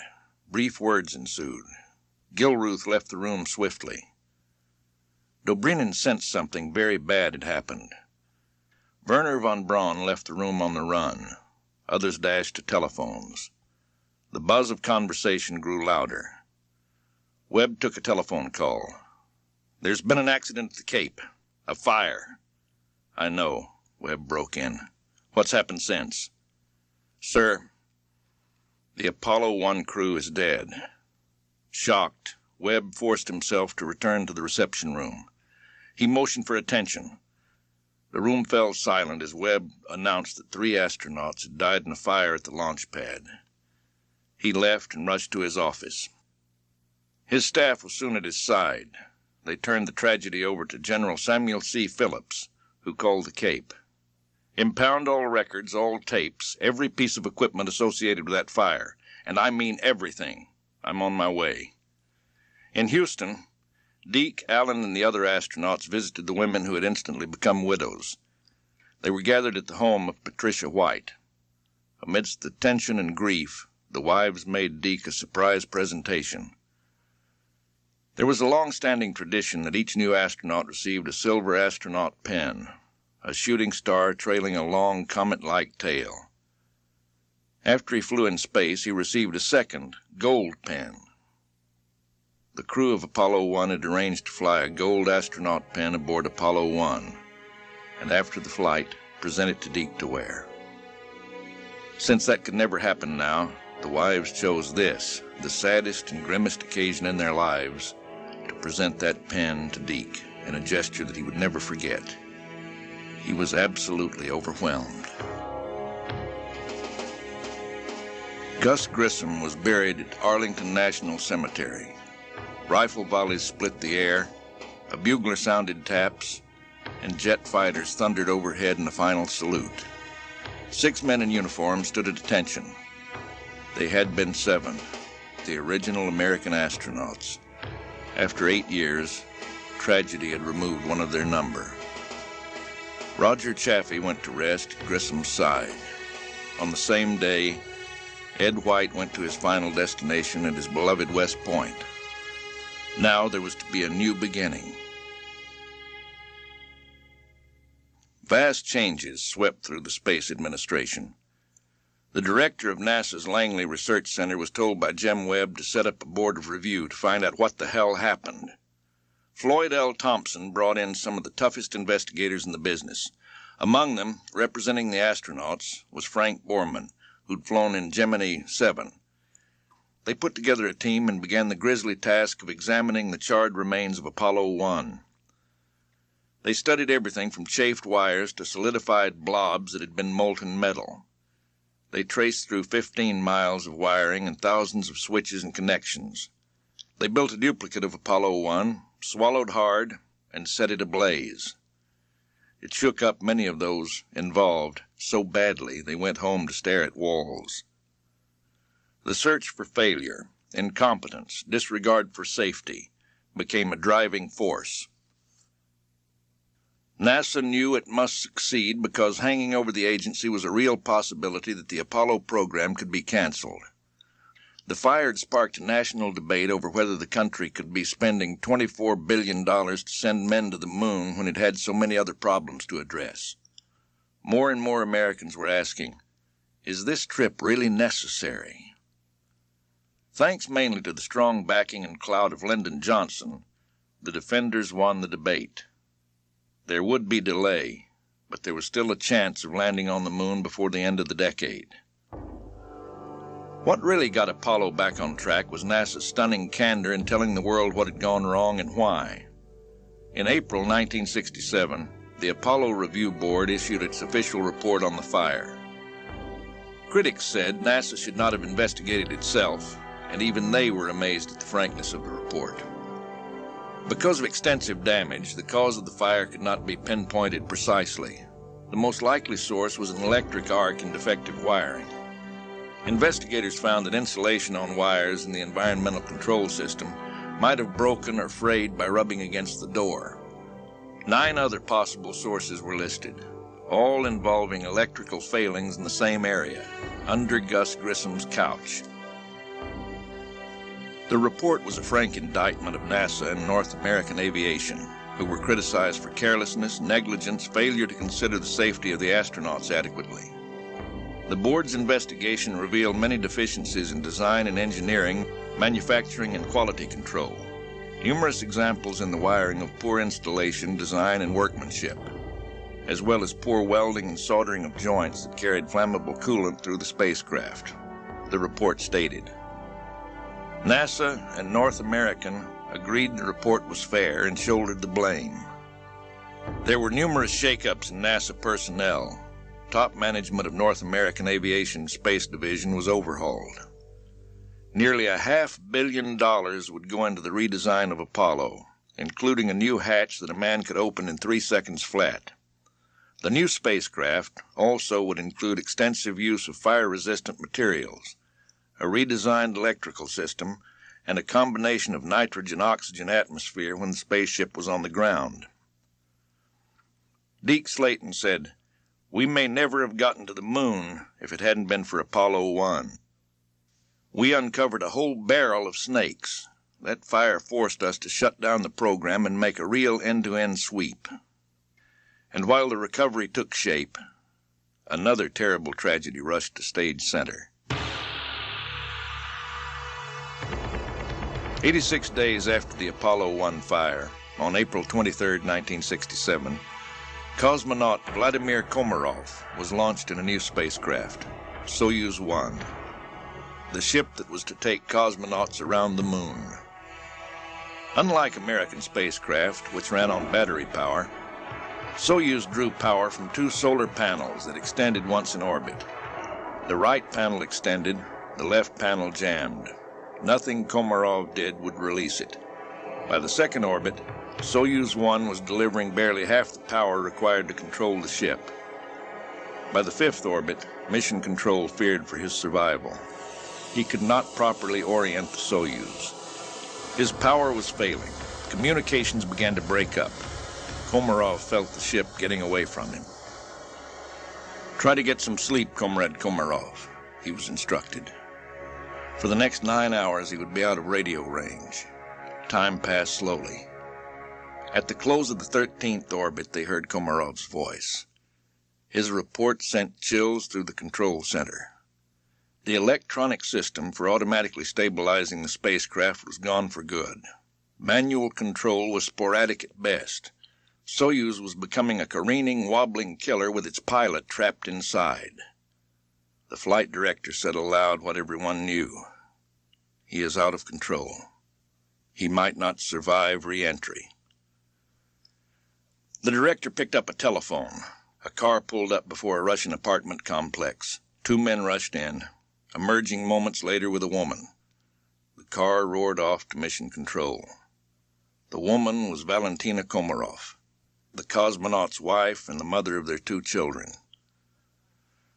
By the time she reached the control center, Soyuz 1 was tumbling and Komarov had become ill. They brought Valentina to a separate console and moved aside to assure her privacy. In those precious moments, Vladimir Komarov bid his wife goodbye.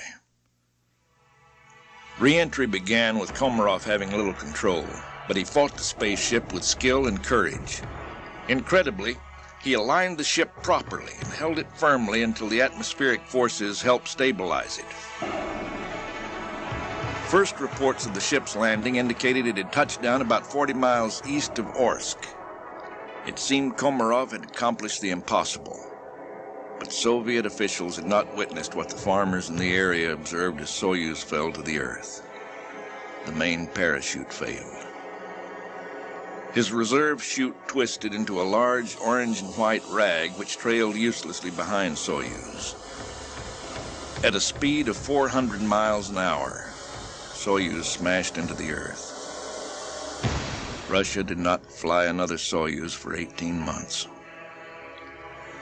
While Apollo was being redesigned, NASA was sending probes to the moon to compile information. Robots landed, dug into the surface, photographed potential landing sites, and proved conclusively the moon was a safe place to visit. There was more good news for NASA as 1967 drew to a close. Von Braun's massive Saturn V rocket, 36 stories tall, had a spectacularly successful debut in November. 2 months later, another major piece of Apollo hardware, the lunar module that would ferry 2 men to the moon's surface, was successfully tested in Earth orbit. NASA was definitely on the way back. On October 11, 1968, a Saturn 1B rocket lifted Apollo-7 into orbit. Halfway through the ascent of the first manned flight of Apollo, Commander Wally Schirra radioed back, "She's riding like a dream." The first American flight with 3 astronauts was underway for a mission of 11 days, which effectively exorcised the ghost of Apollo 1. The new Block II spacecraft performed superbly. The crew of Schirra, Walt Cunningham, and Don Isley tested the spacecraft's systems, conducted experiments, beamed the first extensive live television scenes from an orbiting vehicle to audiences around the world, and flew their ship longer than would be required for a trip to the moon and back. The flight encountered only minor problems, and they were quickly resolved. The biggest problem was the crew. All 3 grew irritable due to nasty colds and stuffy noses. Tempers were at their worst when it came time to start home. Schirra wanted to make the re-entry without their pressure helmets on. He was concerned because of the colds. Any sudden overpressure could damage their eardrums.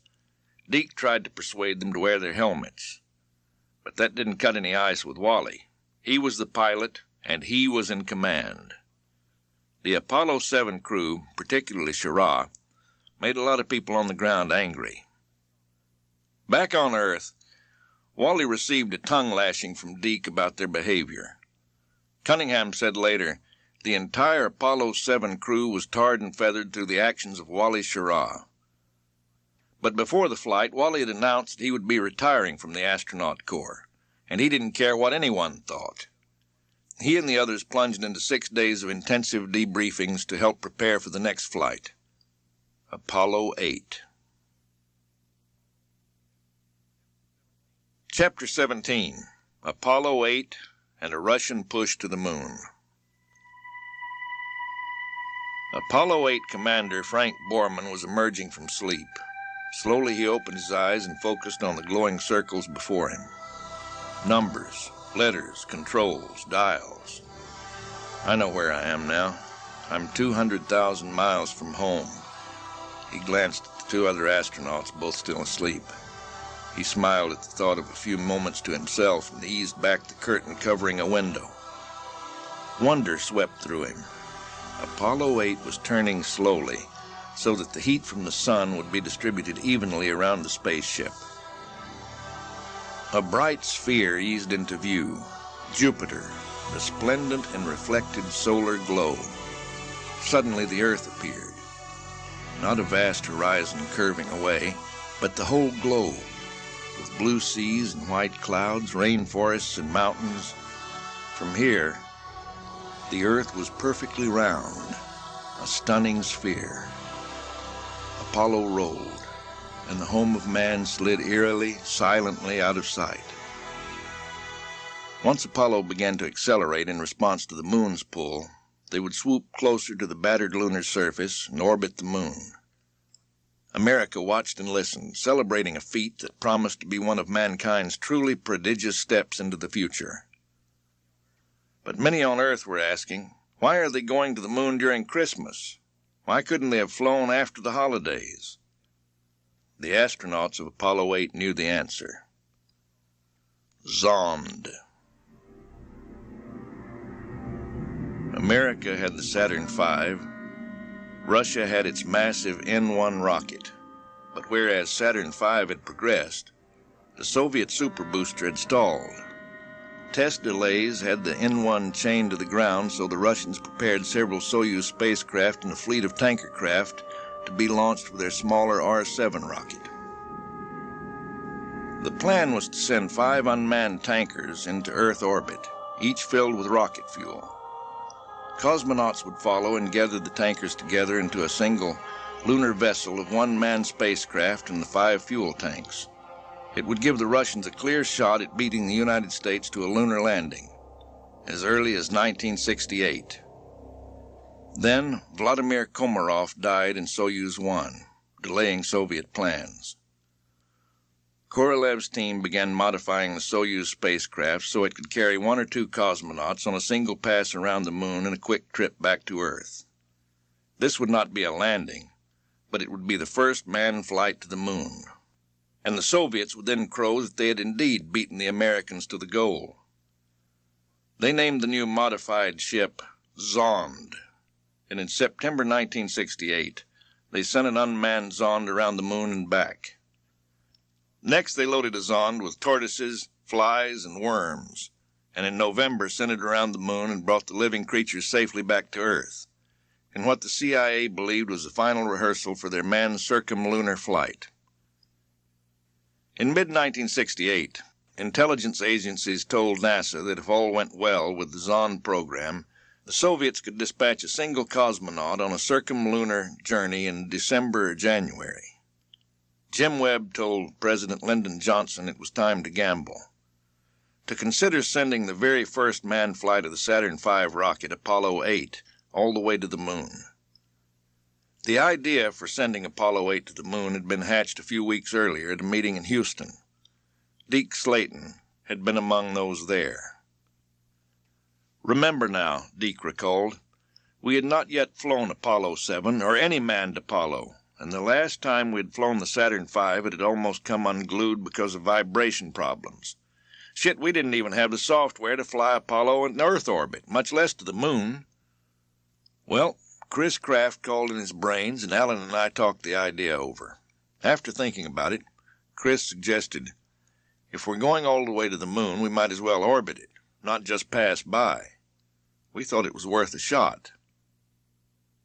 Deke asked Jim McDivitt, who had been named Apollo 8 commander, what he thought about the flight. Jim and his crew had been training hard for that first test of the command and lunar modules in Earth orbit, so he decided not to accept Apollo 8, preferring instead to keep training for the mission he was assigned. So Deke turned to Frank Borman, who had been assigned to command Apollo 9, suggesting they swap with Apollo 8 crew and go all the way around the moon. His answer was an overwhelming yes.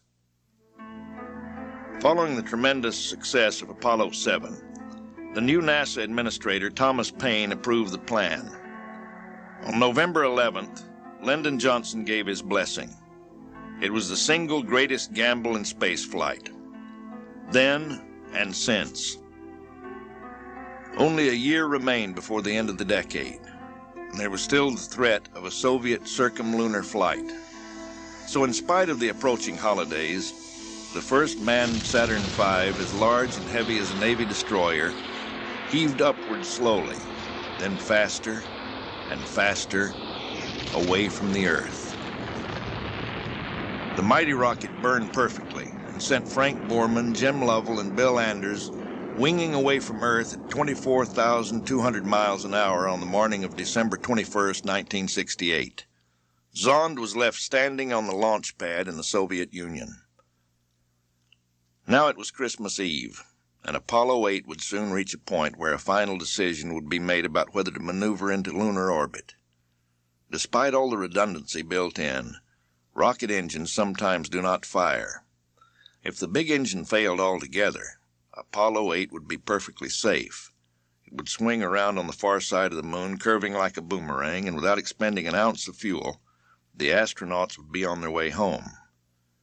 This was NASA's best of all insurance policies, the free return trajectory. Apollo 8 was about to disappear behind the moon, and signals between Earth and spacecraft would be blocked for more than 20 minutes. Capcom Jerry Carr signaled Apollo 8. 10 seconds to go. His message, traveling at the speed of light, needed 1 1/3 seconds to reach the spacecraft. Jim Lovell's voice came through headsets in Houston. "We'll see you on the other side." With these words, Apollo 8 vanished. It was as if Apollo 8 did not exist. There was no way to communicate with the spacecraft. At the precise moment, the big engine fired. For 247 seconds it burned, a time Lovell described as the longest 4 minutes I've ever spent. It was a splendid moment. 69 hours and 15 minutes after leaving its launch pad, Apollo 8 locked into lunar orbit.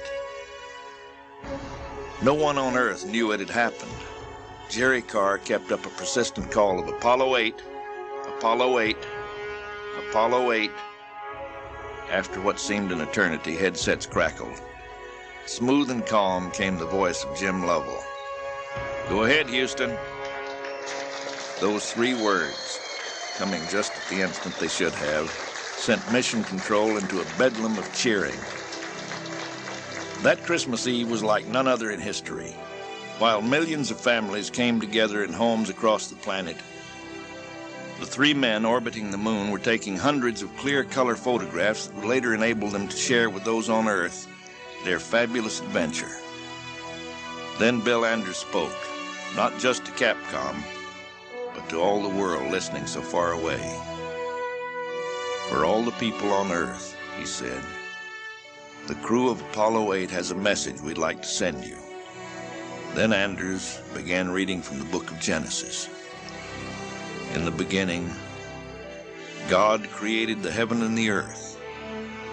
As Anders concluded the 4th verse, Lovell read the next 4. Borman continued by beginning the reading of the 9th verse, and then sent the world a special Christmas message. "And from the crew of Apollo 8, we close with good night, good luck, a Merry Christmas, and God bless all of you on the good earth." Then, all too soon, it had to end. Early on Christmas morning, Apollo 8 curled around the moon on its 10th and final orbit, again out of radio contact for the critical firing that would either start them on their journey home or leave them stranded forever. At the scheduled moment, Borman, Lovell, and Anders felt the engine hurl forth a long stream of flame. On the 304th second, the engine shut down, right on the mark. The seconds dragged by slowly for the worldwide radio and television audience, as well as for those biting their nails at Mission Control. Finally, they heard Lovell's voice. "Please be informed, there is a Santa Claus. The burn was good." Apollo 8 hurtled through the Earth's atmosphere, trailing an intense white flame, a streamer of fire 125 miles long. It traded off its tremendous speed for heat. The more fire flowed from the heat shield, the slower flew the spaceship. Then they were through re-entry, 2 miles above the Pacific Ocean. Just before dawn, 3 large parachutes blossomed wide and full. 3 citizens of the planet had just completed a fantastic odyssey. The world would never again view the Earth without an awareness of its beauty and fragility. The road to the moon had been opened. Chapter 18. Getting There, Getting Back. "Look at this son of a bitch." The CIA officer scanned satellite photographs of the Soviet Union's main launching center. "It's bigger than our Saturn V. The photograph showed a rocket as tall as a 37-story building. The official title for the monster was N1, and it had one job: get cosmonauts to the moon, before the Americans. It was early 1969. The Russian space program was shredding. Boosters had exploded on launch stands or in the air. The Zond program had been abandoned in the wake of Apollo-8. Now landing on the moon was the only mission that would count. The countdown procedure came to life at Baikonur for the first N-1 unmanned test launch. At 12:18 p.m. Moscow time on February 21st, 1969, 30 powerful engines lit off. The largest rocket ever built blasted free of its launch pad, heaved upward on 10 million pounds of thrust. If this flight proved successful, the Russians were prepared to speed up their program to land at least one man, possibly two, on the lunar surface before the Americans. N-1 hurled a torrent of flame. Faster and faster it accelerated, pushing into the area of maximum aerodynamic pressure. Right on schedule, the 28 remaining engines throttled back to reduce the shock waves. Then the booster was through the shock barrier. The engines throttled back up to full power. But instead of a smooth transition, they kicked back up to full bore so violently that an oxygen line came apart. Engines exploded. Turbo pumps tore themselves to blazing wreckage. In the death knell of the world's mightiest rocket, the wreckage fell 30 miles from the launch pad. In the stratosphere, flames still billowed and writhed, lofting upward to the final gasp of a dying colossus. It would now take a miracle to keep Soviet Russia in the race.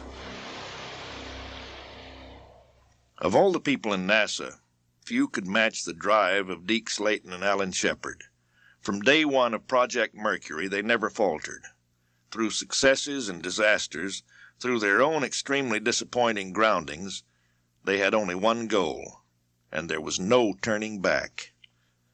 Together, they selected the crews who would fly.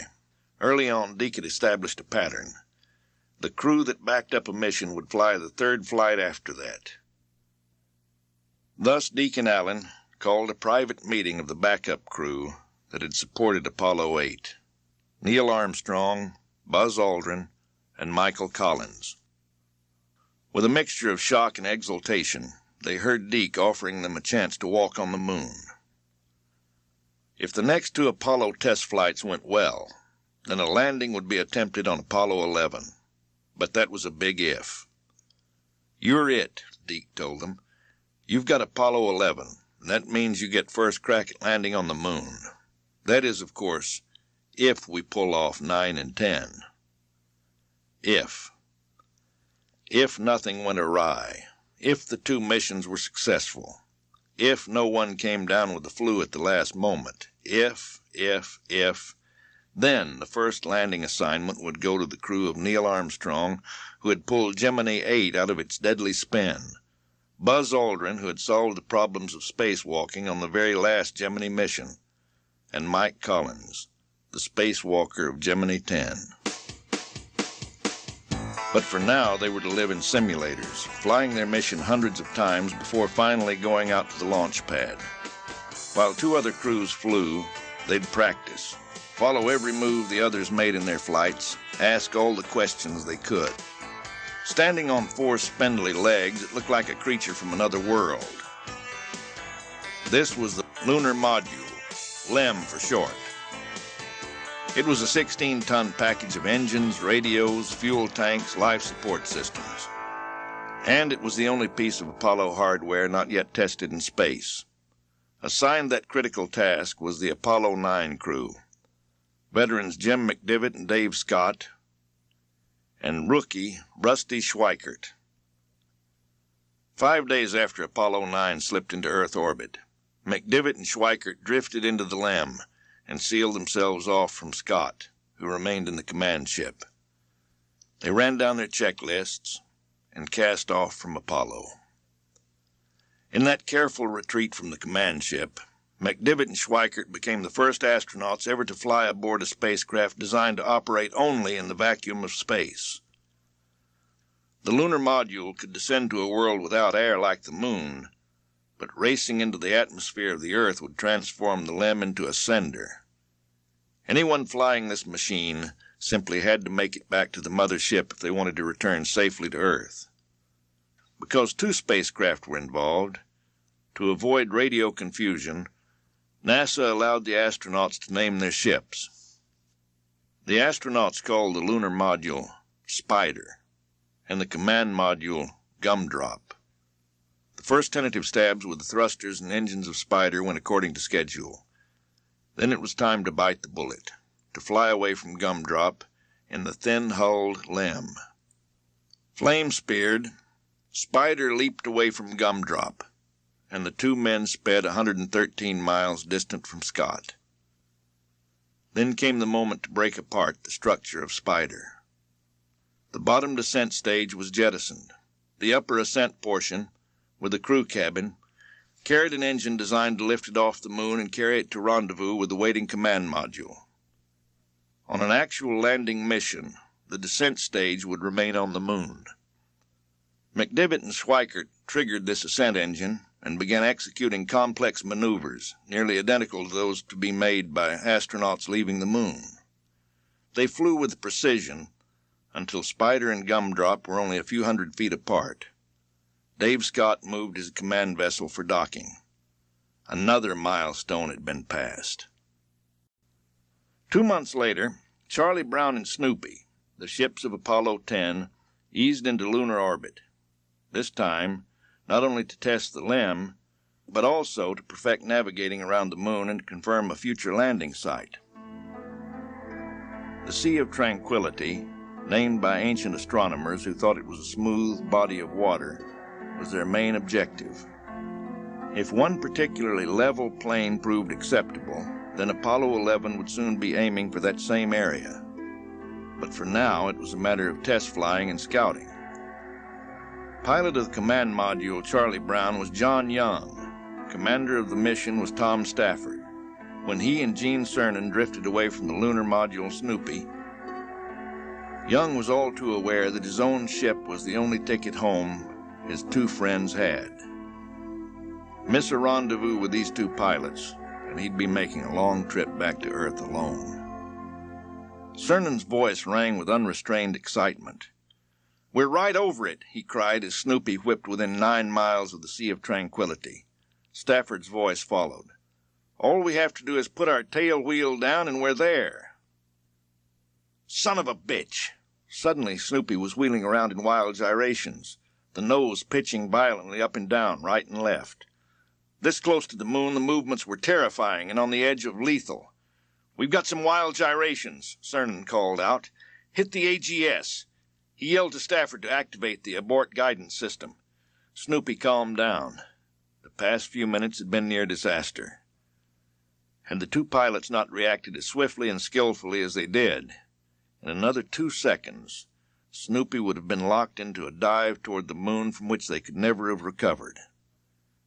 It was a hell of a way to prove the ruggedness of the lunar module, which had performed far beyond what engineers believed would ever be demanded of it. 2 months later, on June 20th, 1969, 8 years after President Kennedy's promise, Neil Armstrong climbed cautiously down the ladder to the moon's surface. Armstrong stepped backward from Eagle's hatch. More than 500 million people on the distant Earth watched as television screens carried the ghostly sight of a space-suited figure holding on with both gloves to the Eagle's ladder. He moved closer. Another boot found a lower rung. Closer. He was on the bottom step. Neil jumped the final 3.5 feet to the moon's surface. Touchdown. His left foot pressed down hard on a fine-grained surface at 10:56 p.m. He pushed his body slightly away from the ladder. Immortal words spoken into his spacesuit radio and fired off to Earth were heard throughout the world. "That's one small step for man, one giant leap for mankind." 15 minutes later, eager to follow, Buzz Aldrin climbed down the ladder. It had happened as promised. Men were on the moon before the 1960s had ended. Every step was an experiment. Despite the cumbersome suits, both men found moving about in 1/6 gravity exhilarating. They would be on the moon for only a short visit, and they were in a hurry to try everything planned for them. Neil said they felt like 5-year-old boys in a candy store. "The surface is fine and powdery," he reported to a fascinated world. "It adheres in fine layers like powdered charcoal to the soles and sides of my boots. I only go in a fraction of an inch, but I can see the footprints of my boots and the treads and the fine sandy particles." Neil put aside the items on his checklist, awed by the alien landscape. "It has a very stark beauty all its own," he said slowly. "It's like much of the high desert area of the United States. It's different, but it's very pretty out here." To Buzz, the moon's surface was beautiful, beautiful, magnificent desolation. He was struck by the color contrasts. There were many shades of gray, a pale tan, and areas of utter black where rocks cast shadows along the airless surface. The astronauts moved their television cameras 60 feet from Eagle, so that spellbound Earth viewers could watch. They jammed a pole with an American flag into the lunar surface. Armstrong and Aldrin then deployed a seismometer to report on quakes within the moon and to record the strikes of meteorites smashing into the ground. They also deployed a device to measure radiation from the sun and a target for laser beams fired from Earth by American and Russian scientists. There was another private cargo. It was not divulged at the time, but Neil carried the diamond-studded astronaut pin made for Deke Slayton by the 3 Apollo-1 astronauts and presented to him by their widows after the fire. Then it was time to shut down the first moonwalk. Buzz had walked about the moon for 1 hour and 44 minutes, Neil for 2 hours and 14 minutes. Capcom reminded them that they needed to sleep for 5 hours before liftoff. It was going to be impossible. They were wound up tighter than alarm clocks with excitement. They were also unaware of other events taking place. On July 3rd, 13 days before they left for the moon, Moscow had ordered a launch of a second unmanned N-1 rocket, this time with a Soyuz spacecraft and a dress rehearsal for a manned lunar touchdown. It was less than 1 hour before Russian midnight. Seconds after liftoff, a chunk of debris lodged in the oxygen pump of the number 8 engine. Wires short-circuited. The computer safety shut down all 30 engines. The monster rocket smashed back down on its launch complex. The explosion was equal to that of an atomic bomb, so powerful and bright that it was detected by American satellites and set alarms ringing at the North American Air Defense Command. The Soviet Union had finally yielded first position in the moon race to the United States. But there was still a chance to snatch some of the thunder from America. Only 3 days before Apollo 11 lifted off, the Russians tried again with an unmanned Luna 15. If the mission worked, the payload would decelerate, then soft land on the moon. There it would collect lunar soil samples. With its cargo tucked away, an engine would lift Luna 15 away from the moon and back to Earth. A success would give the USSR the opportunity to announce that it had collected the first soil from the moon and to argue that men weren't really necessary for lunar exploration. Tracked closely by the Americans, Luna 15 slipped into orbit around the moon. As Neil and Buzz slept fitfully in Eagle, the Russian probe began descending. Then, inexplicably, crashed into the Sea of Crises at 600 miles an hour. Its impact was recorded by the sensitive seismometer Neil and Buzz had placed on the surface. 21 hours after touchdown, Eagle blasted free of its launch platform. Mike Collins watched the LEM drive steady as a rock toward link-up. 10 minutes later, Eagle was docked with Columbia. Buzz and Neil floated back into the command module, which soon echoed with the wild cheers of 3 astronauts whose flight would forever change man's view of his planet. At that joyous moment, Collins related, the three were all smiles and giggles over our success. It would take 60 hours to make the return trip home, but by now, Mission Control and the three men in Columbia knew the highway. Meanwhile, back in Houston, one man was determined, come hell or high water, to get to that desolate little world of stark beauty, 240,000 miles away. No one gave him much of a chance of succeeding.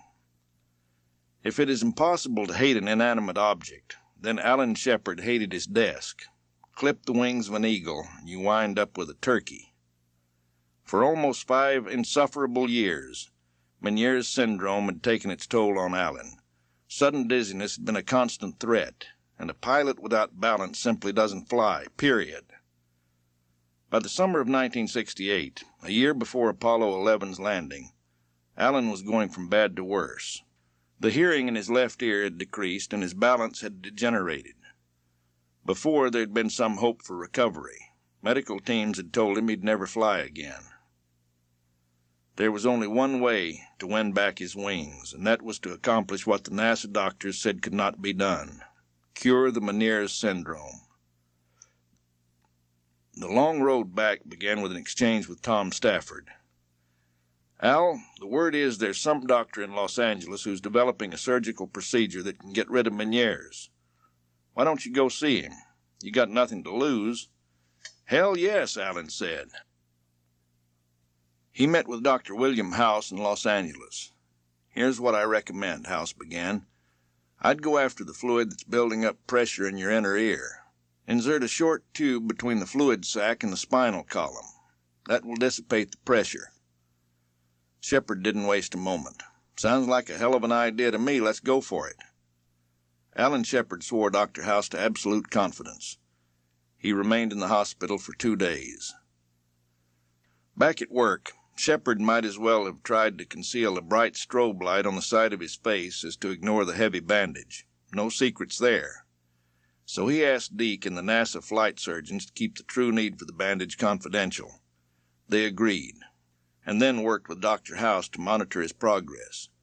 He improved steadily. He waited another 8 months while his hearing returned, and he gradually regained his balance. When the NASA flight surgeons ran Alan through tests bordering on brutal, they grinned. It's amazing. Full recovery. Which means, Alan asked. It means, they said, you are fully qualified for space flight. Suddenly, the moon began coming closer. Alan burst into Slayton's office. Deke, he burst out, we've got to get me on a flight to the moon. Deke was more than pleased for his old friend. He'd do anything to get Alan back upstairs. It would mean one of the Mercury 7 would reach the moon, and as Deke sat back to consider the possibilities, his eyes widened. There just might be a silver lining in the cloud that had hung for so many years over both men. If a 45-year-old pilot like Shepherd could rebound from medical grounding, then there was still hope for himself. I'm just about to name Jim Lovell's crew to 13, Deke began. Alan knifed in. Okay, let's move Lovell back 1 mission and give me 13. Deke said he would give it his best shot. But, he warned, this is not official, Al. Start thinking about who you want as crewmates, and I'll do everything I can. Alan went back to work. He selected 2 rookies. Stuart Rusa would be his command module pilot, and Edgar Mitchell, whom most astronauts call the Brain, would walk the moon with him. His choice brought on grumbling and criticism. The innuendos were that Alan had selected 2 newcomers to lock in his own seniority on the crew and guarantee himself command. The choice of Shepherd and 2 space neophytes for Apollo 13 also raised eyebrows at headquarters. NASA's top people questioned the wisdom of sending 3 men to the moon with total space flight experience of 16 minutes, Shepherd's suborbital flight that had made him America's first in space. They told Deke to give the Shepherd crew more time to train, to work the simulators. Keep Jim Lovell on Apollo 13. Alan Shepherd would command Apollo 14. He had his flight. Fate had stepped in, but no one yet knew. Being bumped back 1 flight to Apollo 14 was a godsend. Deke remained shackled to his desk. No one could miss the frustrated mood that sometimes hung over him like a dark cloud. He was almost convinced he'd have the most unenviable record of the original Mercury astronauts. He'd be the only one never to fly in space. But early in 1970, it happened. The dark and dismal future cracked open just enough to send a glimmer of hope in Deke's direction. He was at the Cape preparing the Apollo-13 crew when he came down with a whopper of a cold. He began cramming large doses of vitamins B, C, and E into his body, day after day. Ever since he'd been bounced off his Mercury flight, he'd had his heartbeat irregularity an average of once every month. Suddenly he realized that had changed since he had begun taking vitamins. He rushed into the office of Dr. Charles Barry, the astronaut's chief flight surgeon. "Chuck, listen to me," he said excitedly. "I haven't had one of those heart episodes for a hell of a long time. Something's happening." Barry studied his longtime friend. "You doing anything different?" "Hell yes, I'm a vitamin junkie." "Deke, keep taking them. If you continue to go along without any heart episodes—" Barry stared at Deke. "Maybe, my friend, just maybe. Maybe."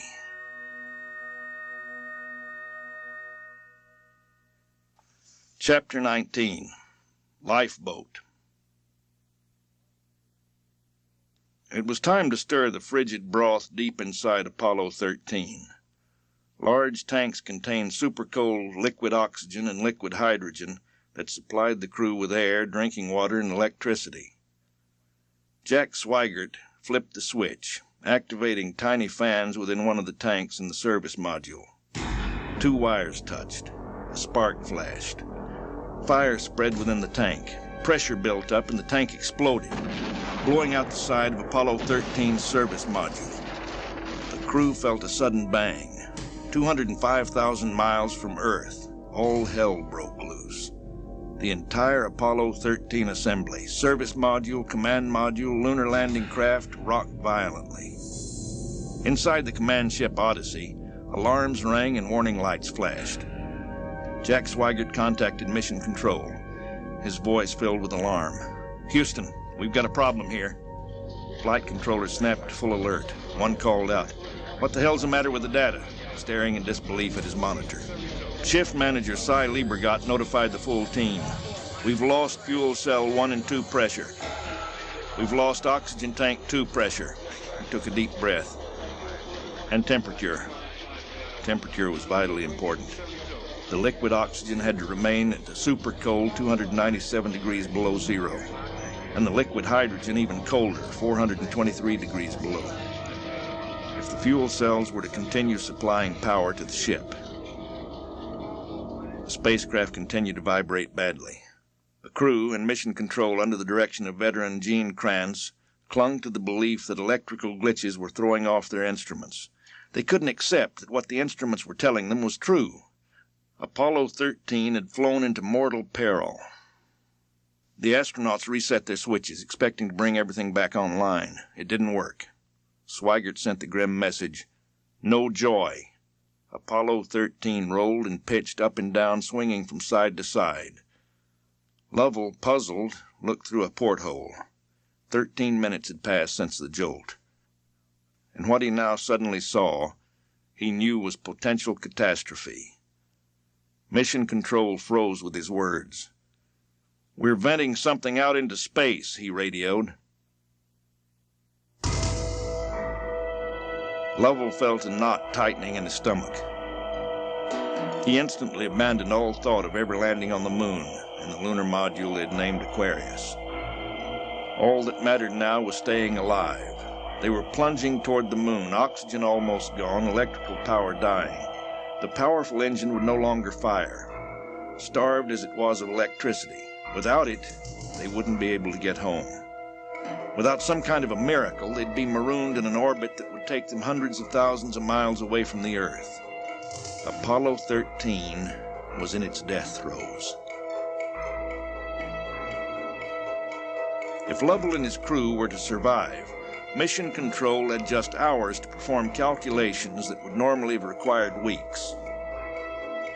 Gene Kranz immediately set to calming his shocked team. "Okay now, let's everybody keep cool," he announced. "We've got the lunar module still attached. The limb is still good if we need that to get back home. That solves the problem. Let's not make it worse by guessing. Minutes later, the second power system aboard Apollo began to fail. The second oxygen tank had also been damaged in the explosion. The ship would become a lifeless derelict unless they could retain the electrical power that was draining away.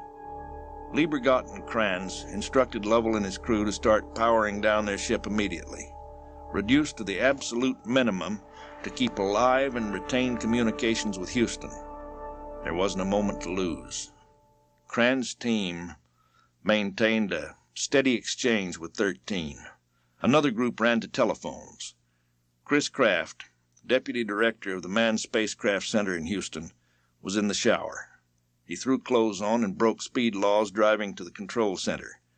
He went to Kranz's console on a dead run. Kranz didn't mince words.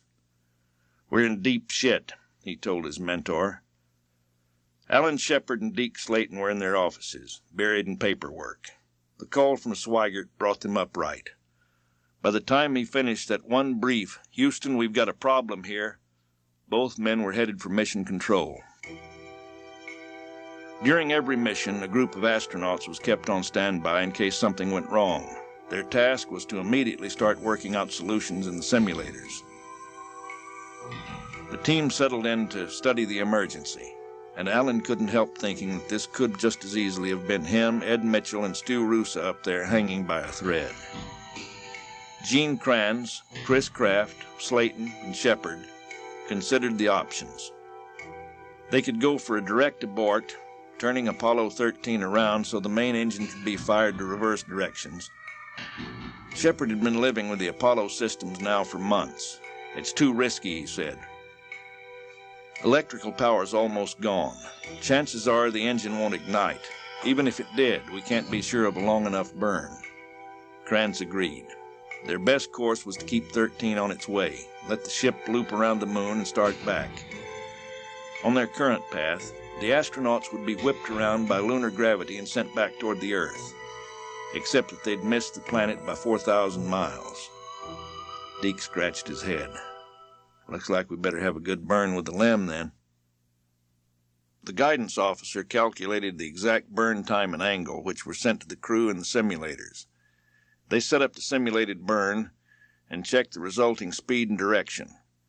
Then they did it again. Finally, one astronaut held up a thumb. "They can do it," he said. 51 minutes after the explosion, Gene Kranz announced, "2 hours from now, unless we come up with something, those guys are going to be in a derelict ship." Swigert called on the radio, asking about the oxygen status in Odyssey. "Oxygen is slowly going down to 0. We're starting to think about the limb as a lifeboat," Capcom Jack Loosma informed him. "That's something we're thinking about, too," replied Swigert. It was time for a shift change. Flight Director Glenn Lunny and his team relieved Kranz. The decision to transform Aquarius, the lunar lander, into the first lifeboat in space would be his to make, but there wasn't much to talk about. Aquarius was the only chance those 3 men had. The astronauts in the simulators worked furiously to come up with answers to new questions. Lovell and his crew had to shut down Odyssey, put it into hibernation so that it could later be restored to life for re-entry. At the same time, they had to power up Aquarius without using electricity from either the command or service modules. It had never been done before. "It looks like we've got about 18 minutes, a controller said. "The last fuel cell is going fast." Lovell and Hayes pulled themselves through the connecting tunnel into Aquarius. The lander was designed to support 2 men for approximately 40 hours. Now, somehow, it would have to support 3 men for nearly 4 days. Swigert remained in the dying command vessel, while the others powered up the limb. One by one, he shut down Odyssey's systems. He continued working by flashlight when darkness enveloped the cabin. As he worked, Lovell and Hayes took apart Hayes' moonwalk suit to rig up an oxygen hose from the limb to the command module so Swigert could remain there long enough to power down the ship they would later need to return to Earth. As cramped as the command module had seemed, it was spacious compared to the lunar module. If they were to be sustained by the LEM, the astronauts would need to return to the cold, hibernating Odyssey for food and bathroom facilities. It would be an extremely uncomfortable 4 days. Deke pointed out that had the explosion occurred while Lovell and Hayes were on the moon, or after the astronauts were on the way home, nothing could have saved them. Aquarius, the lifeboat that was their only hope, would have been gone. If this had to happen, Deke observed, it couldn't have come at a better time. Because it happened when it did, we just may get these guys home. Cran's team had worked a maneuver that would provide the best chance for the crew to make it back alive.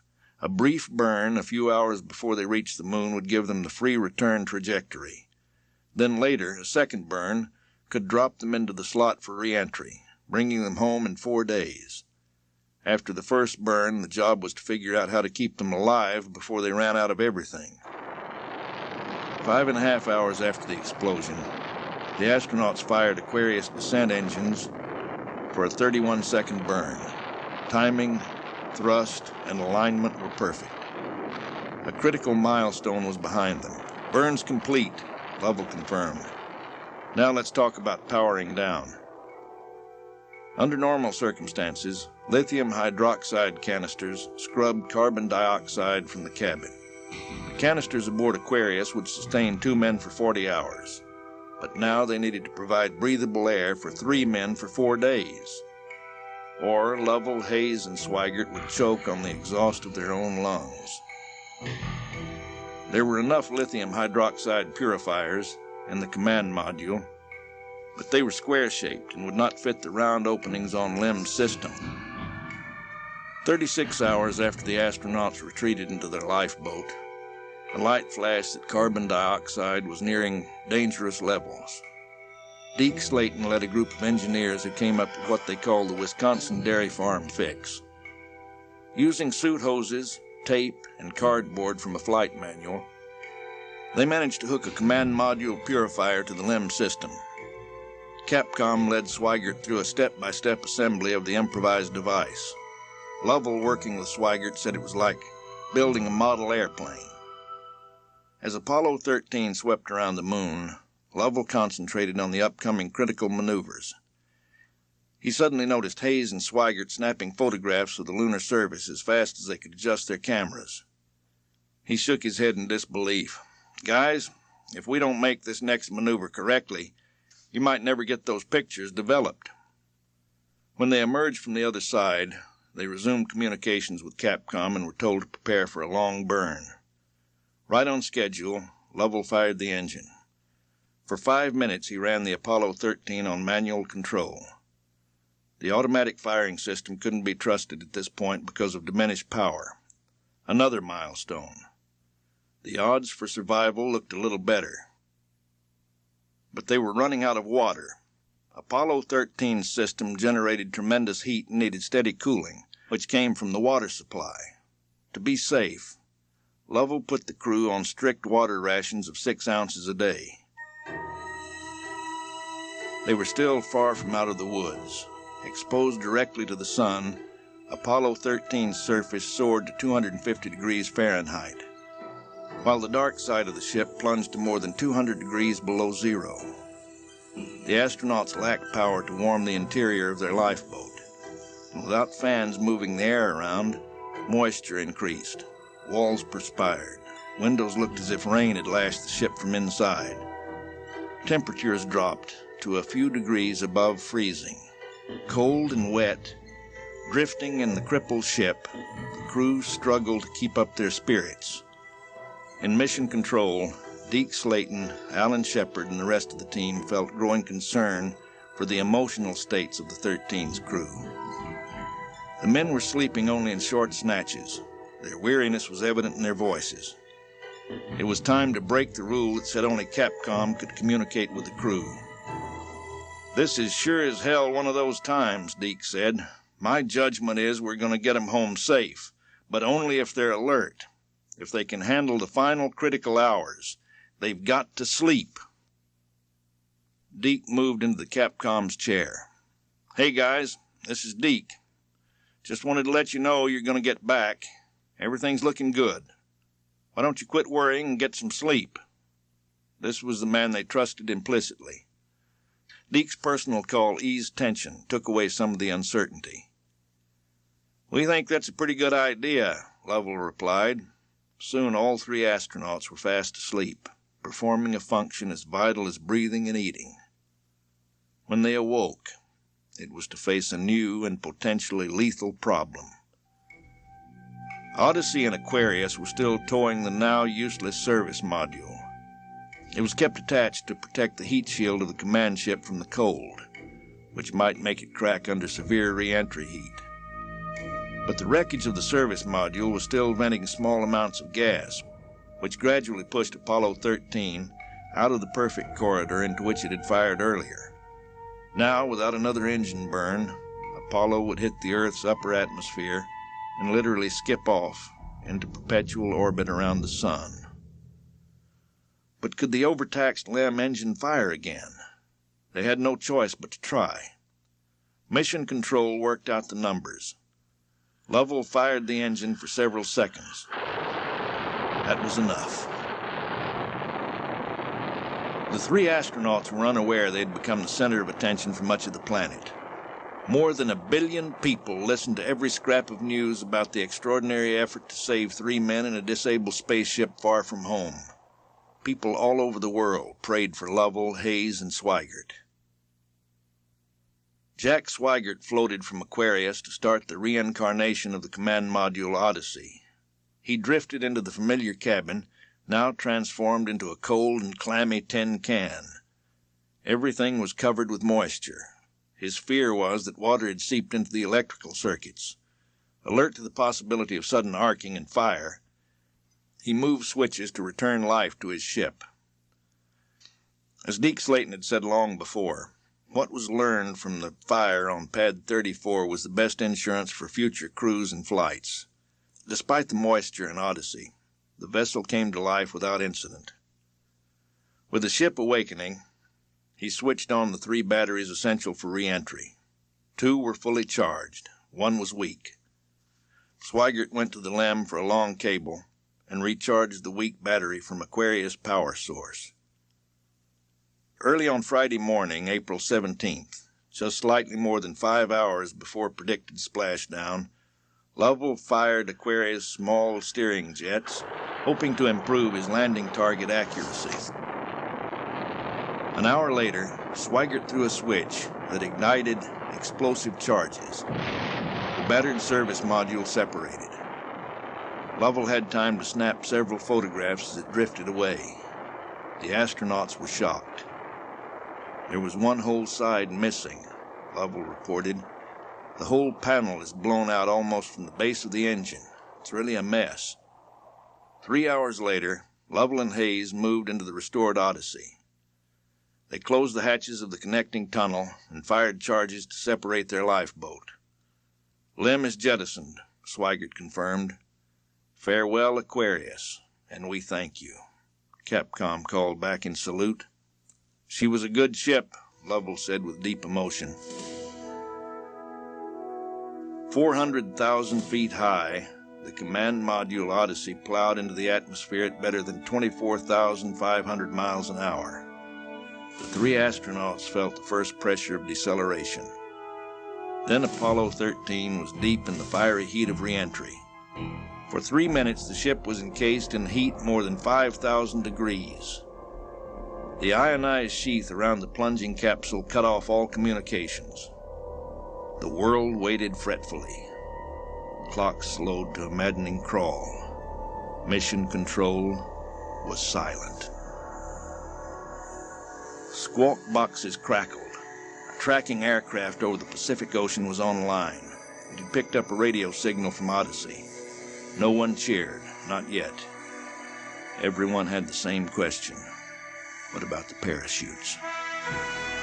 Apollo-13 descended through the clouds 2,000 feet above the Pacific, suspended beneath its 3 huge orange and white chutes.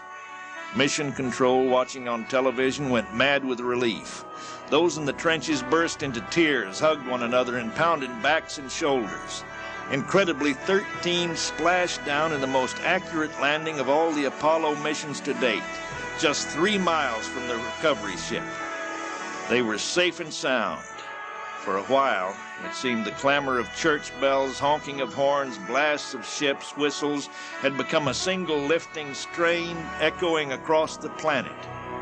President Richard Nixon told the Apollo crew, "You reached the hearts of millions of people by what you did." Jim Lovell had his own conclusions. Our mission was a failure, he judged, but I like to think it was a successful failure. Alan Shepard knew that the nearly fatal flight of Apollo 13 would delay his own upcoming mission to the moon. But there could be no other way. Every facet of the design, construction, and functioning of the service module would need to undergo inspection, review, and improvement. Though the 3 astronauts had returned safely, opponents of NASA regarded the mission as a failure and an inexcusable waste of nearly $400 million of taxpayers' money. They were ready to shut down the expensive missions to the moon. Alan Shepard now carried the burden of resurrecting Apollo, of reviving America's support for future trips to the moon. If his mission succeeded, he would share the accolades with everyone in the program.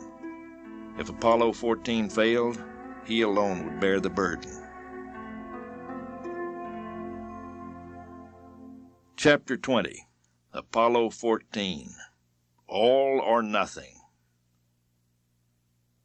Deke Slayton took the long elevator ride to the top of Pad 39, nearly 400 feet high. He rose past steel beams, thick cables, and work platforms. The elevator stopped. Deke stepped onto the catwalk that stretched before him like a long arm.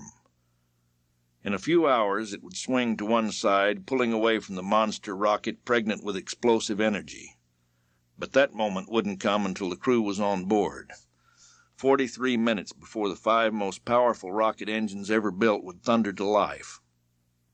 Soon his good friend Alan Shepard and 2 others he knew well would enter the command module named Kitty Hawk, the ship that would carry them to the moon at nearly 50 times the speed of a pistol bullet.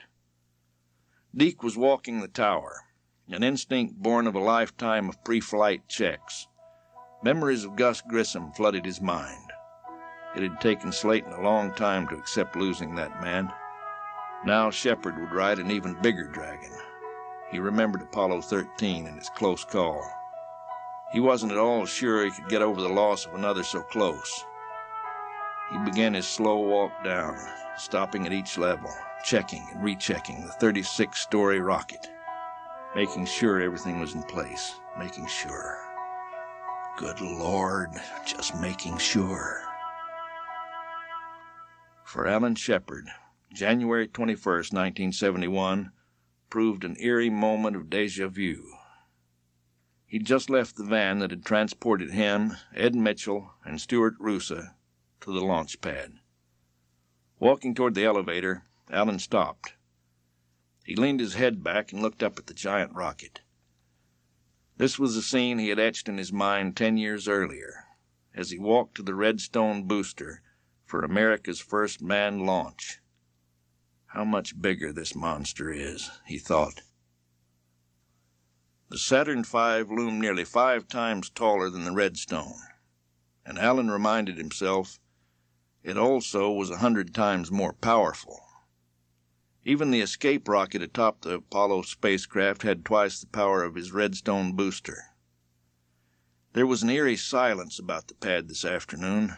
During training, the launch stand had swarmed with activity. Now the Saturn V was filled with over 500,000 gallons of volatile fuel. Most of the launch pad crew were gone. By Alan's side stood Deke Slayton, who had been strangely quiet in the van. No one said goodbye. No one really knew what to say. "Watch your ass and have a good trip." Finally came the farewell. From the base of the launch pad, Deke looked up at the narrow steel walkway. At last, the 3 space-suited figures appeared, tiny from this distance. Deke saw Shepherd stop and stare down. He had the feeling of many years compressed into this single moment. Up there was the only one of the original 7 Mercury astronauts who was about to realize the dream of one day going all the way out, to the moon. Alan Shepard, in a sense, was going for all 7 of them. Not only for him and Gus Grissom, but for Wally Schirra, Gordo Cooper, John Glenn, and Scott Carpenter. Deke gave him a thumbs up. 300 technicians and controllers gathered at the Launch Control Center. Backing up that team were 3 separate firing rooms, each with 500 people on alert. Hundreds more waited at Mission Control in Houston. Thousands of other men and women were on duty at tracking stations around the world, in ships at sea, and aircraft. Alan Shepard knew memories of the troubled Apollo-13 flight were still fresh in the minds of every one of these people. The tension riding the countdown was almost a physical presence.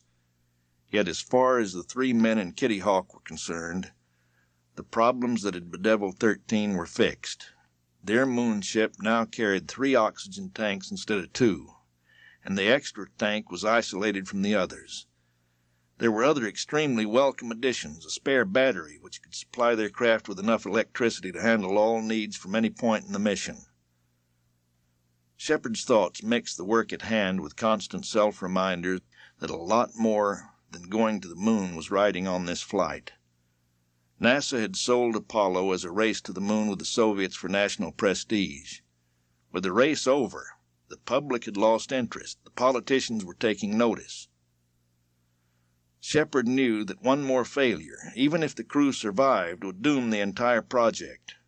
Since 13's cliffhanger ride, the naysayers had already canceled 3 scheduled flights to the moon, Apollos 18, 19, and 20.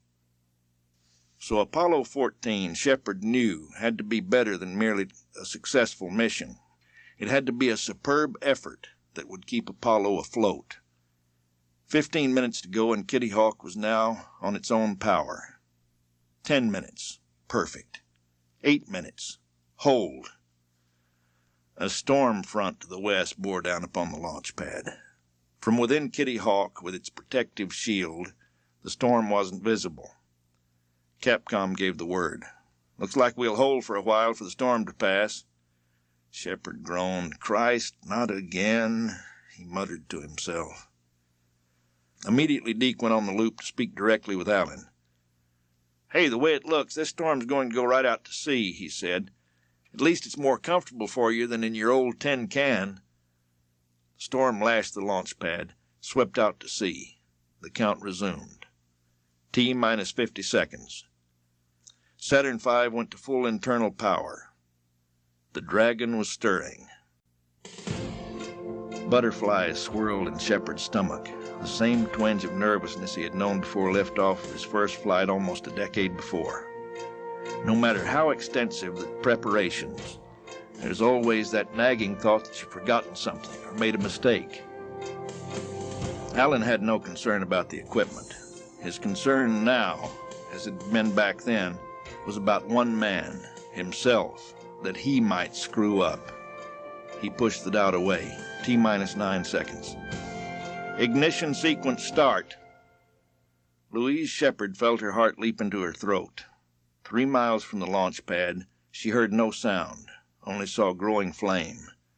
The roar would not reach her for 15 seconds. By her side were family and friends, clasping hands, holding one another for strength. Suddenly she recalled a moment the night before, the last time she'd seen Alan. They'd been forced to remain on opposite sides of a glass partition, behind which the astronauts remained in quarantine against possible germs. They both pressed their lips against the glass, then stood back slowly. "I won't be making my usual phone call tomorrow night," he told her. Then, with a bittersweet smile she knew so well, he added, "I'll be leaving town." Far below Shepard, Mitchell, and Rusa, a torrent appeared. 28,000 gallons of water per minute smashed into the curving buckets to absorb the blaze, bursting to each side, cascading steam hundreds of feet out and upward. The Saturn V roared and screamed, anchored to its launch pad by huge, hold-down arms chaining it to the earth until computers judged the giant was howling with full energy. 2 seconds remaining. Flame increased in fury. The ice shower fell steadily. Chunks and sheets of ice that formed about the super-cold propellants of the huge fuel tanks, tumbling, falling, the incongruous sign of space age that the monster was ready to leave. All engines running. 0.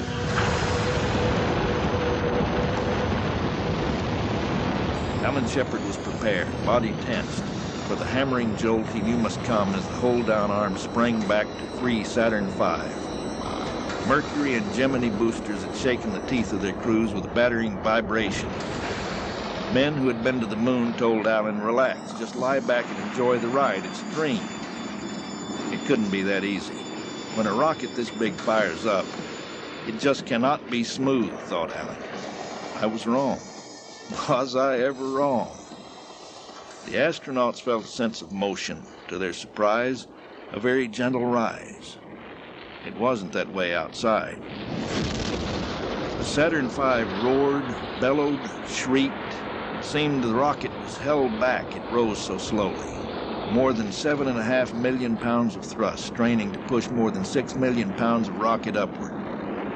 10 seconds passed after liftoff before the first stage engines cleared the launch tower. Ponderous, slogging, slow motion beginning, but not for long. 15 tons of fuel converted to fiery thrust every second. G-forces increased as the giant continued to accelerate. The world outside saw a fire river 800 feet long. Shock waves formed like ghostly dervishes dancing along the flanks of the rocket. A mist appeared and expanded above the howling engines. Inside Kitty Hawk, it was eerily quiet. Had the crew not heard the humming of electronic equipment in the command module, they might have been in a simulator on the ground. They weren't. Stand by for the train wreck, the astronauts called. With a sudden cutoff of stage 1, the 3 men jerked forward in their seats. Fuel sloshed, and the astronauts felt a series of bumps and bangs from below. 5 engines ignited on schedule. The 3 men were squeezed back in their couches. Their continued ascent was smooth and strangely quiet. 115 miles high, faster and faster. Stage 2 emptied its tanks and went silent. Again, the men snapped forward in their harnesses. Again, they were pushed back as the 3rd stage lit off. 2 minutes later, the 3rd stage shut down. They began their orbital race around the planet at 17,400 miles an hour. Apollo 14 sped around the Earth for 2.5 hours, while the astronauts in mission control took the pulse and status of all elements of the 3-stage spacecraft. 14 was proving to be a textbook mission. Capcom sent up the message. 14, your go for translunar injection. Translunar injection. Their tickets to the moon.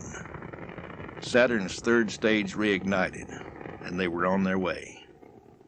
At nearly 7 miles a second, 24,500 miles an hour, the rocket stage shut down. For the 4th time, the 3 men tumbled forward against their harnesses. Then once again they were weightless. "We're on our way, guys," Shepherd exclaimed. Stu Rusa now began the procedure of separation, turnaround, and docking Kitty Hawk with the lunar module Antares.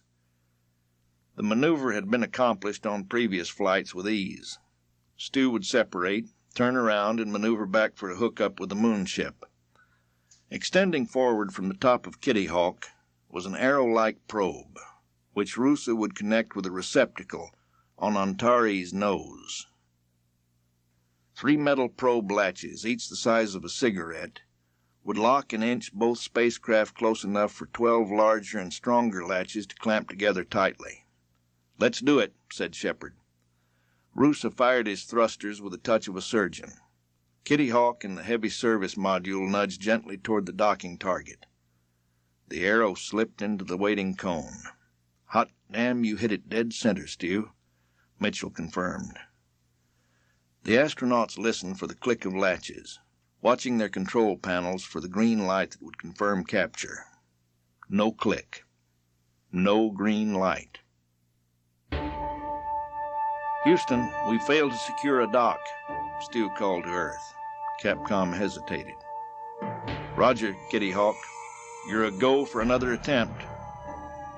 Shepard and Mitchell could only watch as Russo maneuvered with his exquisite touch. In Houston, voices fell silent. Controllers listened, waiting.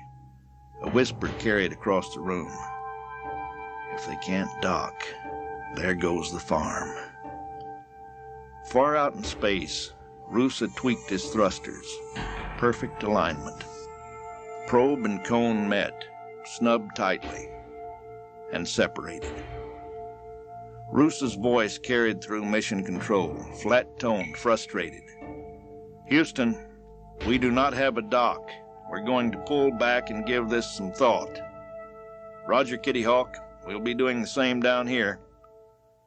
Standby teams in Houston, kept on alert for emergencies, came running. No one-needed voice allowed the penalty for docking failure. If the lunar landing went into the bucket, Apollo-14 would fly an alternate mission, orbiting the moon for 2 days to map and study the surface with cameras and instruments. The whole idea galled Allen. Worse, he thought, their failure to land could once again unleash the critics and doom what was left of Project Apollo. In Houston, the probe and drogue teams huddled together, shoving the probe again and again into the drogue receptacle. It worked every time on Earth, but it had failed every time in space. The components were exactly the same. One man ran his fingers over the smooth metal. If a piece of debris or dirt lodged in the mechanism, then it could prevent the latches from snapping into place. If that's the case, then Stu should keep at it. Coming back again could dislodge whatever is blocking the hard dock. 3 times in the next hour, Stu Russo brought Kitty Hawk in with precision. 3 times the arrow slid into the perfect position. 3 times the message came down from space. No joy. A new problem loomed. Russo had been maneuvering Kitty Hawk so many times that he was eating into the limited fuel reserves of the spacecraft. Mission Control passed the word. Stu could make 1, perhaps 2 more attempts, and then the docking maneuver must be abandoned. Shepherd got online. To hell with this, he told Capcom. It's not working. He recommended the crew get into pressure suits, depressurize the cabin, and he'd exit Kitty Hawk far enough to reach the top of Antares and pull the 2 ships to a hard dock. Too dangerous, Mission Control said. Deke Slayton knew the frustration his friend must be enduring, but he concurred. Several men rushed back to Mission Control from the simulators. We think we may have a way. Come in faster and harder. Ram the probe as deeply as possible into the cone. If the smaller latches were faulty, they could be bypassed and a hard dock achieved. If. Russo prepared for what he and the crewmates realized was a do-or-die attempt. Houston, we're going in, Russo said quietly. Good luck, Kitty Hawk. Luck, hell, thought an angry Shepherd. It was time to stop screwing around, time to ram the throttle forward, push the power right to the firewall. Stu, forget about conserving fuel. This time, juice it. Kitty Hawk charged ahead.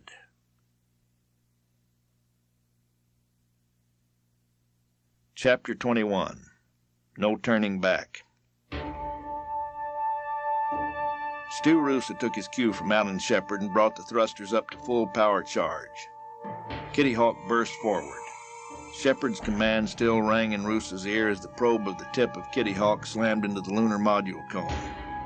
Both ships rocked from the impact. No one dared breathe. No rebound. They listened with fierce intensity, knowing not only their mission but also the whole Apollo program was hanging on just one sound. Click. The capture light came on. Got it. 3 men yelled as one. Russo jammed his transmit button. Houston, we've got a hard dock. Roger, Kitty Hawk, we confirm.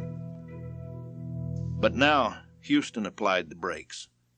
Controllers refused to clear Shepard and his crew to continue with the planned lunar touchdown.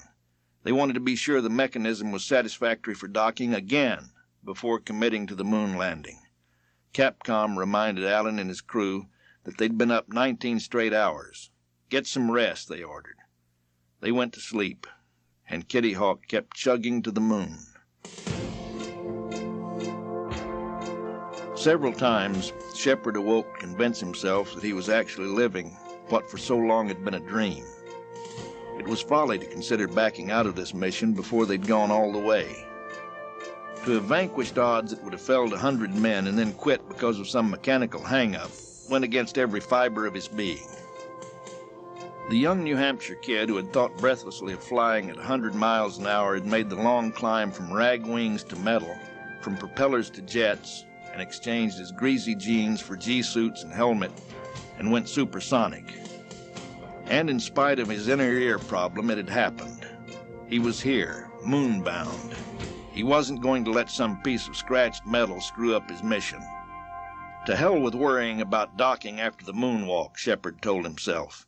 If Rusa was unable to complete a successful link-up on the return from lunar surface, Allen would have Stu hold the ships tightly with thrusters, and he'd climb into the tunnel between the two craft and manually pull them together. Houston greeted them at the end of their 10-hour break. "How'd you guys sleep?" asked Capcom. Allen was in no mood for casual banter. He glared at the cabin speakers until he heard Mission Control say, "Your go." The moon landing was back on schedule. Tests on the ground had proven that the astronauts could repeat their earlier charge maneuver if necessary.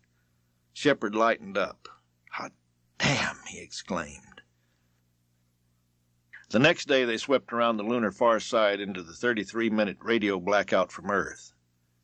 13 minutes later, Rusa fired the engine to reduce their speed. "We've got capture orbit," he confirmed as they emerged from the far side. Rusa dropped them into an elliptical orbit, with its low point 10 miles above the surface. This would enable Shepherd and Mitchell to save fuel for the critical phase just before touchdown. It was their best shot at making a bull's-eye landing. On the 12th orbit, Allen and Ed separated Antares from Kitty Hawk. For the next 4 hours, Shepherd and Mitchell studied the lunar landscape on passes over their landing area at Fra Mauro, and ran through their system and computer programs before heading for the surface. As they swept over their landing site, Allen recognized nearby craters. "I have Cone Crater, Triplet, and Doublet," he told Mitchell.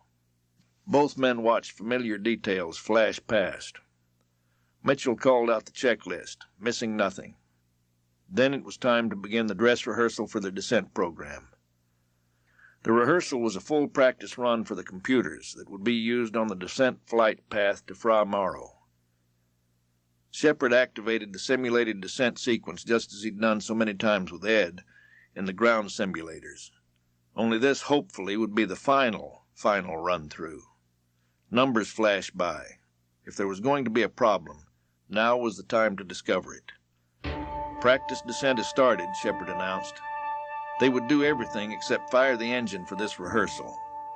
"Oops," Mitchell exclaimed. "We're not showing a descent sequence." Disbelief was clear in Shepherd's voice as he called Houston. "Hey, our abort program is kicked in." If this had been the moment of truth, if they had actually been trying to fire the engine and that abort program kicked in, Shepherd and Mitchell would never reach the moon. "We copy, Antares," Houston responded. "Try your descent program again." "Descent program commencing," Shepherd confirmed. One man in mission control held up crossed fingers. Shepherd's words burst through. "Houston, our abort program is kicked in again." Mitchell turned to Shepherd. "Al, are we snake bit?" Suddenly, that long pre-descent checkout period had become an invaluable blessing. Capcom was as baffled as the crew. "This is Houston. You sure someone up there doesn't have a thumb on the abort button?" Both astronauts checked. The panic button to kick in at emergency abort was securely encased in a plastic shield that prevented accidental tripping. Yet that mysterious signal kept hamstringing their computer. "Nobody on the abort button," Shepherd radioed. Everything checked out perfectly, except that their mission was coming unglued before their eyes. "Houston," Allen called, "what's wrong with this ship?" "Stand by, Antares." The established routine to handle a problem like this was to gather the best brains in mission control and hammer out a solution. Top officials and engineers went into a huddle. Eyes kept looking at the timers on the wall. There was a finite period in which to produce a solution, little more than 3 hours. A telephone call roused Donald Isles, MIT's computer whiz, out of a sound sleep in Massachusetts. He threw a coat over his pajamas and was on his way to his office. Isles, who had helped develop the lunar module computer programs and knew more about them than anyone, sat before his computer keyboard and began a new program to eliminate the glitch in the lunar lander 250,000 miles away. Finally, he pushed back his chair and announced, "Done." Alan and Ed had 30 minutes left. "This is Capcom, Antares. The new computer program has been checked. We're sending it up to you." Alan turned to Mitchell. "This is your ball game, Ed." Mitchell raced against the clock to reprogram the computers. Shepherd watched in silence as Ed fed 60 new sets of information in perfect order into the system. "Houston, we've got it." Shepherd exhaled a sigh of relief. Mitchell had completed the new program with barely 15 minutes left. Shepherd swore that no matter what happened from here on out, they were going down to the rugged surface. Alan Shepherd worked his controls with the precision and experience of 30 years of flying as Antares' descent engine came to life. They were racing at 3,700 miles an hour, 46,000 feet above the surface, 12 minutes and 13 seconds from landing. No longer could they see the moon. They fell down and backward, their eyes looking out into space, relying completely on Antares' systems. 5 miles high now. Shepherd was looking from his panel to the outside and back again when Ed suddenly gave him the bad news. "Al, I'm not getting a landing radar update," he said. "The rule book said, no radar, you don't land, you abort. To hell with that." "I'll punch it through again, Ed." Ed paused, just long enough to confirm. "Nothing, Al." They were still visually blind to the moon. Their only downward-looking eye was the dead radar. Without it, there was nothing to tell the computer their precise altitude, 20,000 feet. It was getting sticky. "This is Houston," that worried tone again. "We're not seeing a lock on the landing radar system." Shepherd was cool. "Roger, Houston, we're trying to activate it." Alan Shepherd knew the rule book, as did Ed Mitchell. Alan was doing a great job forgetting what the book said. "Capcom, 17,500 feet. Shepherd was starting to boil inside. "Roger, Houston. You guys find anything?" "Negative, Antares." 17,000, Mitchell said quietly. "Antares," came the dreaded words, "we should go over the procedures to abort." Shepherd testily. "We're aware of the ground rules, Houston. Capcom, countdown to mission abort will commence at 14,000 feet. Shepherd knew he had 4 minutes left for acceptance of failure. To hell with that. He turned to look at his partner. "Ed," he announced, "if the radar doesn't kick in, we're going to turn her over and fly her down." Ed didn't say a word. "Damn it," Shepherd snapped. "We both know we can do it." Ed had a job to do. Cut through the heartache and lay out the facts. "We both know the risks, Al. The shadows, our depth perception. We're going to have visual disorientation. We could be on top of a crater rim before we knew what hit us." Shepherd nodded. "Couldn't be any worse than bringing a sick jet down at night on the deck of the Ticonderoga, could it?" One corner of his mouth was twitching into that Tom Sawyer grin. "Al, this is different." "You're right, Ed. It's different. It's easier." "Antares, you're at 15.5. We copy, Houston," Shepherd acknowledged. He wasn't saying a thing about abort procedures. Deke Slayton sure as hell wasn't missing anything. He knew Alan Shepherd too well. The tone in Alan's voice made it clear to Deke the man would do whatever was necessary to plant that ship on the moon. Capcom kept contact. Antares, you're at 14,700. We still see no apparent malfunction, in a puzzled tone. Ed, Shepherd said with quiet intensity to Mitchell, I know we can bring it down. Capcom now urgent with a sense of excitement. Antares, we're going to try something. We want you to reset your circuit breaker. Alan answered, pull the plug, huh? Hell, it works for my toaster, Mitchell offered. Shepherd yanked the circuit breaker, killing the main power to the radar. He shoved the breaker back in to bring the radar back online. Capcom sounded like doom. 13,600. Have you got anything yet, Antares? Negative, Alan said crisply. Jesus, he doesn't care. He's gonna land, Deke told himself. Hold on, Houston. Mitchell's voice burst through headsets. Ed glanced at Shepherd. Al, look at that. Houston, Al said smoothly. We've got a radar lock. Capcom's voice went up sharply. Antares, we're confirming. All systems functioning. Antares, you have a go to land. Shepherd hooped, slammed a gloved hand against Mitchell's back. Houston, we're pitching over. Mitchell called out the readings from his console. 7,000 feet. Now they had a visual on their landing site. Cone Crater, Mitchell sang out, right in front of us. Alan Shepherd, using 30 years of pilot skills, threaded a needle between the hills and ridges along their approach path and dropped his ship down into a narrow valley. Craters and boulders everywhere. 500 feet, down steadily. Shepherd's eyes darted back and forth as he sought a touchdown site. Antares was now more a helicopter riding on fire than a ship for deep space. Alan locked his gaze on a rocky plateau dead ahead. We'd better move it up a little, he told Ed. Good move. Ed pointed to his right. We can land over there. Coming down, steady, down, down. There's some dust, Al. 50 feet up.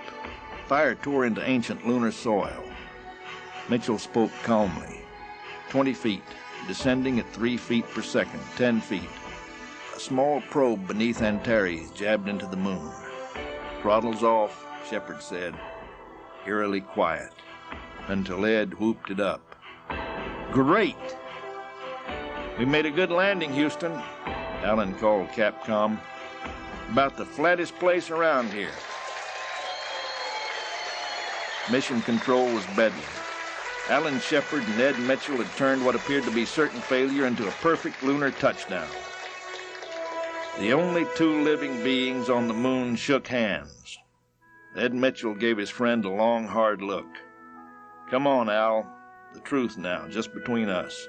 He hesitated a moment. Would you have really flown us down without the radar? The Tom Sawyer grin was never so wide on Alan's face. You'll never know, Ed, he laughed. You'll never know.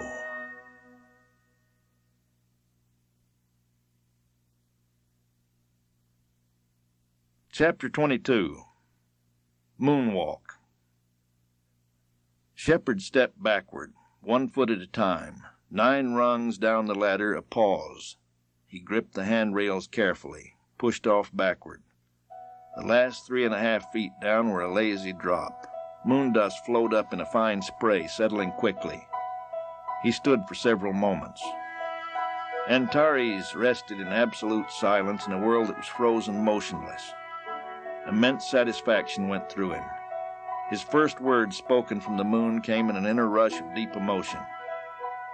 It's been a long way, but we're here. In his mind, he shared this moment with 3 people above all others. Deke Slayton, always there to back him up, his wife Louise, who knew this moment must come to pass, Bob Gilruth, from day one of Project Mercury. He had held Alan above all others as the man to lead the way.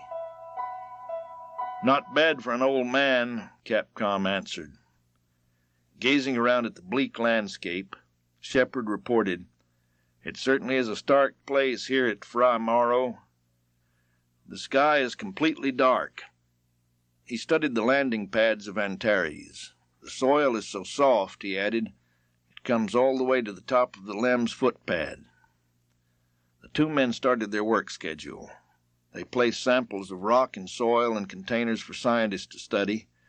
The flag went up on a staff pounded into the surface. They carried their television camera 60 feet away, set it into the ground on its tripod so that it would capture Antares and the two men hard at work. They unloaded a new device for lunar transport, a modularized equipment transporter, or MET, which they dubbed Lunar Rickshaw. Deke Slayton sat before a television monitor, watching Alan and Ed going through their paces. Deke could feel deep inside him the sensations Alan was experiencing, the thoughts that must be in his mind. He closed his eyes, listening to the voices across space. He was one with Alan Shepherd. In that silent union, Deke began to smile. Then he opened his eyes. Alan had stopped.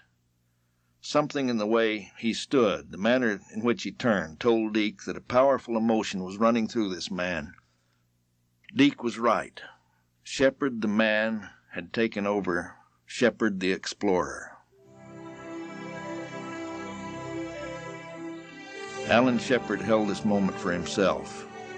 He stood rock still and looked long and hard at the earth. His planet hung magically in the void, floating. It was breathtaking. Looking up in the black sky and seeing the brilliant planet, the ice caps over the poles, the white clouds, the blue water. Gorgeous. It was home. He understood how it seemed almost limitless to its people, with its vast oceans and upheaving mountains, distant horizons, changing dawns and sunsets. But from here, from the moon, he spoke quietly to himself. It is, in fact, very finite, very fragile, so incredibly fragile. That thin, thin atmosphere, the thinnest shell of air hugging the world, it can be blown away so easily. A meteor, a cataclysmic volcano, man's own poisons. And suddenly, this fighter pilot, master of wings and rocket fire, wept. Tears streaked his cheeks. He understood much of what he had felt was tension draining away from the emotional travail of their flight and the relief of a successful landing. But all of that faded before the utter, fragile beauty of our planet. It was as though he were sent here, he and the others, so they might look back at that lovely sphere and carry home the message that everyone must learn to live on this planet together. He forced himself out of his introspection, back to work. There's much to do before I sleep my first night here under the light of the Earth. Alan and Ed bent to their task, walking hundreds of feet from the security and protection of their ship. The physicians monitoring their progress could hear them grunting, loudly sucking in oxygen to sustain themselves. Then they realized they were pushing too hard. Immediately they slowed their pace. Their schedule calls for 4 hours and 10 minutes on the surface, noted one doctor. But the way they're handling things now, let them know they can have an extra half hour. They stretched the extra time allotment to 4 hours and 50 minutes, so they could carry additional rocks back to Antares. Mitchell took a hard look at the Cone crater and its 400-foot slope. The climb to the summit of Cone was a major objective of their mission. Mitchell judged it was less than a mile from Antares. We shouldn't have any trouble getting up there tomorrow. I think we can make it to the rim. But that would be for the next day. Their first excursion was complete. The moonwalkers eased their way back into the cabin, pressurized their ship, and let go.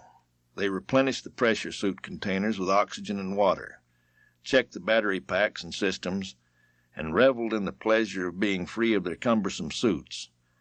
Weary in body and mind, they slept.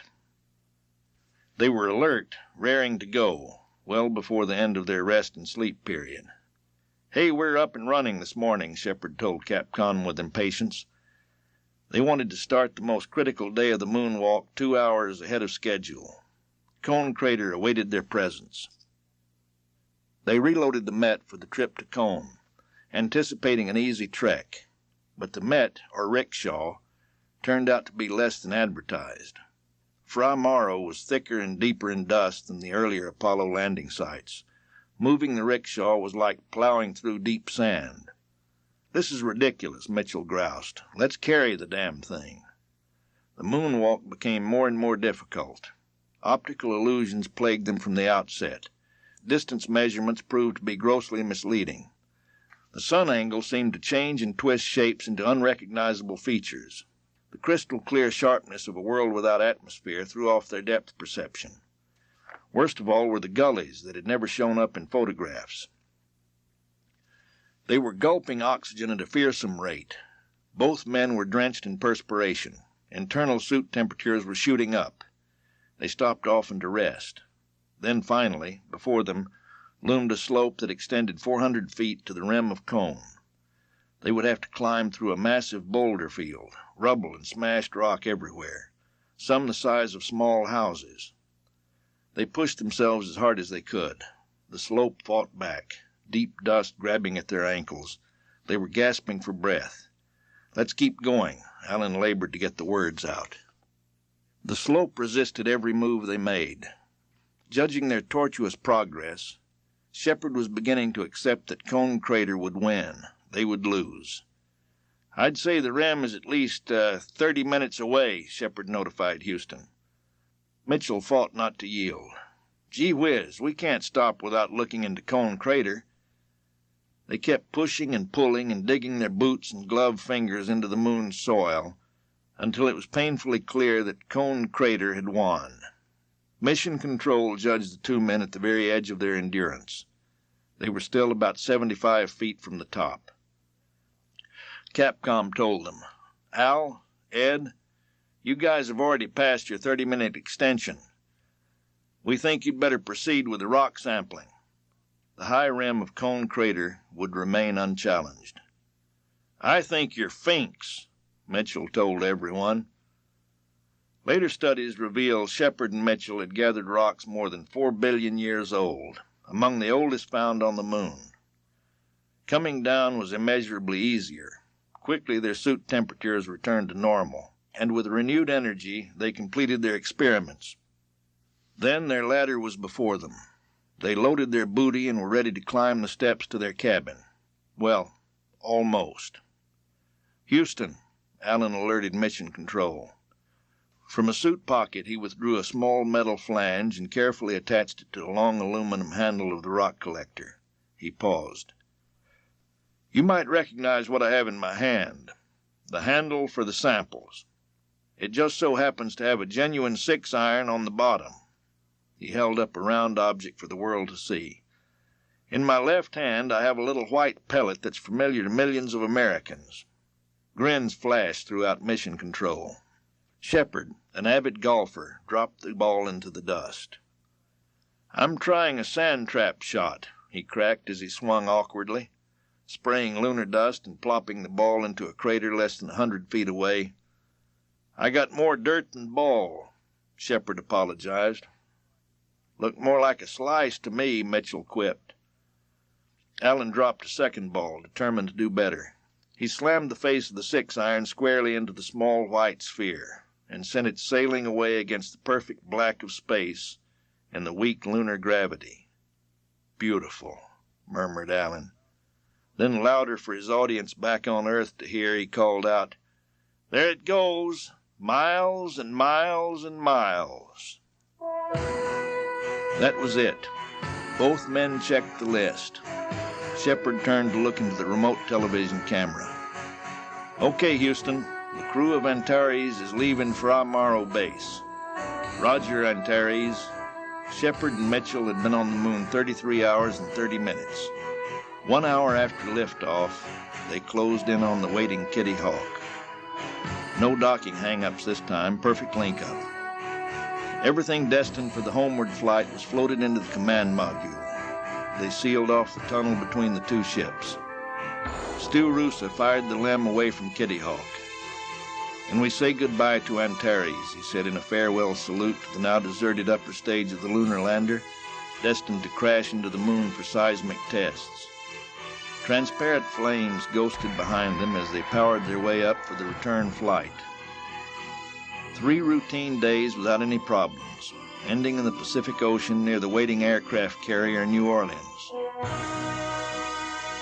The legacy of Apollo 14 went far beyond the scientific probing of the moon or the exhausting struggle of 2 men fighting their way up a hostile surface. All that would pass into history. But what would not be diminished were the 3 remaining Apollo explorations of the moon, which had been on the edge of cancellation. Those 3 flights would leave the Earth on the shoulders of Apollo 14.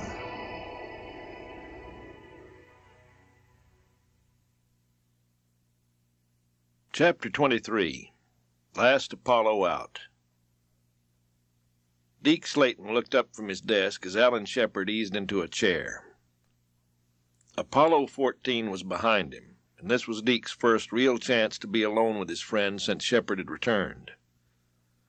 "Al, remember when I got that rotten cold just before 13 flew? Chuck Berry turned me onto a heavy vitamin kick. It did a lot more than get rid of a damn cold," he grinned. Deke leaned forward. "Al, I haven't had a single skip of my heart in over a year." "What are you going to do about it, Deke?" Deke frowned. "I'm telling every flight surgeon I see, and I've hooked myself up to one of those monitors you carry around with you.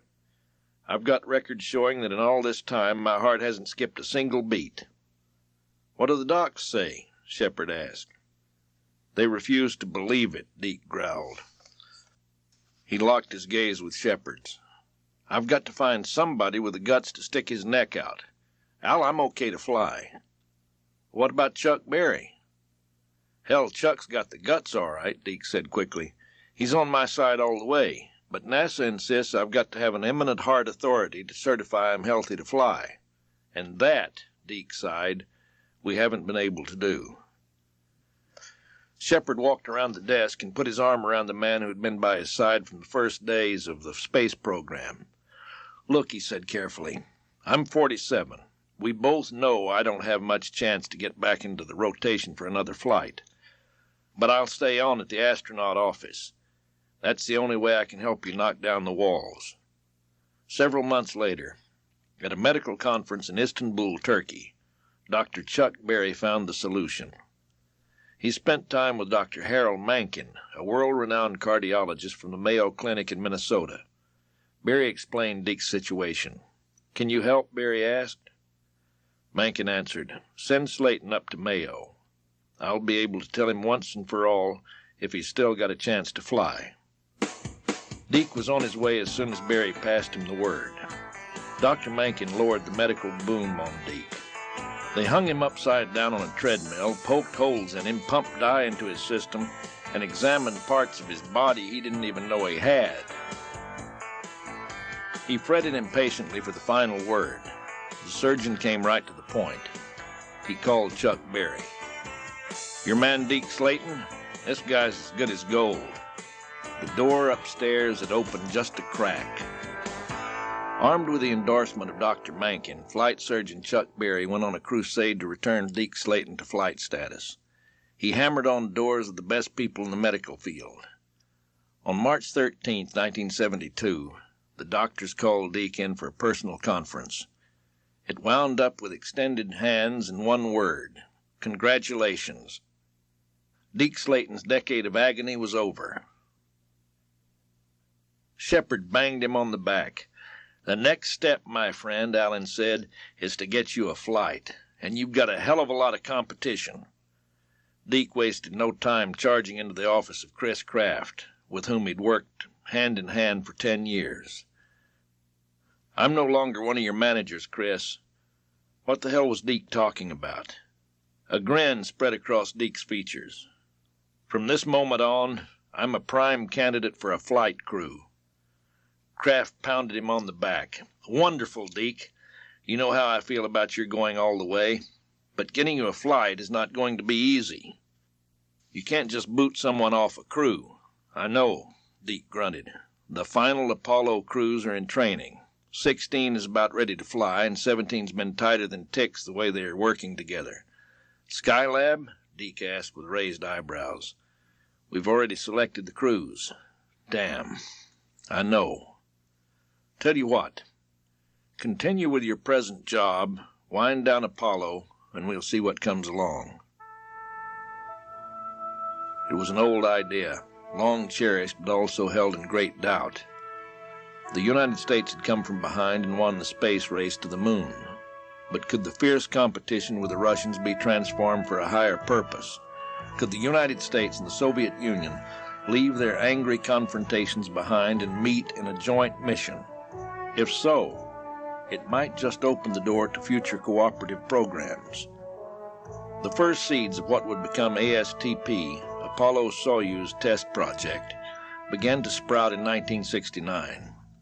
Thomas Paine, the NASA administrator, was aboard Air Force One carrying President Richard Nixon to greet the first astronauts returning from the moon. Reviewing future programs, one choice was obvious.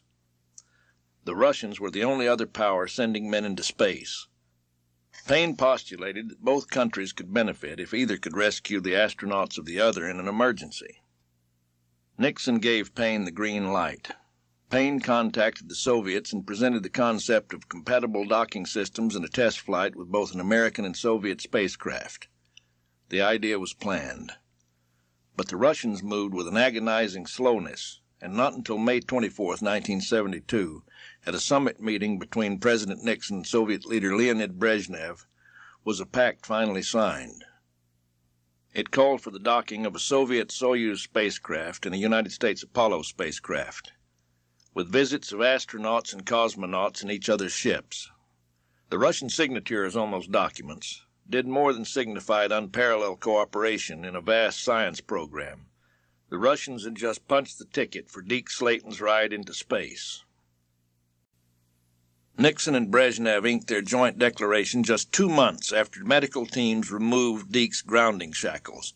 Once again, he sailed into the office of Chris Kraft. Chris, Apollo-Soyuz is going. I expect to be a candidate for that mission. As of right now, I've thrown my name into the hat.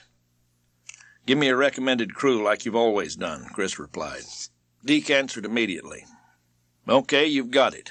I'll put myself number 1 on the list. And I'm very strong on Vance Brand.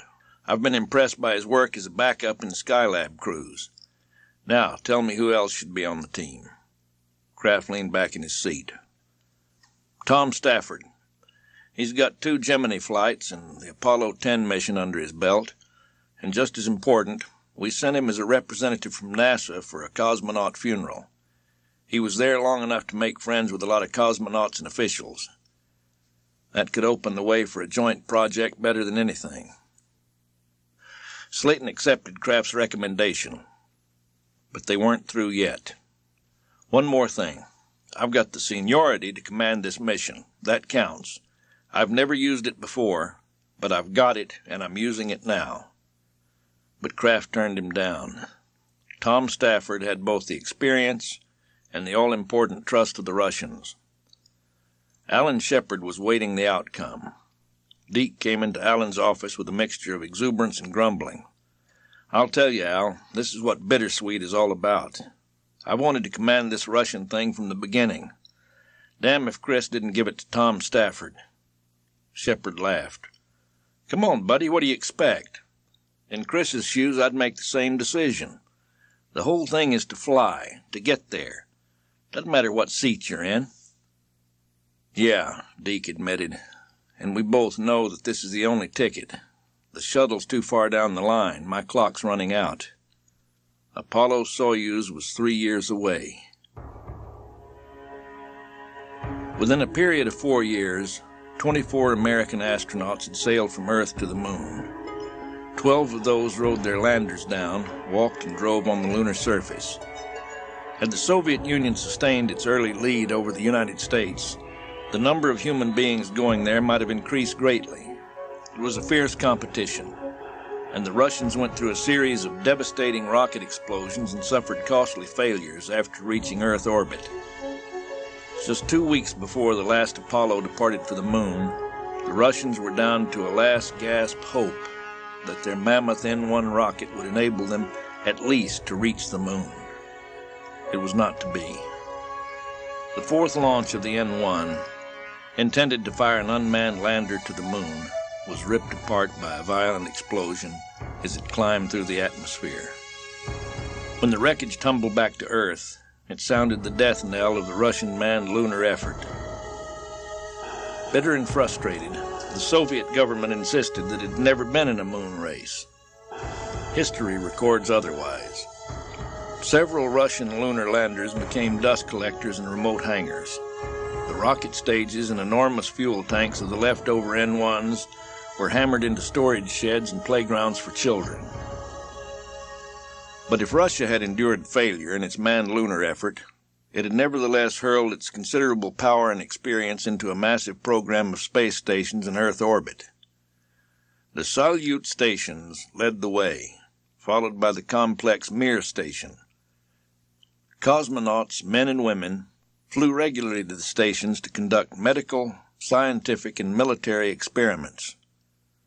The American road to space in the aftermath of Apollo developed potholes and detours, grandiose schemes for massive stations, a permanent base on the moon, and a manned expedition to Mars quickly succumbed to a disenchanted Congress and apathetic public. Domestic problems stripped the space effort to a shadow of its former glory. Gone was the driving force that had carried Apollo to the moon. America had been challenged by a Cold War rival, and fear and national pride had driven it to win this high-stakes battle for the high frontier. The Soviets no longer were a threat in space, and the dreamers and builders were replaced by bureaucrats who shifted with the political winds. Slowdown was the new buzzword, trying to build a single answer to all needs. NASA chose a system that could be used repeatedly for space missions, the STS, or Space Transportation System, known as the Space Shuttle. But NASA faltered, not with its equipment, but in promising that the shuttle would be all things for all missions, that it would serve civilian and military needs, and that it would save truckloads of money in the process. Those promises were not to be. Weeks became months, and projects supposed to take months stretched into years. NASA needed desperately to keep intact its management, engineering, and astronaut teams. Enter Skylab. The space agency had rockets and spacecraft left over from 3 canceled Apollo missions. Engineers proposed modifying some of this hardware into a modest space station where astronauts could study the sun and the stars, conduct experiments, and learn to live in weightlessness for long periods, in the event America one day embarked on manned exploration to Mars. The Soviets had a space station, some argued. Could America do less? The third stage of Saturn V was converted into a station. Skylab was a home away from home, with racks of scientific equipment, an astronomic laboratory, and more than 13,000 cubic feet of comfort and freedom for 3 astronauts at a time.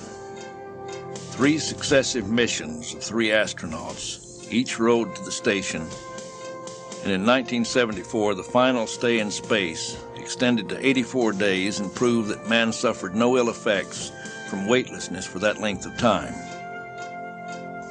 In the summer of 1979, the great space station began its fall and ended its brief career with a spectacular blazing re-entry through the atmosphere. Fiery chunks fell in the Indian Ocean and uninhabited areas of Western Australia.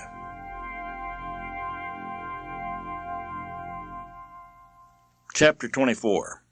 Salt and Vodka. Deke Slayton leaned against the window as the aircraft continued its descent to Moscow's airport.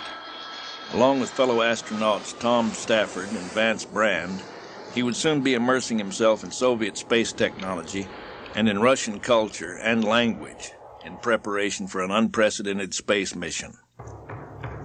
As he watched the verdant forests and sloping hills below, he remembered that only 30 years ago, these same forests and hills had swarmed with thousands of German troops, hammering at the Soviet capital.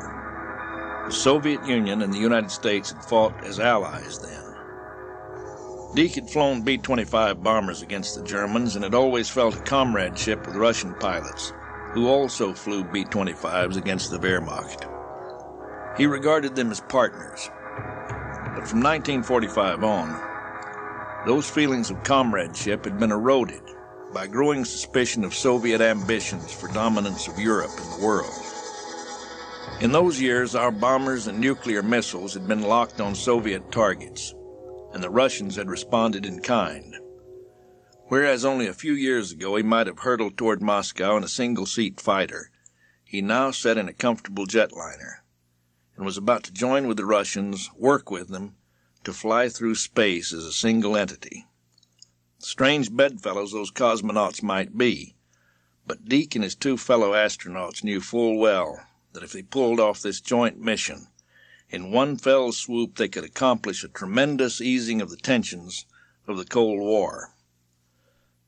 2 Russians and 3 Americans would join a Soviet spacecraft, Soyuz 19, with an Apollo spaceship, bringing the two together in orbit as a single space vehicle.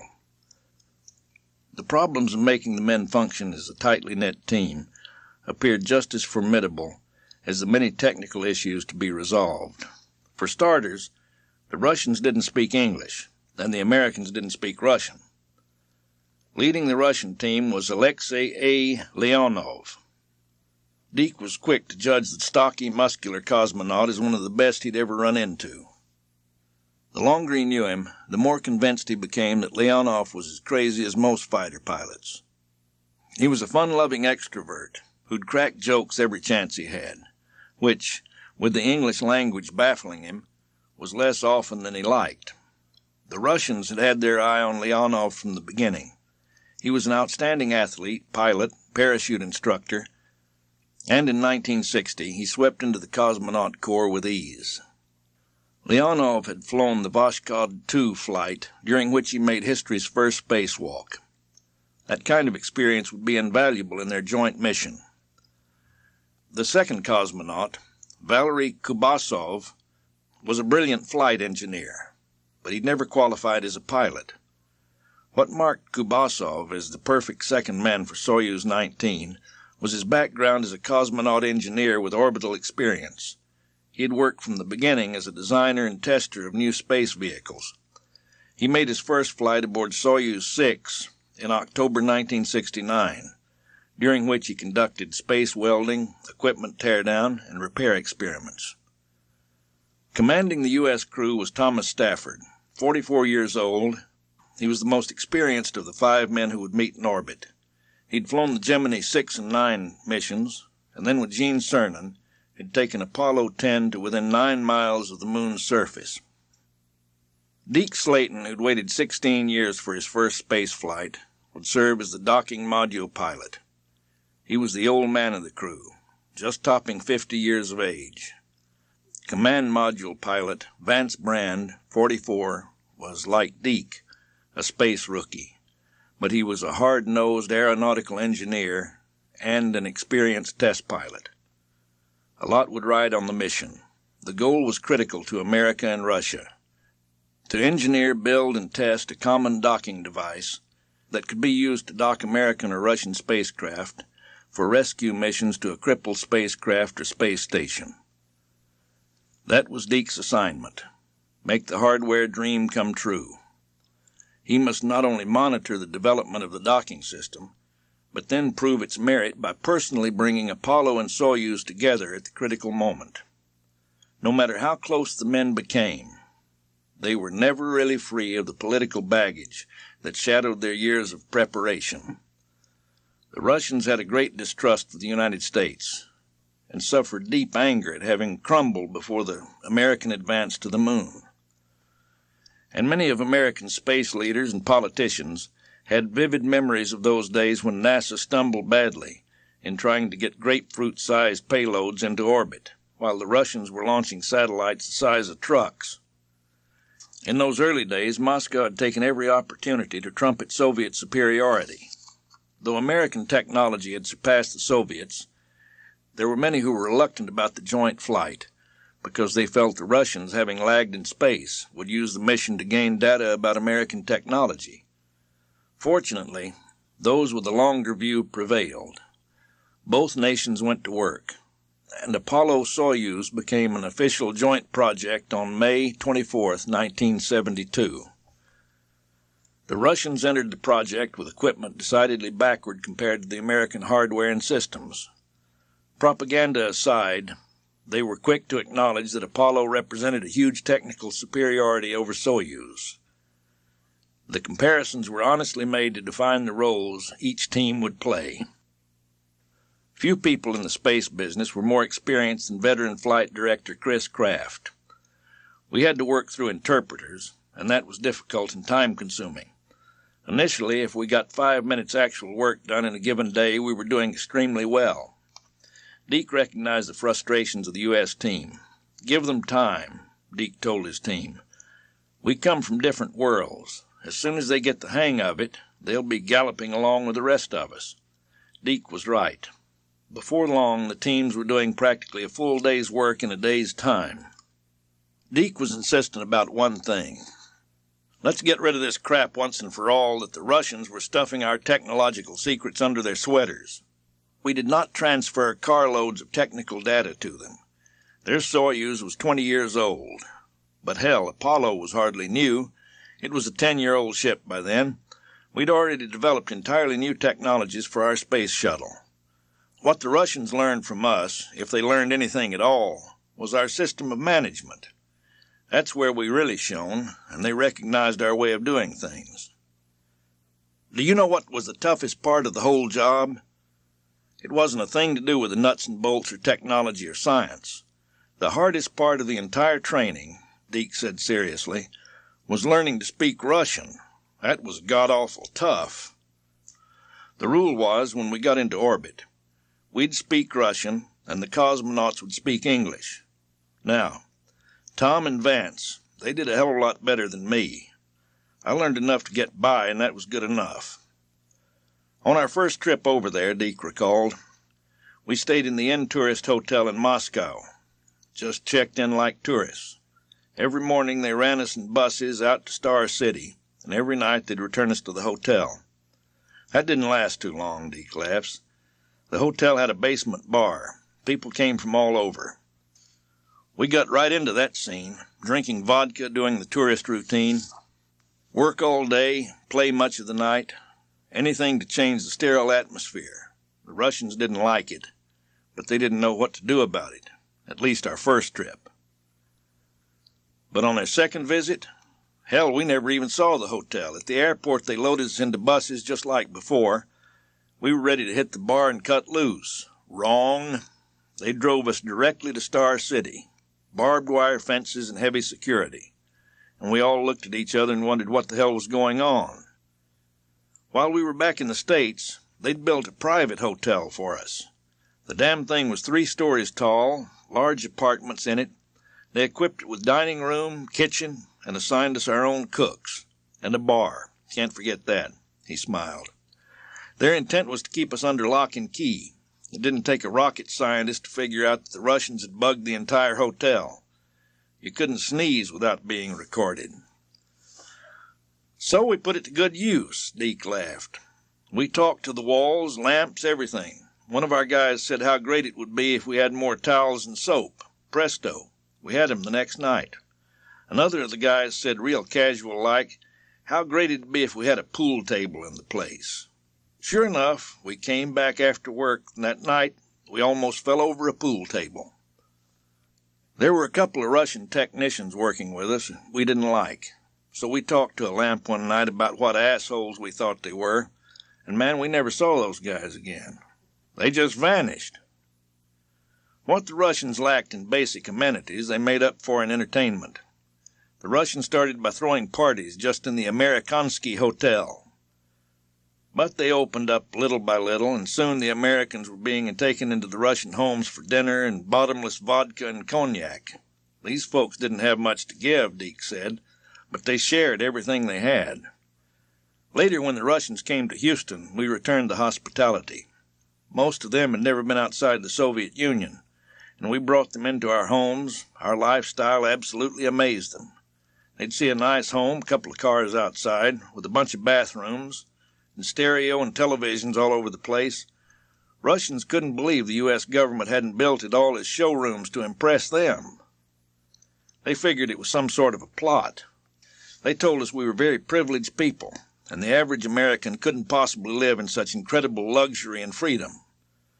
Finding out that I was no different from anyone else who lived on my block or in my subdivision was a real shock to them. Once the Russians began to understand, they were like kids in a candy store. Hell, we welcomed them Texas style, all right, Deke explained. We got drunk, ate in restaurants, went hunting and fishing and sightseeing, went to rodeos and horse races. I'll tell you right now that just accepting them and sharing with them as friends did more good when they got back to Russia and told their friends what America was really like than all the propaganda our government had been dishing out for years. For 3 years, the American and Russian crews, supported by backup teams of engineers, modified their spacecraft, learned their languages, practiced orbital maneuvers in new simulators. The barriers came down steadily. Russian suspicions waned visibly, and when the Soviets found themselves at mission control in Texas and at the Cape Canaveral launch site in Florida, they could hardly wait to fly the American teams to their Baikonur launch complex to watch the powerful Russian boosters thundering away from the Earth. In between the technical preparations and simulator practice, there were 3 years of hot dogs and beer, borscht and vodka, swimming in the Florida surf, and a wild snowball fight at the Gagarin Cosmonaut Training Center at Star City. The 5 men who would fly Apollo-Soyuz sat at a table. Americans on one side, Russians on the other. The mood was somber yet promising. Deke Slayton, Tom Stafford, and Vance Brand watched Alexei Leonov uncork a bottle of Russian vodka. Leonov extended the bottle to Tom. He accepted it, tipped it in salute to the others, swallowed a pinch of salt, and then took a hefty swig of the fiery liquid. He then passed the bottle to the next man. When all 5 had swallowed their salt and tossed down a drink, to bring good fortune to their joint endeavor, Leonov recorked the bottle with a twist and a slap of his powerful hand. Again the bottle made its round, this time for each man to sign his name on the label. The somber mood faded before sudden grins and backslapping. Leonov held the bottle high. The 5 vowed to uncork the same bottle again when Apollo-Soyuz was in the history books. Then they would finish the damn thing and get on to the next bottle. The launch of 2 powerful rockets, one from Baikonur and one from Cape Canaveral, was now only 3 months away. The moment of shared salt and vodka was April 1975. With the first promise of spring in the air, a sense of hope everywhere. Deke felt good about all that had come before this moment. The future was now primed to take care of itself. The preparations essentially were done. This was the final pre-launch training session for astronauts and cosmonauts. There was one final milestone to mark. It couldn't be found in official records of the flight. Long before launch day, they had become close friends. This was the beginning of the countdown for Apollo-Soyuz.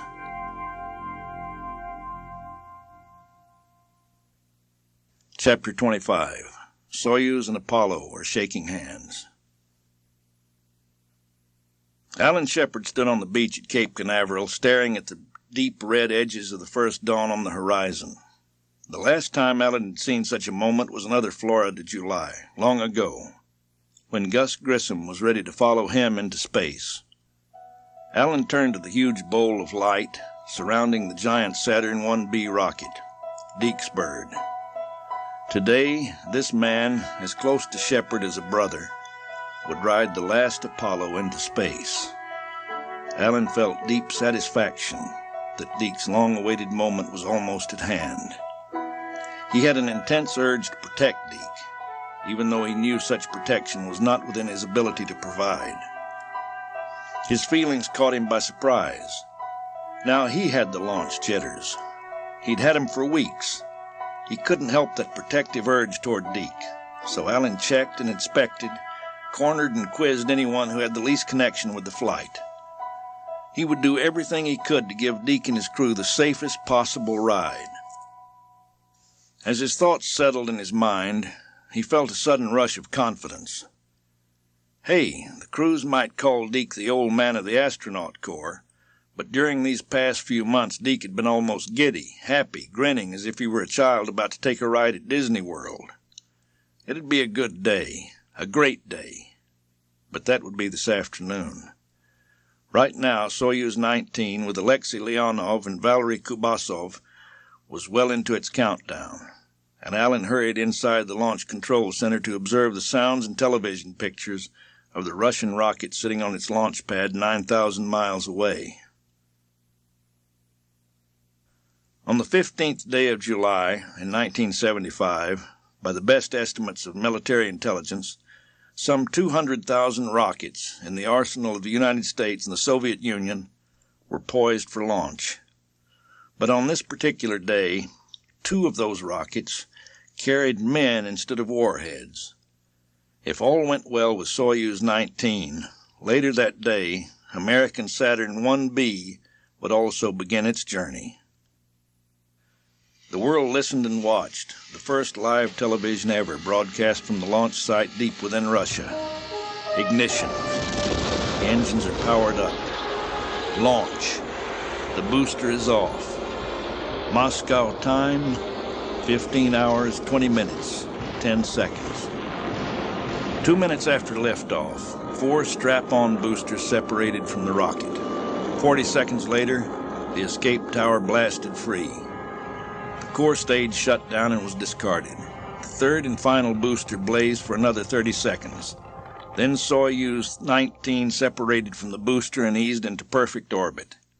Soyuz 19 was swinging around the planet on its 4th orbit when the American crew climbed into their Apollo spacecraft. It had been an interesting ride from their quarters to the launch pad. Tom Stafford filled the time practicing the Russian phrases he would use when he linked up with Leonov and Kubasov. Deke laughed aloud. Tom obviously was in his element. This would be his 4th launch. He seemed far more concerned with his linguistic pronunciation, not showing the slightest concern about the thundering blast-off they all soon would be making. Tom's preoccupation remained unbroken, even after they began the walk to the gantry elevator. Vance Brand was in deep thought, and Deke became aware that he was the only one of the 3 men to take the time to stop for a long, emotional look at their big booster. This mother, he thought, is going to take me upstairs. Every item on the checklist went smoothly. Then another thought crossed his mind, one that made him all the more grateful for the perfect countdown. This was the last Saturn 1B booster in the stable, and this was the last Apollo spaceship the United States would ever fire into orbit. The final minutes ticked away. Just before Saturn 1B went to full internal power, Stafford asked the launch team to send a message from the American astronaut crew to Soyuz 19. Alexei and Valerie from Apollo, we'll be up there shortly. Wonderful words to Deke. It was all coming up roses. Tom's quiet confidence was terrific. In the moments before ignition, Deke realized suddenly that he'd been working with hundreds of people, but it was strange not to have Alan Shepard right there, sharing the camaraderie of old test pilots. But he knew Alan was now worrying, just as he himself had, when Alan and his crew boomed upward on the Saturn V. The countdown reached 0. Saturn 1B exploded into life. The mighty booster clawed its way off the launch pad, and Deke felt as if he were riding an old pickup truck banging down a rutted dirt road on his Wisconsin farm. 8 engines blazing away at full thrust, to the accompaniment of teeth-rattling, eye-blurring shaking. Punching through maximum aerodynamic pressure was another adventure, Vibration pummeled the entire rocket. Then suddenly, they were through max Q. And almost at once, engine roar and the high-pitched howl of air ripping past vanished. Only for the moment. Explosive charges blew the two stages apart, and the second stage fired. Moments later, they settled into their orbital track. "I love it," shouted Slayton. "God damn, I love it. Man, I tell you, this was worth waiting 16 years for." "You like that, huh, Deke?" Stafford grinned. "I would like to make that ride about once a day," the 51-year-old rookie astronaut laughed in triumph. Then suddenly, there it was. Weightlessness. The wonderful feeling of shedding all pounds, his body as light as a snowflake. "Yow-wee," yelled Deke. "This is a hell of a lot of fun. I've never felt so free." Stafford and Brand laughed and shared the enjoyment of this man who had waited so long for his chance. They quickly got out of their space suits, donned their flight overalls, and settled into the comfort of weightless flight. The Apollo crew disconnected from the spent rocket stage, fired maneuvering thrusters, and began to match their orbit to that of the waiting Russian ship. Vance Brand switched on the radio frequency for Soyuz. "We are in orbit." Deke sent a second call to the Russians. "Soyuz, Apollo, how do you read me?" And they heard Kubasov's answer in English. "Very well. Hello, everybody."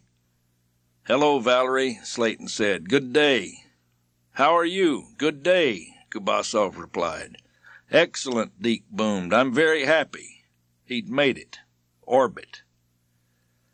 Then it was time for the hunt to begin. Apollo's crew executed the first of several maneuvers to track down Soyuz in a game of celestial tag.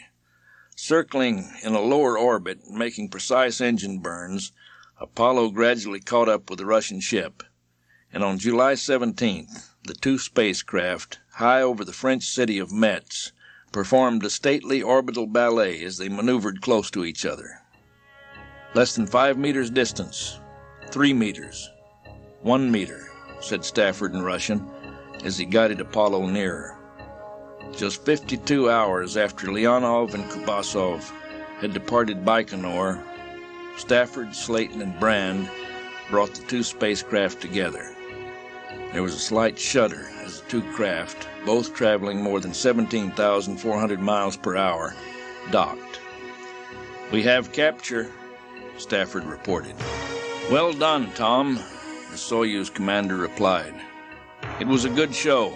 Soyuz and Apollo are shaking hands." At that moment, history wrote a new page.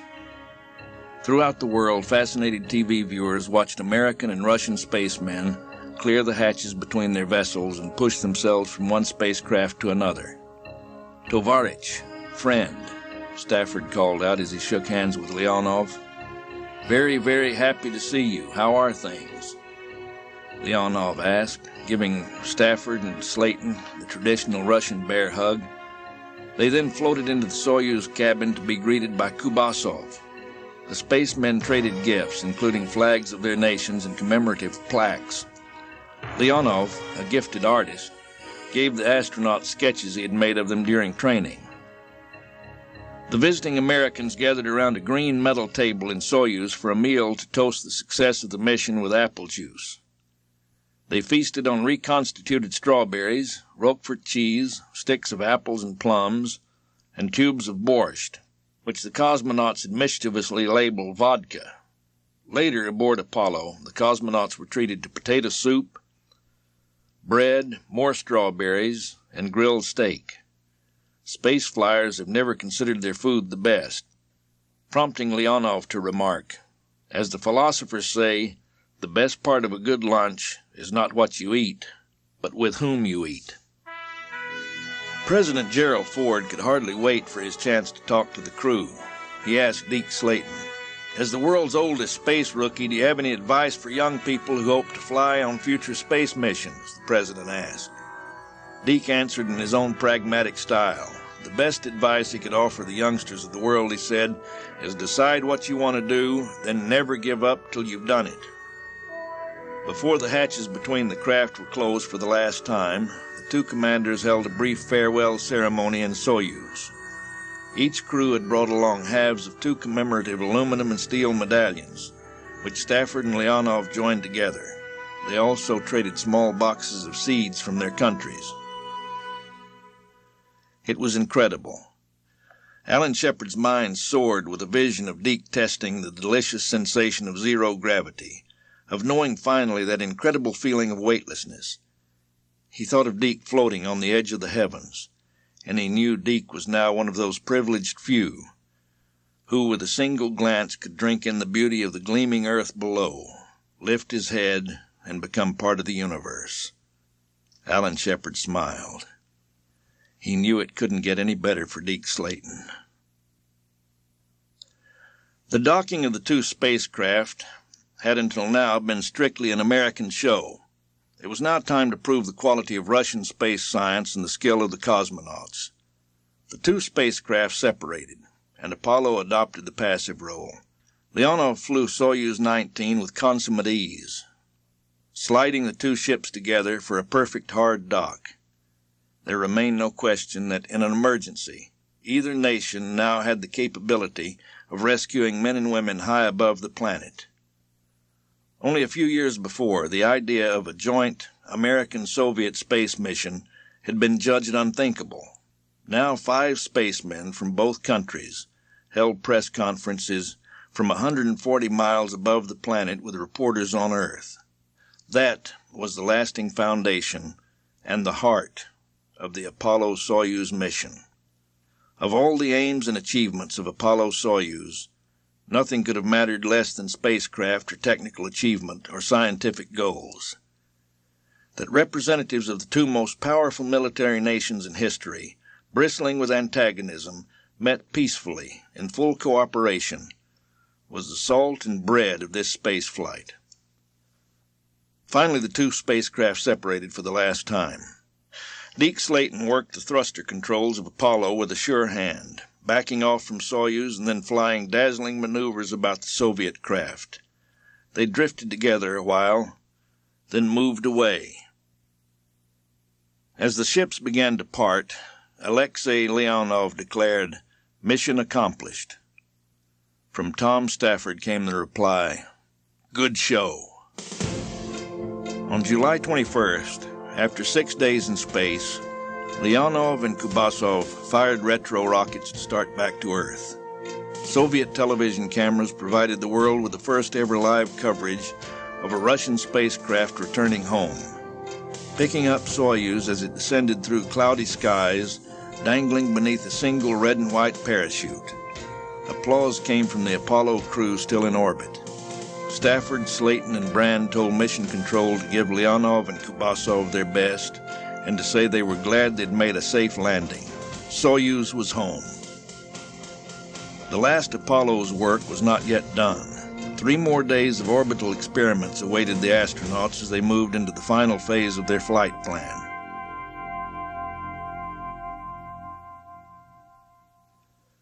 Chapter 26. Deke Slayton, Astronaut. Deke Slayton floated to a viewing port of his Apollo spacecraft. He looked downward, still awed by the light racing across the horizon, turning the huge expanse of Lake Superior orange, quickly advancing to pale crimson with the sun climbing quickly upward above the flanks of the world. His practiced eye, skilled at searching for landmarks through a lifetime of flight, followed the Mississippi River winding southward. He looked for the confluence of the Mississippi with the Wisconsin River. There. Reflected dawn showed him clearly where they joined. Now he looked barely north to see where the Mississippi widened.